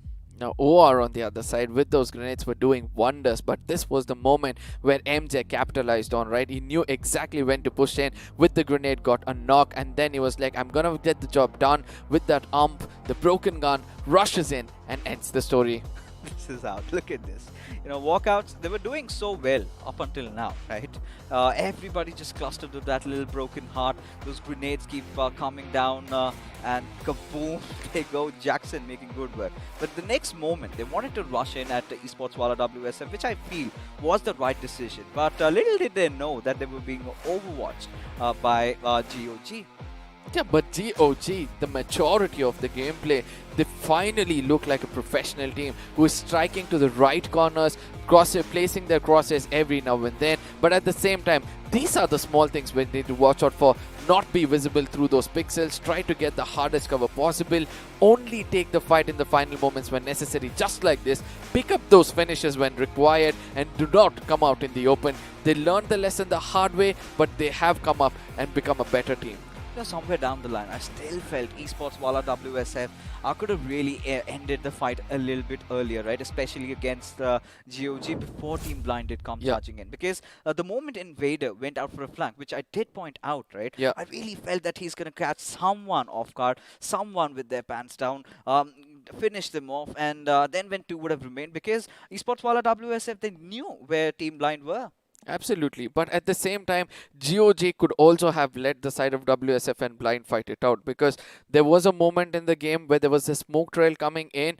These are the moments where you learn from the real pros, right? You're gonna jump fish, make yourself. You come closer to the building rather giving up your footsteps. But what did they choose to do instead? Take the buggy for themselves and ram in and try to take the fight. But WSF, oh boy, the way they were holding their fortress was so strong, and that was something which you need to learn from them. And three teams which needed to perform were there in the top three. That's the best game I've witnessed so far. A little oblivious about the backlines did cost Esports Wala WSF that chicken dinner, but nevertheless, right, it is all done and dusted for teams from Group A. Now we're heading into the final game of a wrangle. It is going to be, again, Group C coming in, and what are your thoughts, right? Do you think any other team is going to spot a comeback, because we finally get to see a lot of turbulence happening for that top 16? No, at the same time, in the bottoms, right, where we did see that few of the other teams are still there who had to play the final map of the day. That is where the interest is going to be. I know that, Blind has climbed up at this point of time. The average is around 145 and most of the teams are at 136. But if these teams which have to play now rake up around 10 points each, or probably 6 points each, again, the difference is going to grow, and again, GOG and Blind is going to be put down. So let's see what's going to happen, as the bottom of the table is where our eye is going to be set.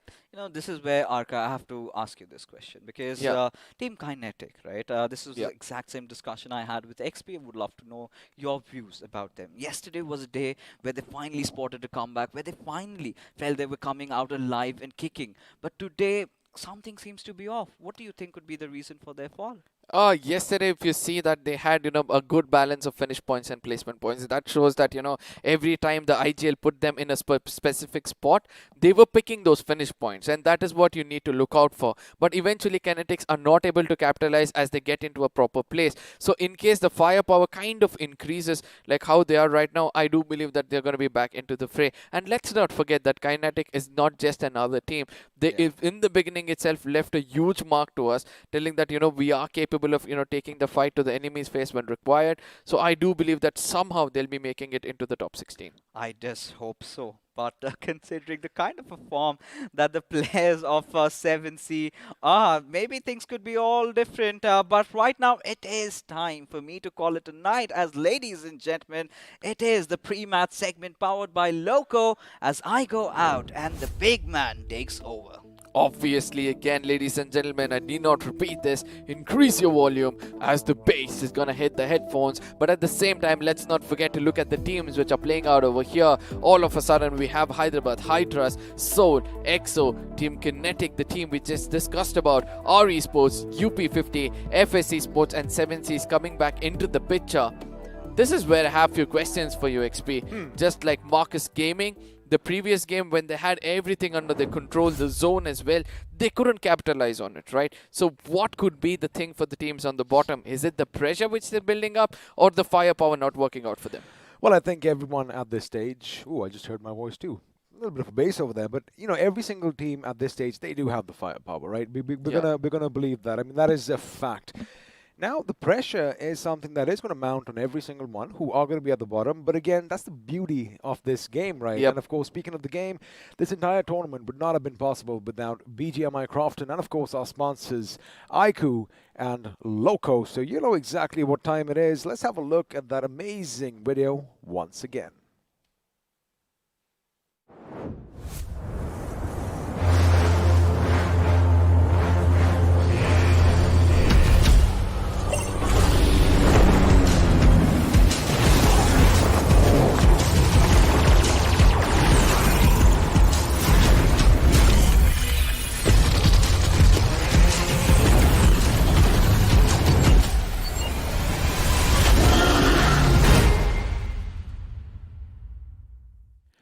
Man, I can't wait for that. I can't wait for, although, I mean, we've already played a few games on this. The 90 FPS is something that, of course, is a game changer along with all the other features that you've seen so far. But again, are you ever going to get over this video? Because the way it just describes the device in your hands, of course, I'm talking about the iQOO Neo 6, is just brilliant. You've got the charging and the cascade cooling system, which for me stand out amongst anything else in the market. Now, at the same time, there is so many other features which are still not revealed, right? Because when you have a gaming beast like this, you can add a very beautiful camera for it. You can have the touchscreen. And that instant sampling which comes in when you touch the screen is also one of the other things you need in gaming as well. But yes, ladies and gentlemen, the substitutions are going to be coming as UP50 is going to bring in KSR7, where Aditya is going to be sitting back. This is where I feel, UP50 did another mistake yet again, because KSR and Aditya's combination has been successful before, where we have spoken about it and they've become successful. Well, speaking of successful, you all can be a little lucky and successful too, because BGMI is going to be giving away a lot of merchandise, and all you have to do is check that link down below, fill out your form, and correctly predict which team is going to be at the tippity top as far as points on this day are concerned. And well, make sure you spread your love, hashtag whichever team you think is going to come out on top. You might just get a nice little tea and those bottles as well. Now, coming back to the game, again, Miramar, I like the fact that, the two teams that did go up against one another, it was pretty even Stevens. In fact, the three-way Mexican standoff, as we were calling it, was there for us. But again, you did mention UP50 earlier. At this stage, again, they're not making it. I mean, let's not beat around the bush, right? But they can still win our hearts, and that at the end of the day is something they should go in for, because for the last time before this game, we're going to say bye-bye from the studio as well. The beautiful map of Erangel is going to be played next, but now, again, the USE just overlooking the ocean. Oh, yeah. This is where I would want to be at this point of time amongst all the pressure from work. Exactly. Nobody around, just you listening to the seashores, the waves hitting the shores. Exactly. And then having a peaceful sleep for yourself. But yes, coming back into the game, a lot of teams are in the fray right now, right? We have ACBC, you know, who might wait. Let me be a little more precise, looking at who all are playing over here, so that you know we do not do much mistakes. I mean, just a rough figure is going to be all right because, you know, again, the thing is... Yeah, ACBC. I'm so sorry. We play so many games and we witness so much, and the ups and downs is something that even confuses me. Yeah, absolutely. Now, we have ACBC coming into this game. Let's not forget the side of Initiative Academy, again playing it out. We have the side of Team Kinetic as well. These are the teams in the bottom three which I'm speaking about at this point of time. We have our Esports in the 15th position by the end of yesterday. So most of these teams are actually playing this out. I know that, you know, UP50 are also over here, but in case UP50 will have to come into the picture, they need a huge miracle, like 50 plus point a 30 game. finishes or something higher than that. They basically need to go on a little bit of a hunt. But again, you know, chances are we might actually see a few teams just, you know, going out for a nice little boat ride. And again, okay, we've seen a lot of action around Gatka and the irrigation canals. I want to see something different. I liked that, you know, Fixes wanted Stolber last time and he got it. Perhaps this time I'm going to be happy with Military Base or even Zarki. Oh yes, oh yes. I want a Zarki one, you know, amongst that lushy green as well as, you know, all those games. But ladies and gentlemen, with all these things, the big bird is going to be hitting the skies. As we can see, the flight path is kind of going to the dead center. We can see the big mountains of Giorgio Paul on our screens at this point of time. Nope. Somewhere I always get, you know, proven wrong. Somewhere I'm not a better pilot, you know. Well, I'm just a co-pilot every single time. Yeah, you were saying. The best thing is we are going to be heading down south, right? It is going to be a southeastern trajectory as far as the plane is concerned, and even the flight path is a bit askewed to the side. Now, what you did get confused with, because it kind of started somewhere center of the map, you know, of course, you can be forgiven for that, but even for a second, I was like, wait a second, we might just be heading dead center. But now what this tells me is that A, the circle might have a little bit of a southern shift this time, and B, I wanted to have the entirety of the Sosnovka military base in the first zone. But as the teams are going to be dropping down, of course, as expected, they are going to be heading over to their preferred drop spots. As Initiative Academy, well, they're going to have Primorsk all to themselves. And Team MG, well, they are going to do something a bit different this time around. They're going to be dropping down at the ferry pair and all those surrounding areas. But the thing is, the question on everyone's minds, where is the first circle going to form? Now, oh my goodness, that's going to be go to the eastern side of the map. Eventually, Sarkar is interested to take down the big birds flying in the air. I'm meaning to say the players was going in for the late landings. But let's not forget one other thing over here.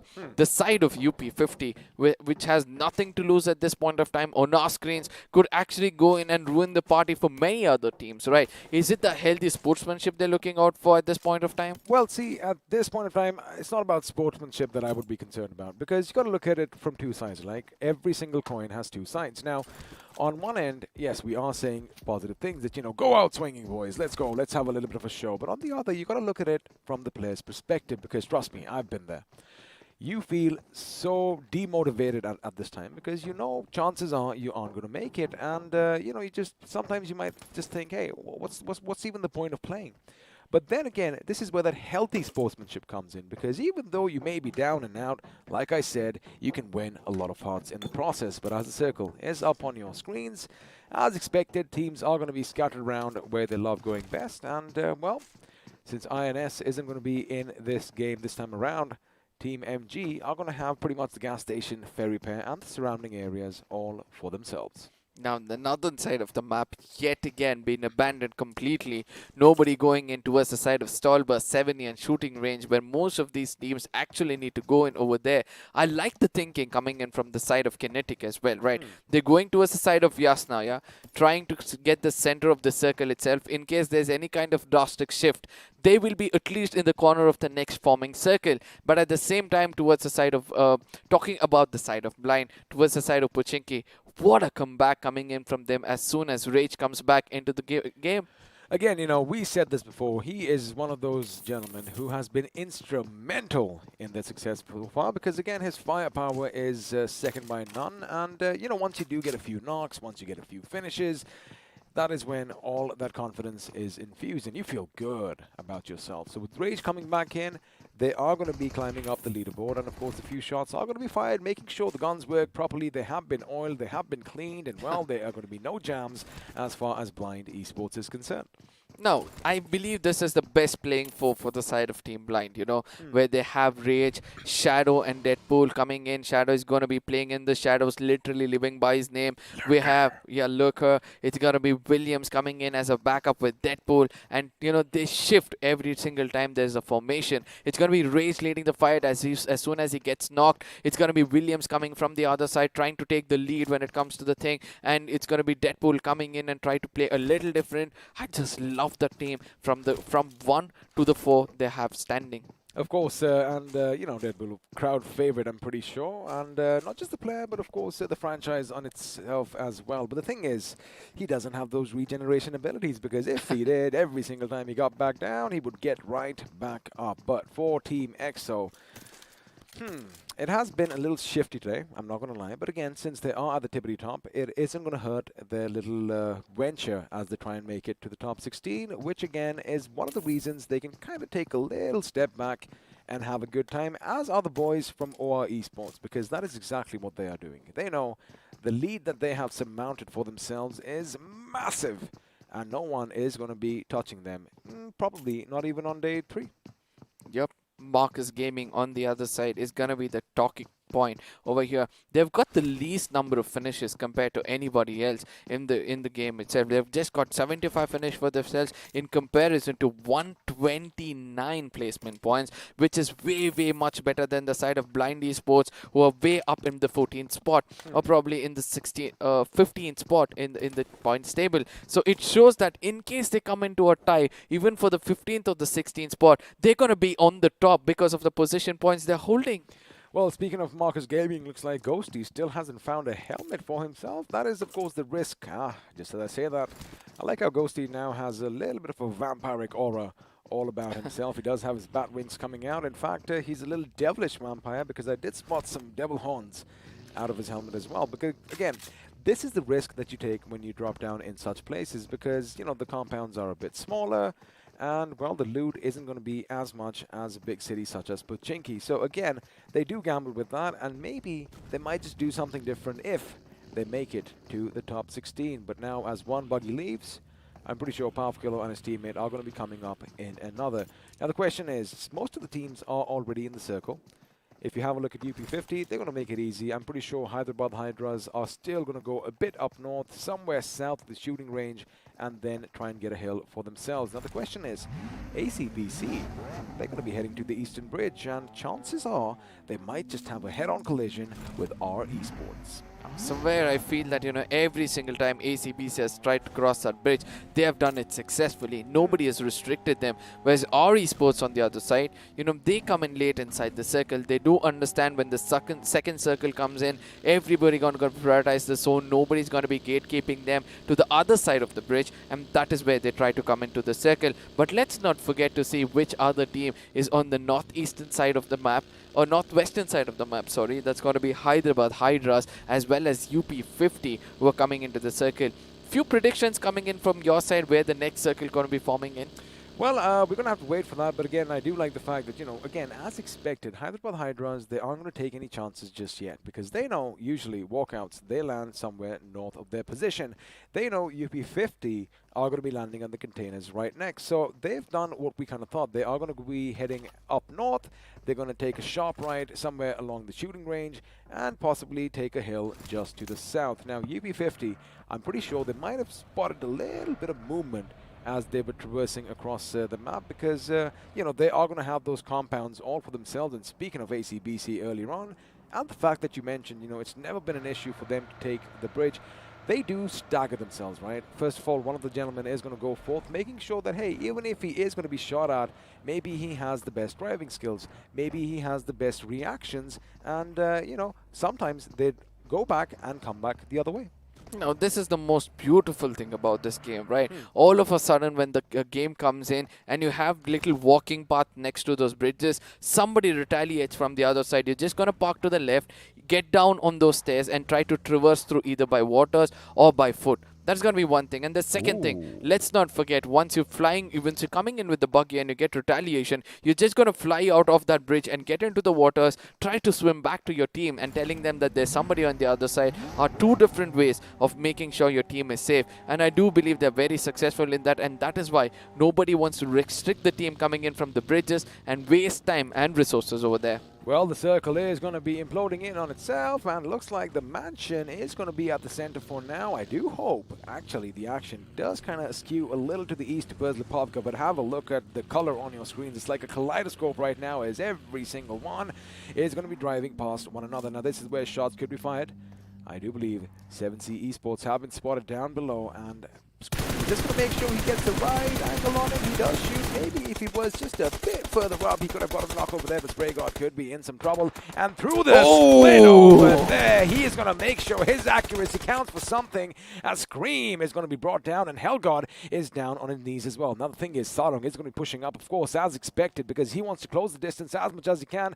Whip out a grenade. No, he's going in for the weapon, because there you have it. The cavalry is coming in. Scream is going to be run over, and now they realize that, well, Beas is going to be the last man standing, and with that, Spray God is still not done. He's going to make sure he positions himself perfectly. Let's lose a few shots with that 4x. It might be trailing just a bit too much, but for now, Big Brother Esports are still going to be live and kicking with one man. But did you notice one thing? Poor old Zen OP just took a massive pan to his face. Now, on the other side, it's going to be the Soul trying to make blind pay at this point of time, as Williams is going to be the next man down on his feet. I do believe that, it's just the HP is going to be working it out with the smoke, but ultimately, through those pixels, Goblin is going to be persistent enough to put him down, as Zakshat is going to be pushing in with the vehicle, trying to finish him off. Look at the single tire was more than enough to go over his body.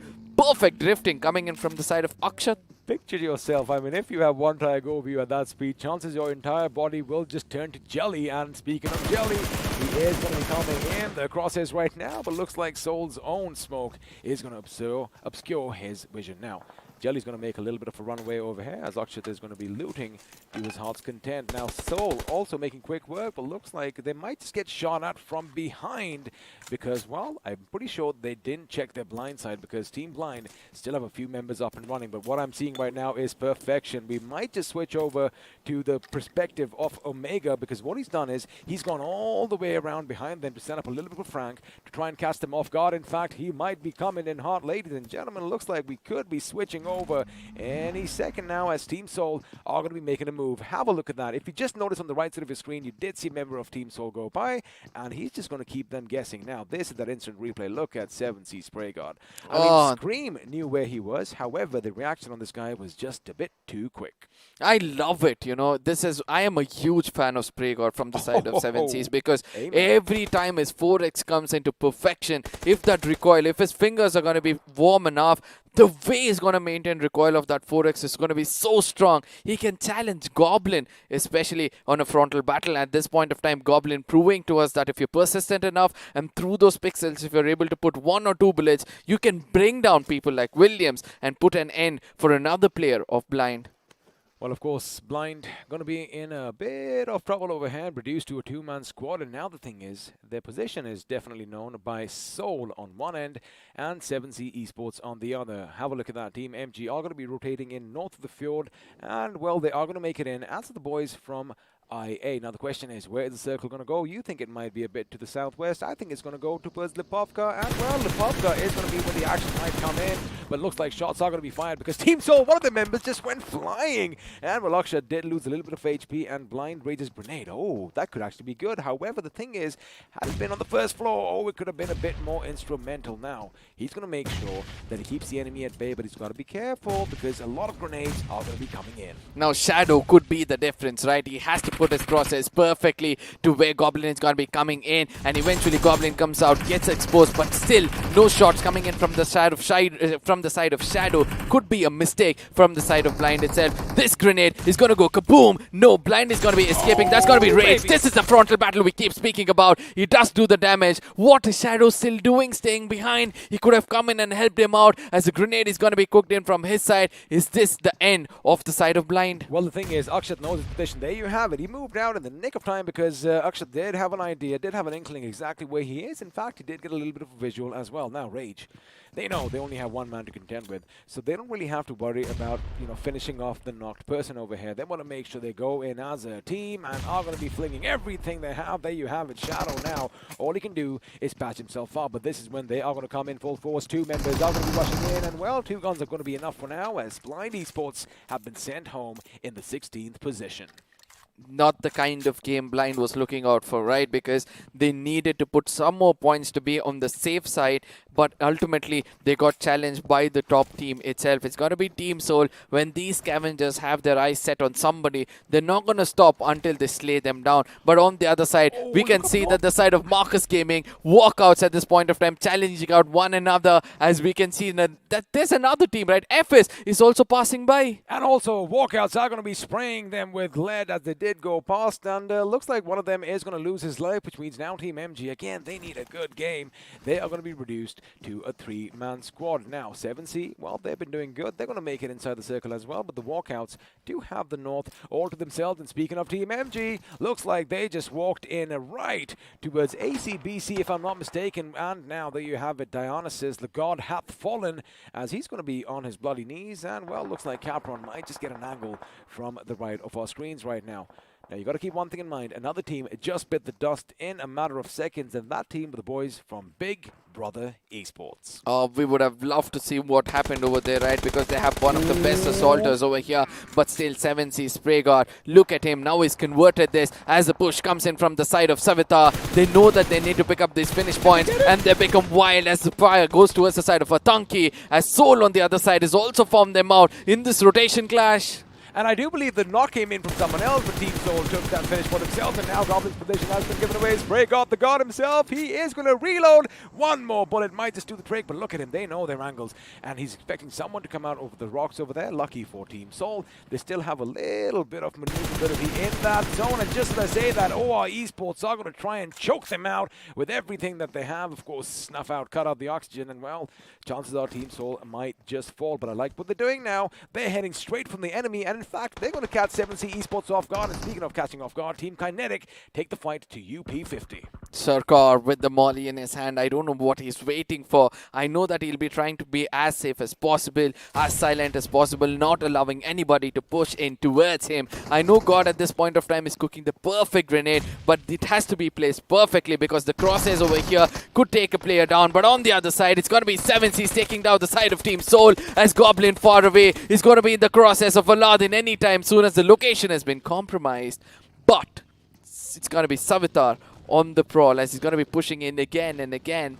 Can they take down the side of Team Soul? I love their aggression. They are bullying. They are playing with their prey right now, as Soul Hector is going to be blown to a galaxy far, far away, and it's going to be Team XO that are going to be coming in with that little finish. Now, Sarkar, although everything was kind of going against them right now, they are going to keep their fort for themselves right now, as that little Godzilla Dino is going to do his thing. A grenade is going to come his way. He makes sure he gets out of harm's way, but looks like with the smoke, it was in fact deployed to confuse the enemy. Now, what Team Kinetic are going to try and do is maybe, perhaps, go in for the revive. That is why, you know, I like what Sarkar did. He thought, ooh, have a look at that.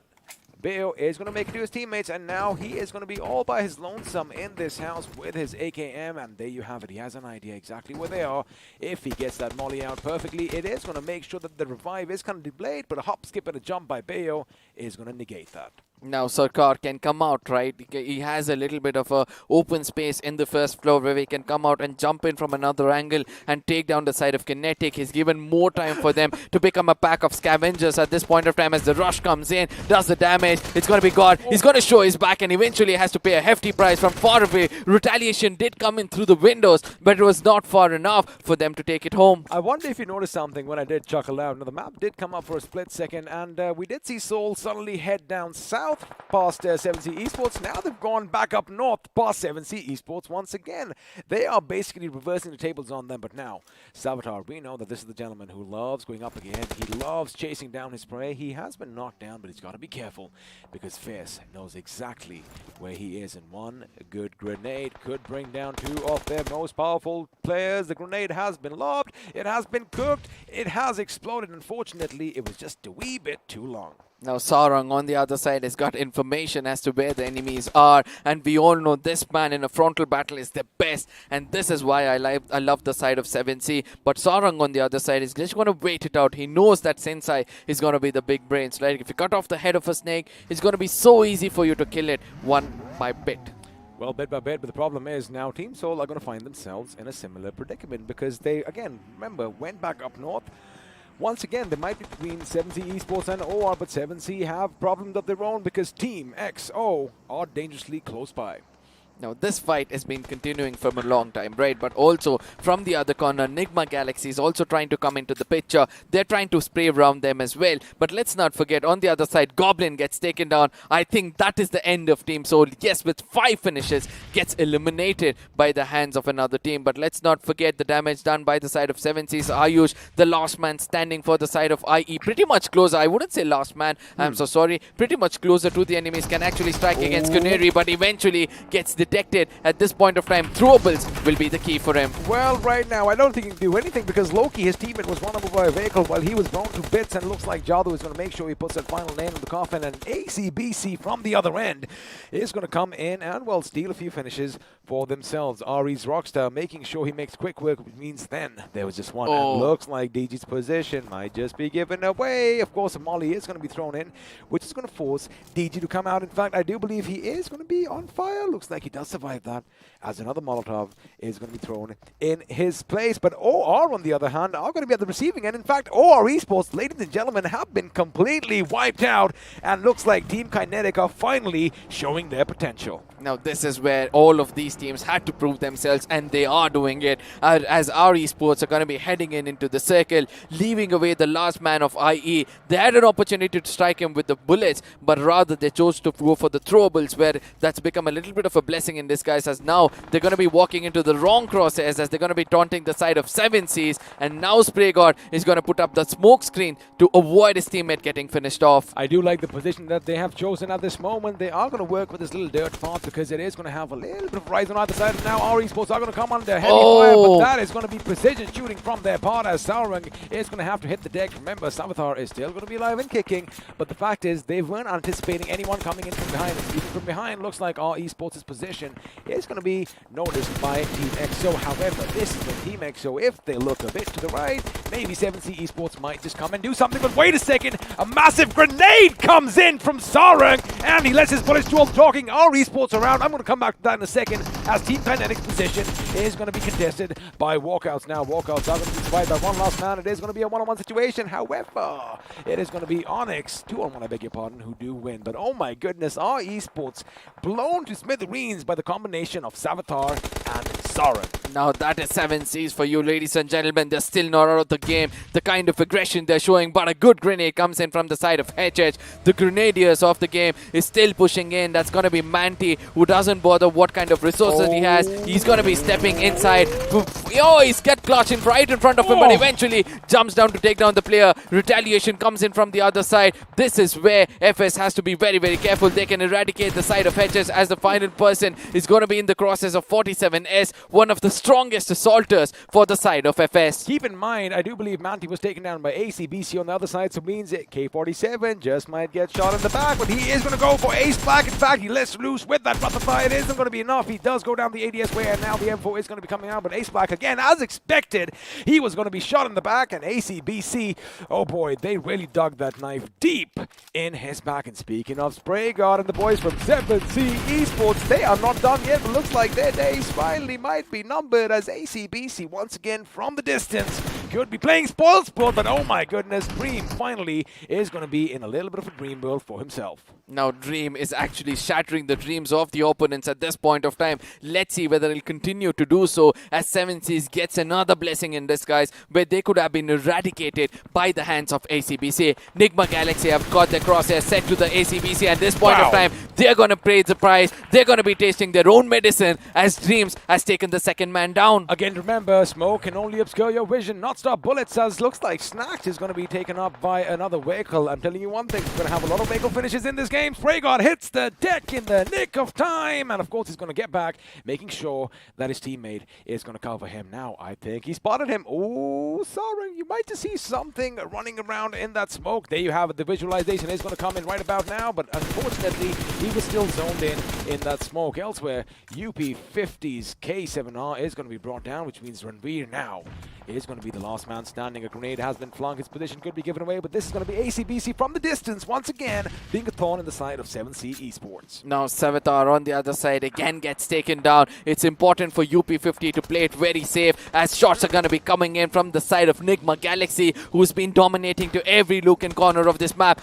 Punk also gets taken down thanks to ACBC. This is an opening which 7 Seas were looking out for to make it inside the circle, but they have to watch out for the side of Nigma Galaxy in front of them, and that is where ACBC again comes into the picture, takes down the side of Nigma Galaxy as well as one last man standing. That's going to be MJ, has to do a lot of work. He does have to do a lot of work indeed. Quixie is going to be brought down by Haxa. Now ACBC, have a look at the spread on the map over there. They are all just lined up waiting for the enemy to come towards them. Oh, Haxa, you have been spotted out, because I thought he might have seen Sarang, but Sarang definitely saw him. But now he's going to make sure he has that nice little the little burst fire coming in, and with that, looks like Nigma Galaxy, well, they have been sent back into a galaxy far away, and I hope you guys get that reference. Now, 3 teams are going to be staying in this contention, but looks like we have a little bit of a heal-off coming in from the side of Team Kinetic. It's all going to be about those position points, and there you have it. ACBC are going to win this game. All 4 members still intact.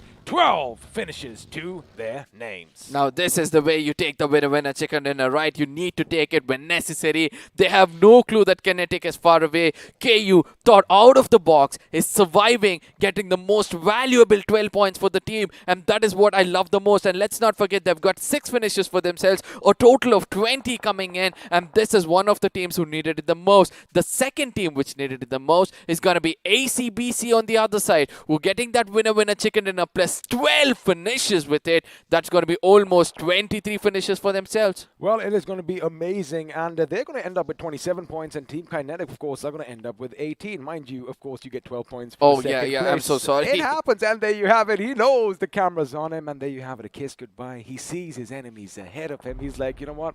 I'm at peace, and at the end of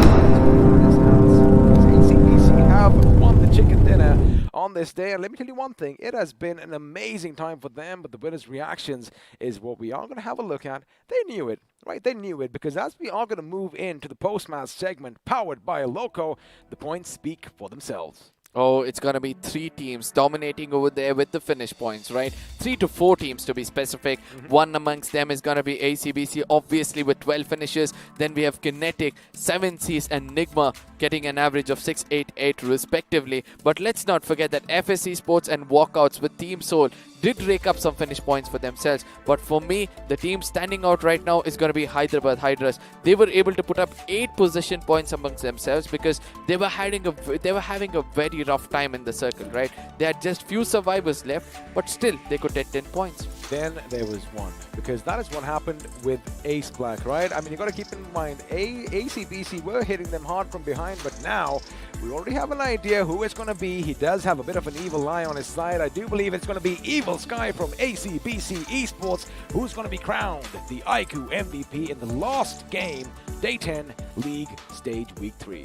Now, 800 damage for 6 finishes. Almost clinical is what I would like to say. But when does it come? When the team requires it the most. But at the same time, you know, the overall points table is where we would love to look at. But before that, the match summary and the top 5 MVPs is going to show us who did a lot of hard work. Obviously, Spraygard, look at the damage. His dish 933 for 3 finishes. I mean, his hair looks black over here, but his hair is way too white. His color, he's changed it to white and looks awesome in that cam. Of course it does, and of course, you know, a lot of wisdom coming in. It does kind of turn your hair grey as well, but of course that's not the case over here. Now, of course, you have a look, you know, it's basically 7C. Nigma Galaxy's MJ made a little bit of appearance as well, but there you have it. 4 vehicle finishes are going to be what you see in the match summary, and well, that is something we expected because I'm pretty sure we caught every single run over on camera. Absolutely. Let's not forget from the side of Team Soul as well. There were many moments in the game, right? But just imagine with grenade finishes and vehicle finishes, you have total of 10 gone away.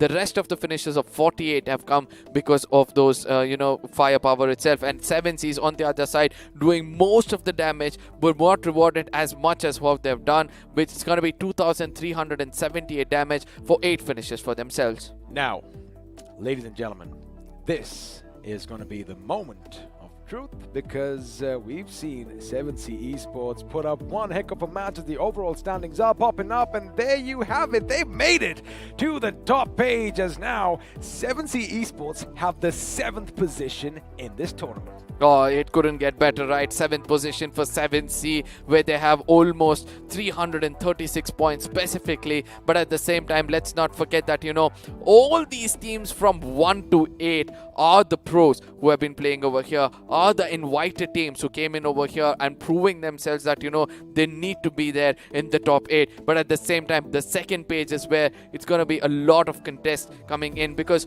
I know that, you know, this contest is going to be between the few of the invited teams and all those new pros coming in, but let's see which team is going to making it into the next round. I love that he spotted that out because, you know, I could have been a bit wrong over there, but again, this is what all your homework does. Now, ACBC, buddy, they're going to be climbing up as well, 14th position for them with 272 points, and our Esports didn't have a bad game either. Now, Blind, we saw in the last time around, I mean, Blind did have a good day, however, finishing in the 16th at the end of day 2 is not going to be a bad feat at all.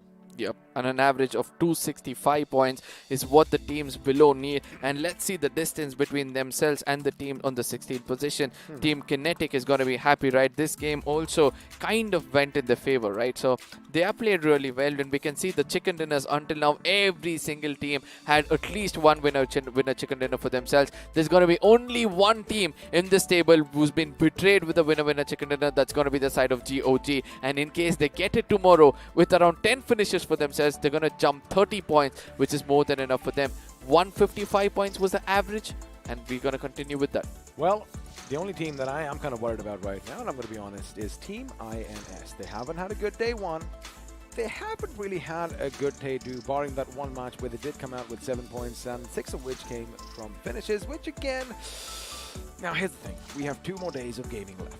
Right. We have 8 more games in store for all our teams right now, and Team INS, well, they better have some answers tomorrow because they've found themselves in this predicament, in this situation, time in and time out. So again, I wonder if Joker and the boys are going to be coming a bit stronger tomorrow. I think that might just be the case, but all in all, it was a good end to the day, and I love it. Again, all the teams from the bottom, they're coming out swinging, and boy, they are not missing. And when I said all in all, something struck my mind. All in all, it's just well, we don't want any copyrights over here, but obviously we're not gonna get one because we're not that well of a singer. But yes, coming back to speak more about the day, it has been an amazing day so far, right? Because all the teams on the bottom who had to perform have performed really well. I find it funny that you say you're not a good enough singer because, boy, if you heard this guy back in the day, oh my goodness, you'd be headbanging all the time. But again, sorry to cut you off. Yeah, you know, every single team which performed over here have, you know, proved to us that, you know, they're still not out of the game. So until the final war horn is blown, we still can say that, you know, there's going to be top 16 not finalized. Again, I love our references because all I could picture right now was the Vikings, you know, just letting everybody know that, all right, either way coming or the deed is done. But that is how it all panned out today. And I love the fact that, you know, again, the action is so close to call. I love it. Yeah. It's going to be a nail-biting finish. But keep in mind, all the action has been done. You all better stick around because you know what you're waiting for. We know what they're waiting for. We have a lot of merchandise and a lot of goodies to give away. So stick around and see if your name is going to be popping up on our screens. But quickly coming back to you. Like you mentioned, Team GOG, they definitely need the chicken dinner, which is still the only thing that is elusive to them so far because everybody else does have one for themselves. Yeah. But again, they did rack up a few finishes today, which is something that I did like. They did have that momentum carried over from yesterday. A little bit. A little bit. But the next 2 days, now this is when the pressure is definitely going to be mounting on your shoulders. But before we talk about all this, before we do all that, you know, I mean, we're not holding these phones for nothing. These bad boys definitely do pack a punch. And once again, thank you for iQOO and Loco for sponsoring this tournament, which wouldn't have been possible without BGMI Crafton. And for the last day, I get it, for the last time in this day, we're going to have a look at once more how to slay your dragon.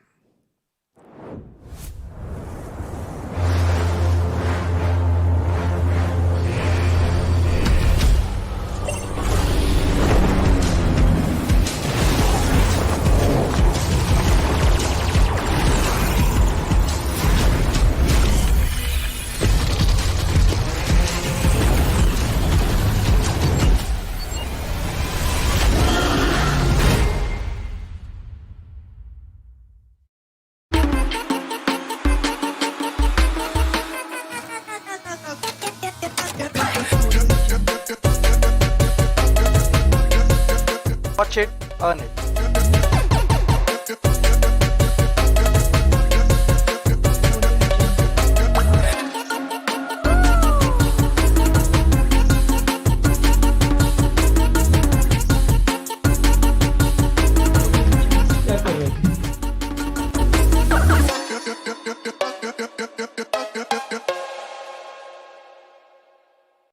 Now, when I say, what are you waiting for? Of course, you already know it's about local, right? Yep. Because, of course, it's India's biggest esports community, and you are waiting for your chance to get your hands on the iQOO Neo 6, which, once again, is available on websites, and all you have to do is go search for it, and who knows, you might just get it on time. Remember, the pricing is right, and you better do it before the stock runs out. Now, the thing is, what they're waiting for is to find out if they've got some BGMI merch tonight. Yeah, I do believe that, you know, it is important for them. They've enjoyed throughout the day, and also they're going to be rewarded for sticking around. I mean, how many times have you got paid for doing things which you love the most? Luckily, I love talking. I love yapping away. And, you know, my mother once did say that you're never going to get anything out of it. But look at us. I mean, this is what we are doing. So, you know, Exactly. dreams do come true. And, again, a massive shout out for all the organizations to let this happen. But now, before we do talk about who's going to be walking away with what, the thing is, we did see in week 1 and week 2, every single day we had 10 lucky winners walk away with some amazing merch. In week 3, day 1, we did see 25. Now, I'm assuming it's still going to be 25. But the thing is, we're going to do one thing. We're going to just round it off a little even odd numbers. We're going to make it a little odd today. Because yesterday was even. Today, we're going to give it away to 24. Oh. But before we get to that, what was your take from all the action that you saw today? It's still not over. It's still there is a ray of hope for all these teams to play it out, including UP50. If they can get an average of 15 points or 20 points every single game from here on, with the rest of the 8 games, okay, 8 games of 20 points is how much? You almost have 160 points, and I do believe that, you know, with 160 points they can do wonders. And this is what I said. It's just miracles, right? It's just dreams which you're going to be dreaming. I like how, you know, of course, you got to be optimistic in life, but I like how he looks at the glass half full, while a lot of others would be looking at it as half empty. I love the fact that, you know, you still have kind words, because he is a nice guy. Let me just tell you one thing. Arca is one of the best dudes I've met around, but if same here. If we talk, I've never seen a macho man buddy, being so soft when required, but at the same time, let's not forget that, you know, sharing this desk with 2 of the legends and getting to learn from them. Very less do you see that people on the top 10 to hold your hands and lift you up. And I've been blessed over here, ladies and gentlemen. These 2 men have helped me out a lot. Speaking of being blessed, let's see who's going to be walking away with some BGMI merch, because the giveaway winners are going to be popping up on your screen. And you're going to be wondering, is my name finally there? Well, a couple of them are going to be there, because Naresh Vadhavana, Arjit Paul and Anil Nirvan are going to be walking away with the first few goodies. Now, this is what you do when you fill the forms perfectly, right? Yes, Sri Vatsava, Kunal. Oh my God, this is so hard. Fagade. I've kind of heard this name. Kunal, Fagade, and Alok Yadav coming in as the next 3, and there are more coming in. Remember, it's 24, so it's going to be a long time. Keep your fingers crossed as Nayan Kumar, Bhavya Thakur and Lokesh are going to be the next 3 getting this for themselves. Lokesh, quite similar to Loki itself. I wonder if you are mischievous. Well, now you can be out in public with your amazing shirt. But again, congratulations also to Rohit Singh, Ankur Kumar, and Yatharth Varshney. Oh, Varshney. I like it when I, don't butcher the name. Even me, I mean, I've been trying to do that from a really long time. All thanks to ADHD. But yeah, Tapish Jain, I'm so sorry, Harsh Sawant, and then Swapnil, oh my god, Swapnil Upadhyaya coming. I probably is from the south, I can get to know from the name Upadhyaya. Alrighty, let's see what I get now. Lokesh, 28. Another Lokesh, just to make sure, it's a little different. Mohand, is that how you say it? Mohand Khalid, congratulations. And Rajat Sharma, congratulations. You're going to be getting a few more goodies. And let me just add a few more names to the tally because it looks like, well, Amit Kumar, not to be confused between the two, and Paras Pandey are also getting all these goodies delivered their way. Yeah, the last 3 names are going to be popping up over here. And the hard job is done. Gagan Tiwari, Wakas, is that correct? Yeah, Wakas Umatyaya. And then Jay Parika. Oh my goodness, I just wish, I was good at English sometimes. Warwick, I do believe again. The thing is, whenever the numbers and whenever some words come on, sometimes they can get a bit jumbled because, again, we are looking at a screen. But once again, if we've called it out, if you read your name, congratulations, because you are going to be having some amazing goodies headed your way. And speaking about goodies, man, day 2 was again wonderful for us because, it was fascinating watching a few more teams finally get up and, get things swinging. And, well, I love the action that they brought. Yeah, Blind, Esports Wala WSF, ACBC, Team MG, GOG, name the teams, Retribution, RTR, all the teams on the bottom have had an amazing day. Team Kinetic, Blind Esports, which I've already told already. I mean, these are the names which stood out today. Teams on the top, not much, of a good games they had, but it's not going to bother them, right? Yeah, exactly. They're going to be fine. Yes, ladies and gentlemen, 2 more days are going to be very, very intense. Do not forget to subscribe, like, and share it so that your teams, your players, or your friends can also come in. And also, you got to keep in mind, the next 2 days, the pressure is going to be mounting on their shoulders. And the question is, are these teams at the bottom going to crumble under the pressure? Or like Hercules, are they going to make sure that they carry everything on their back and, well, get the job done? But for now, from Arca and I, and Fixes, of course, we are going to call it tonight. Thank you so much for stopping by. Remember, we start at the same time tomorrow.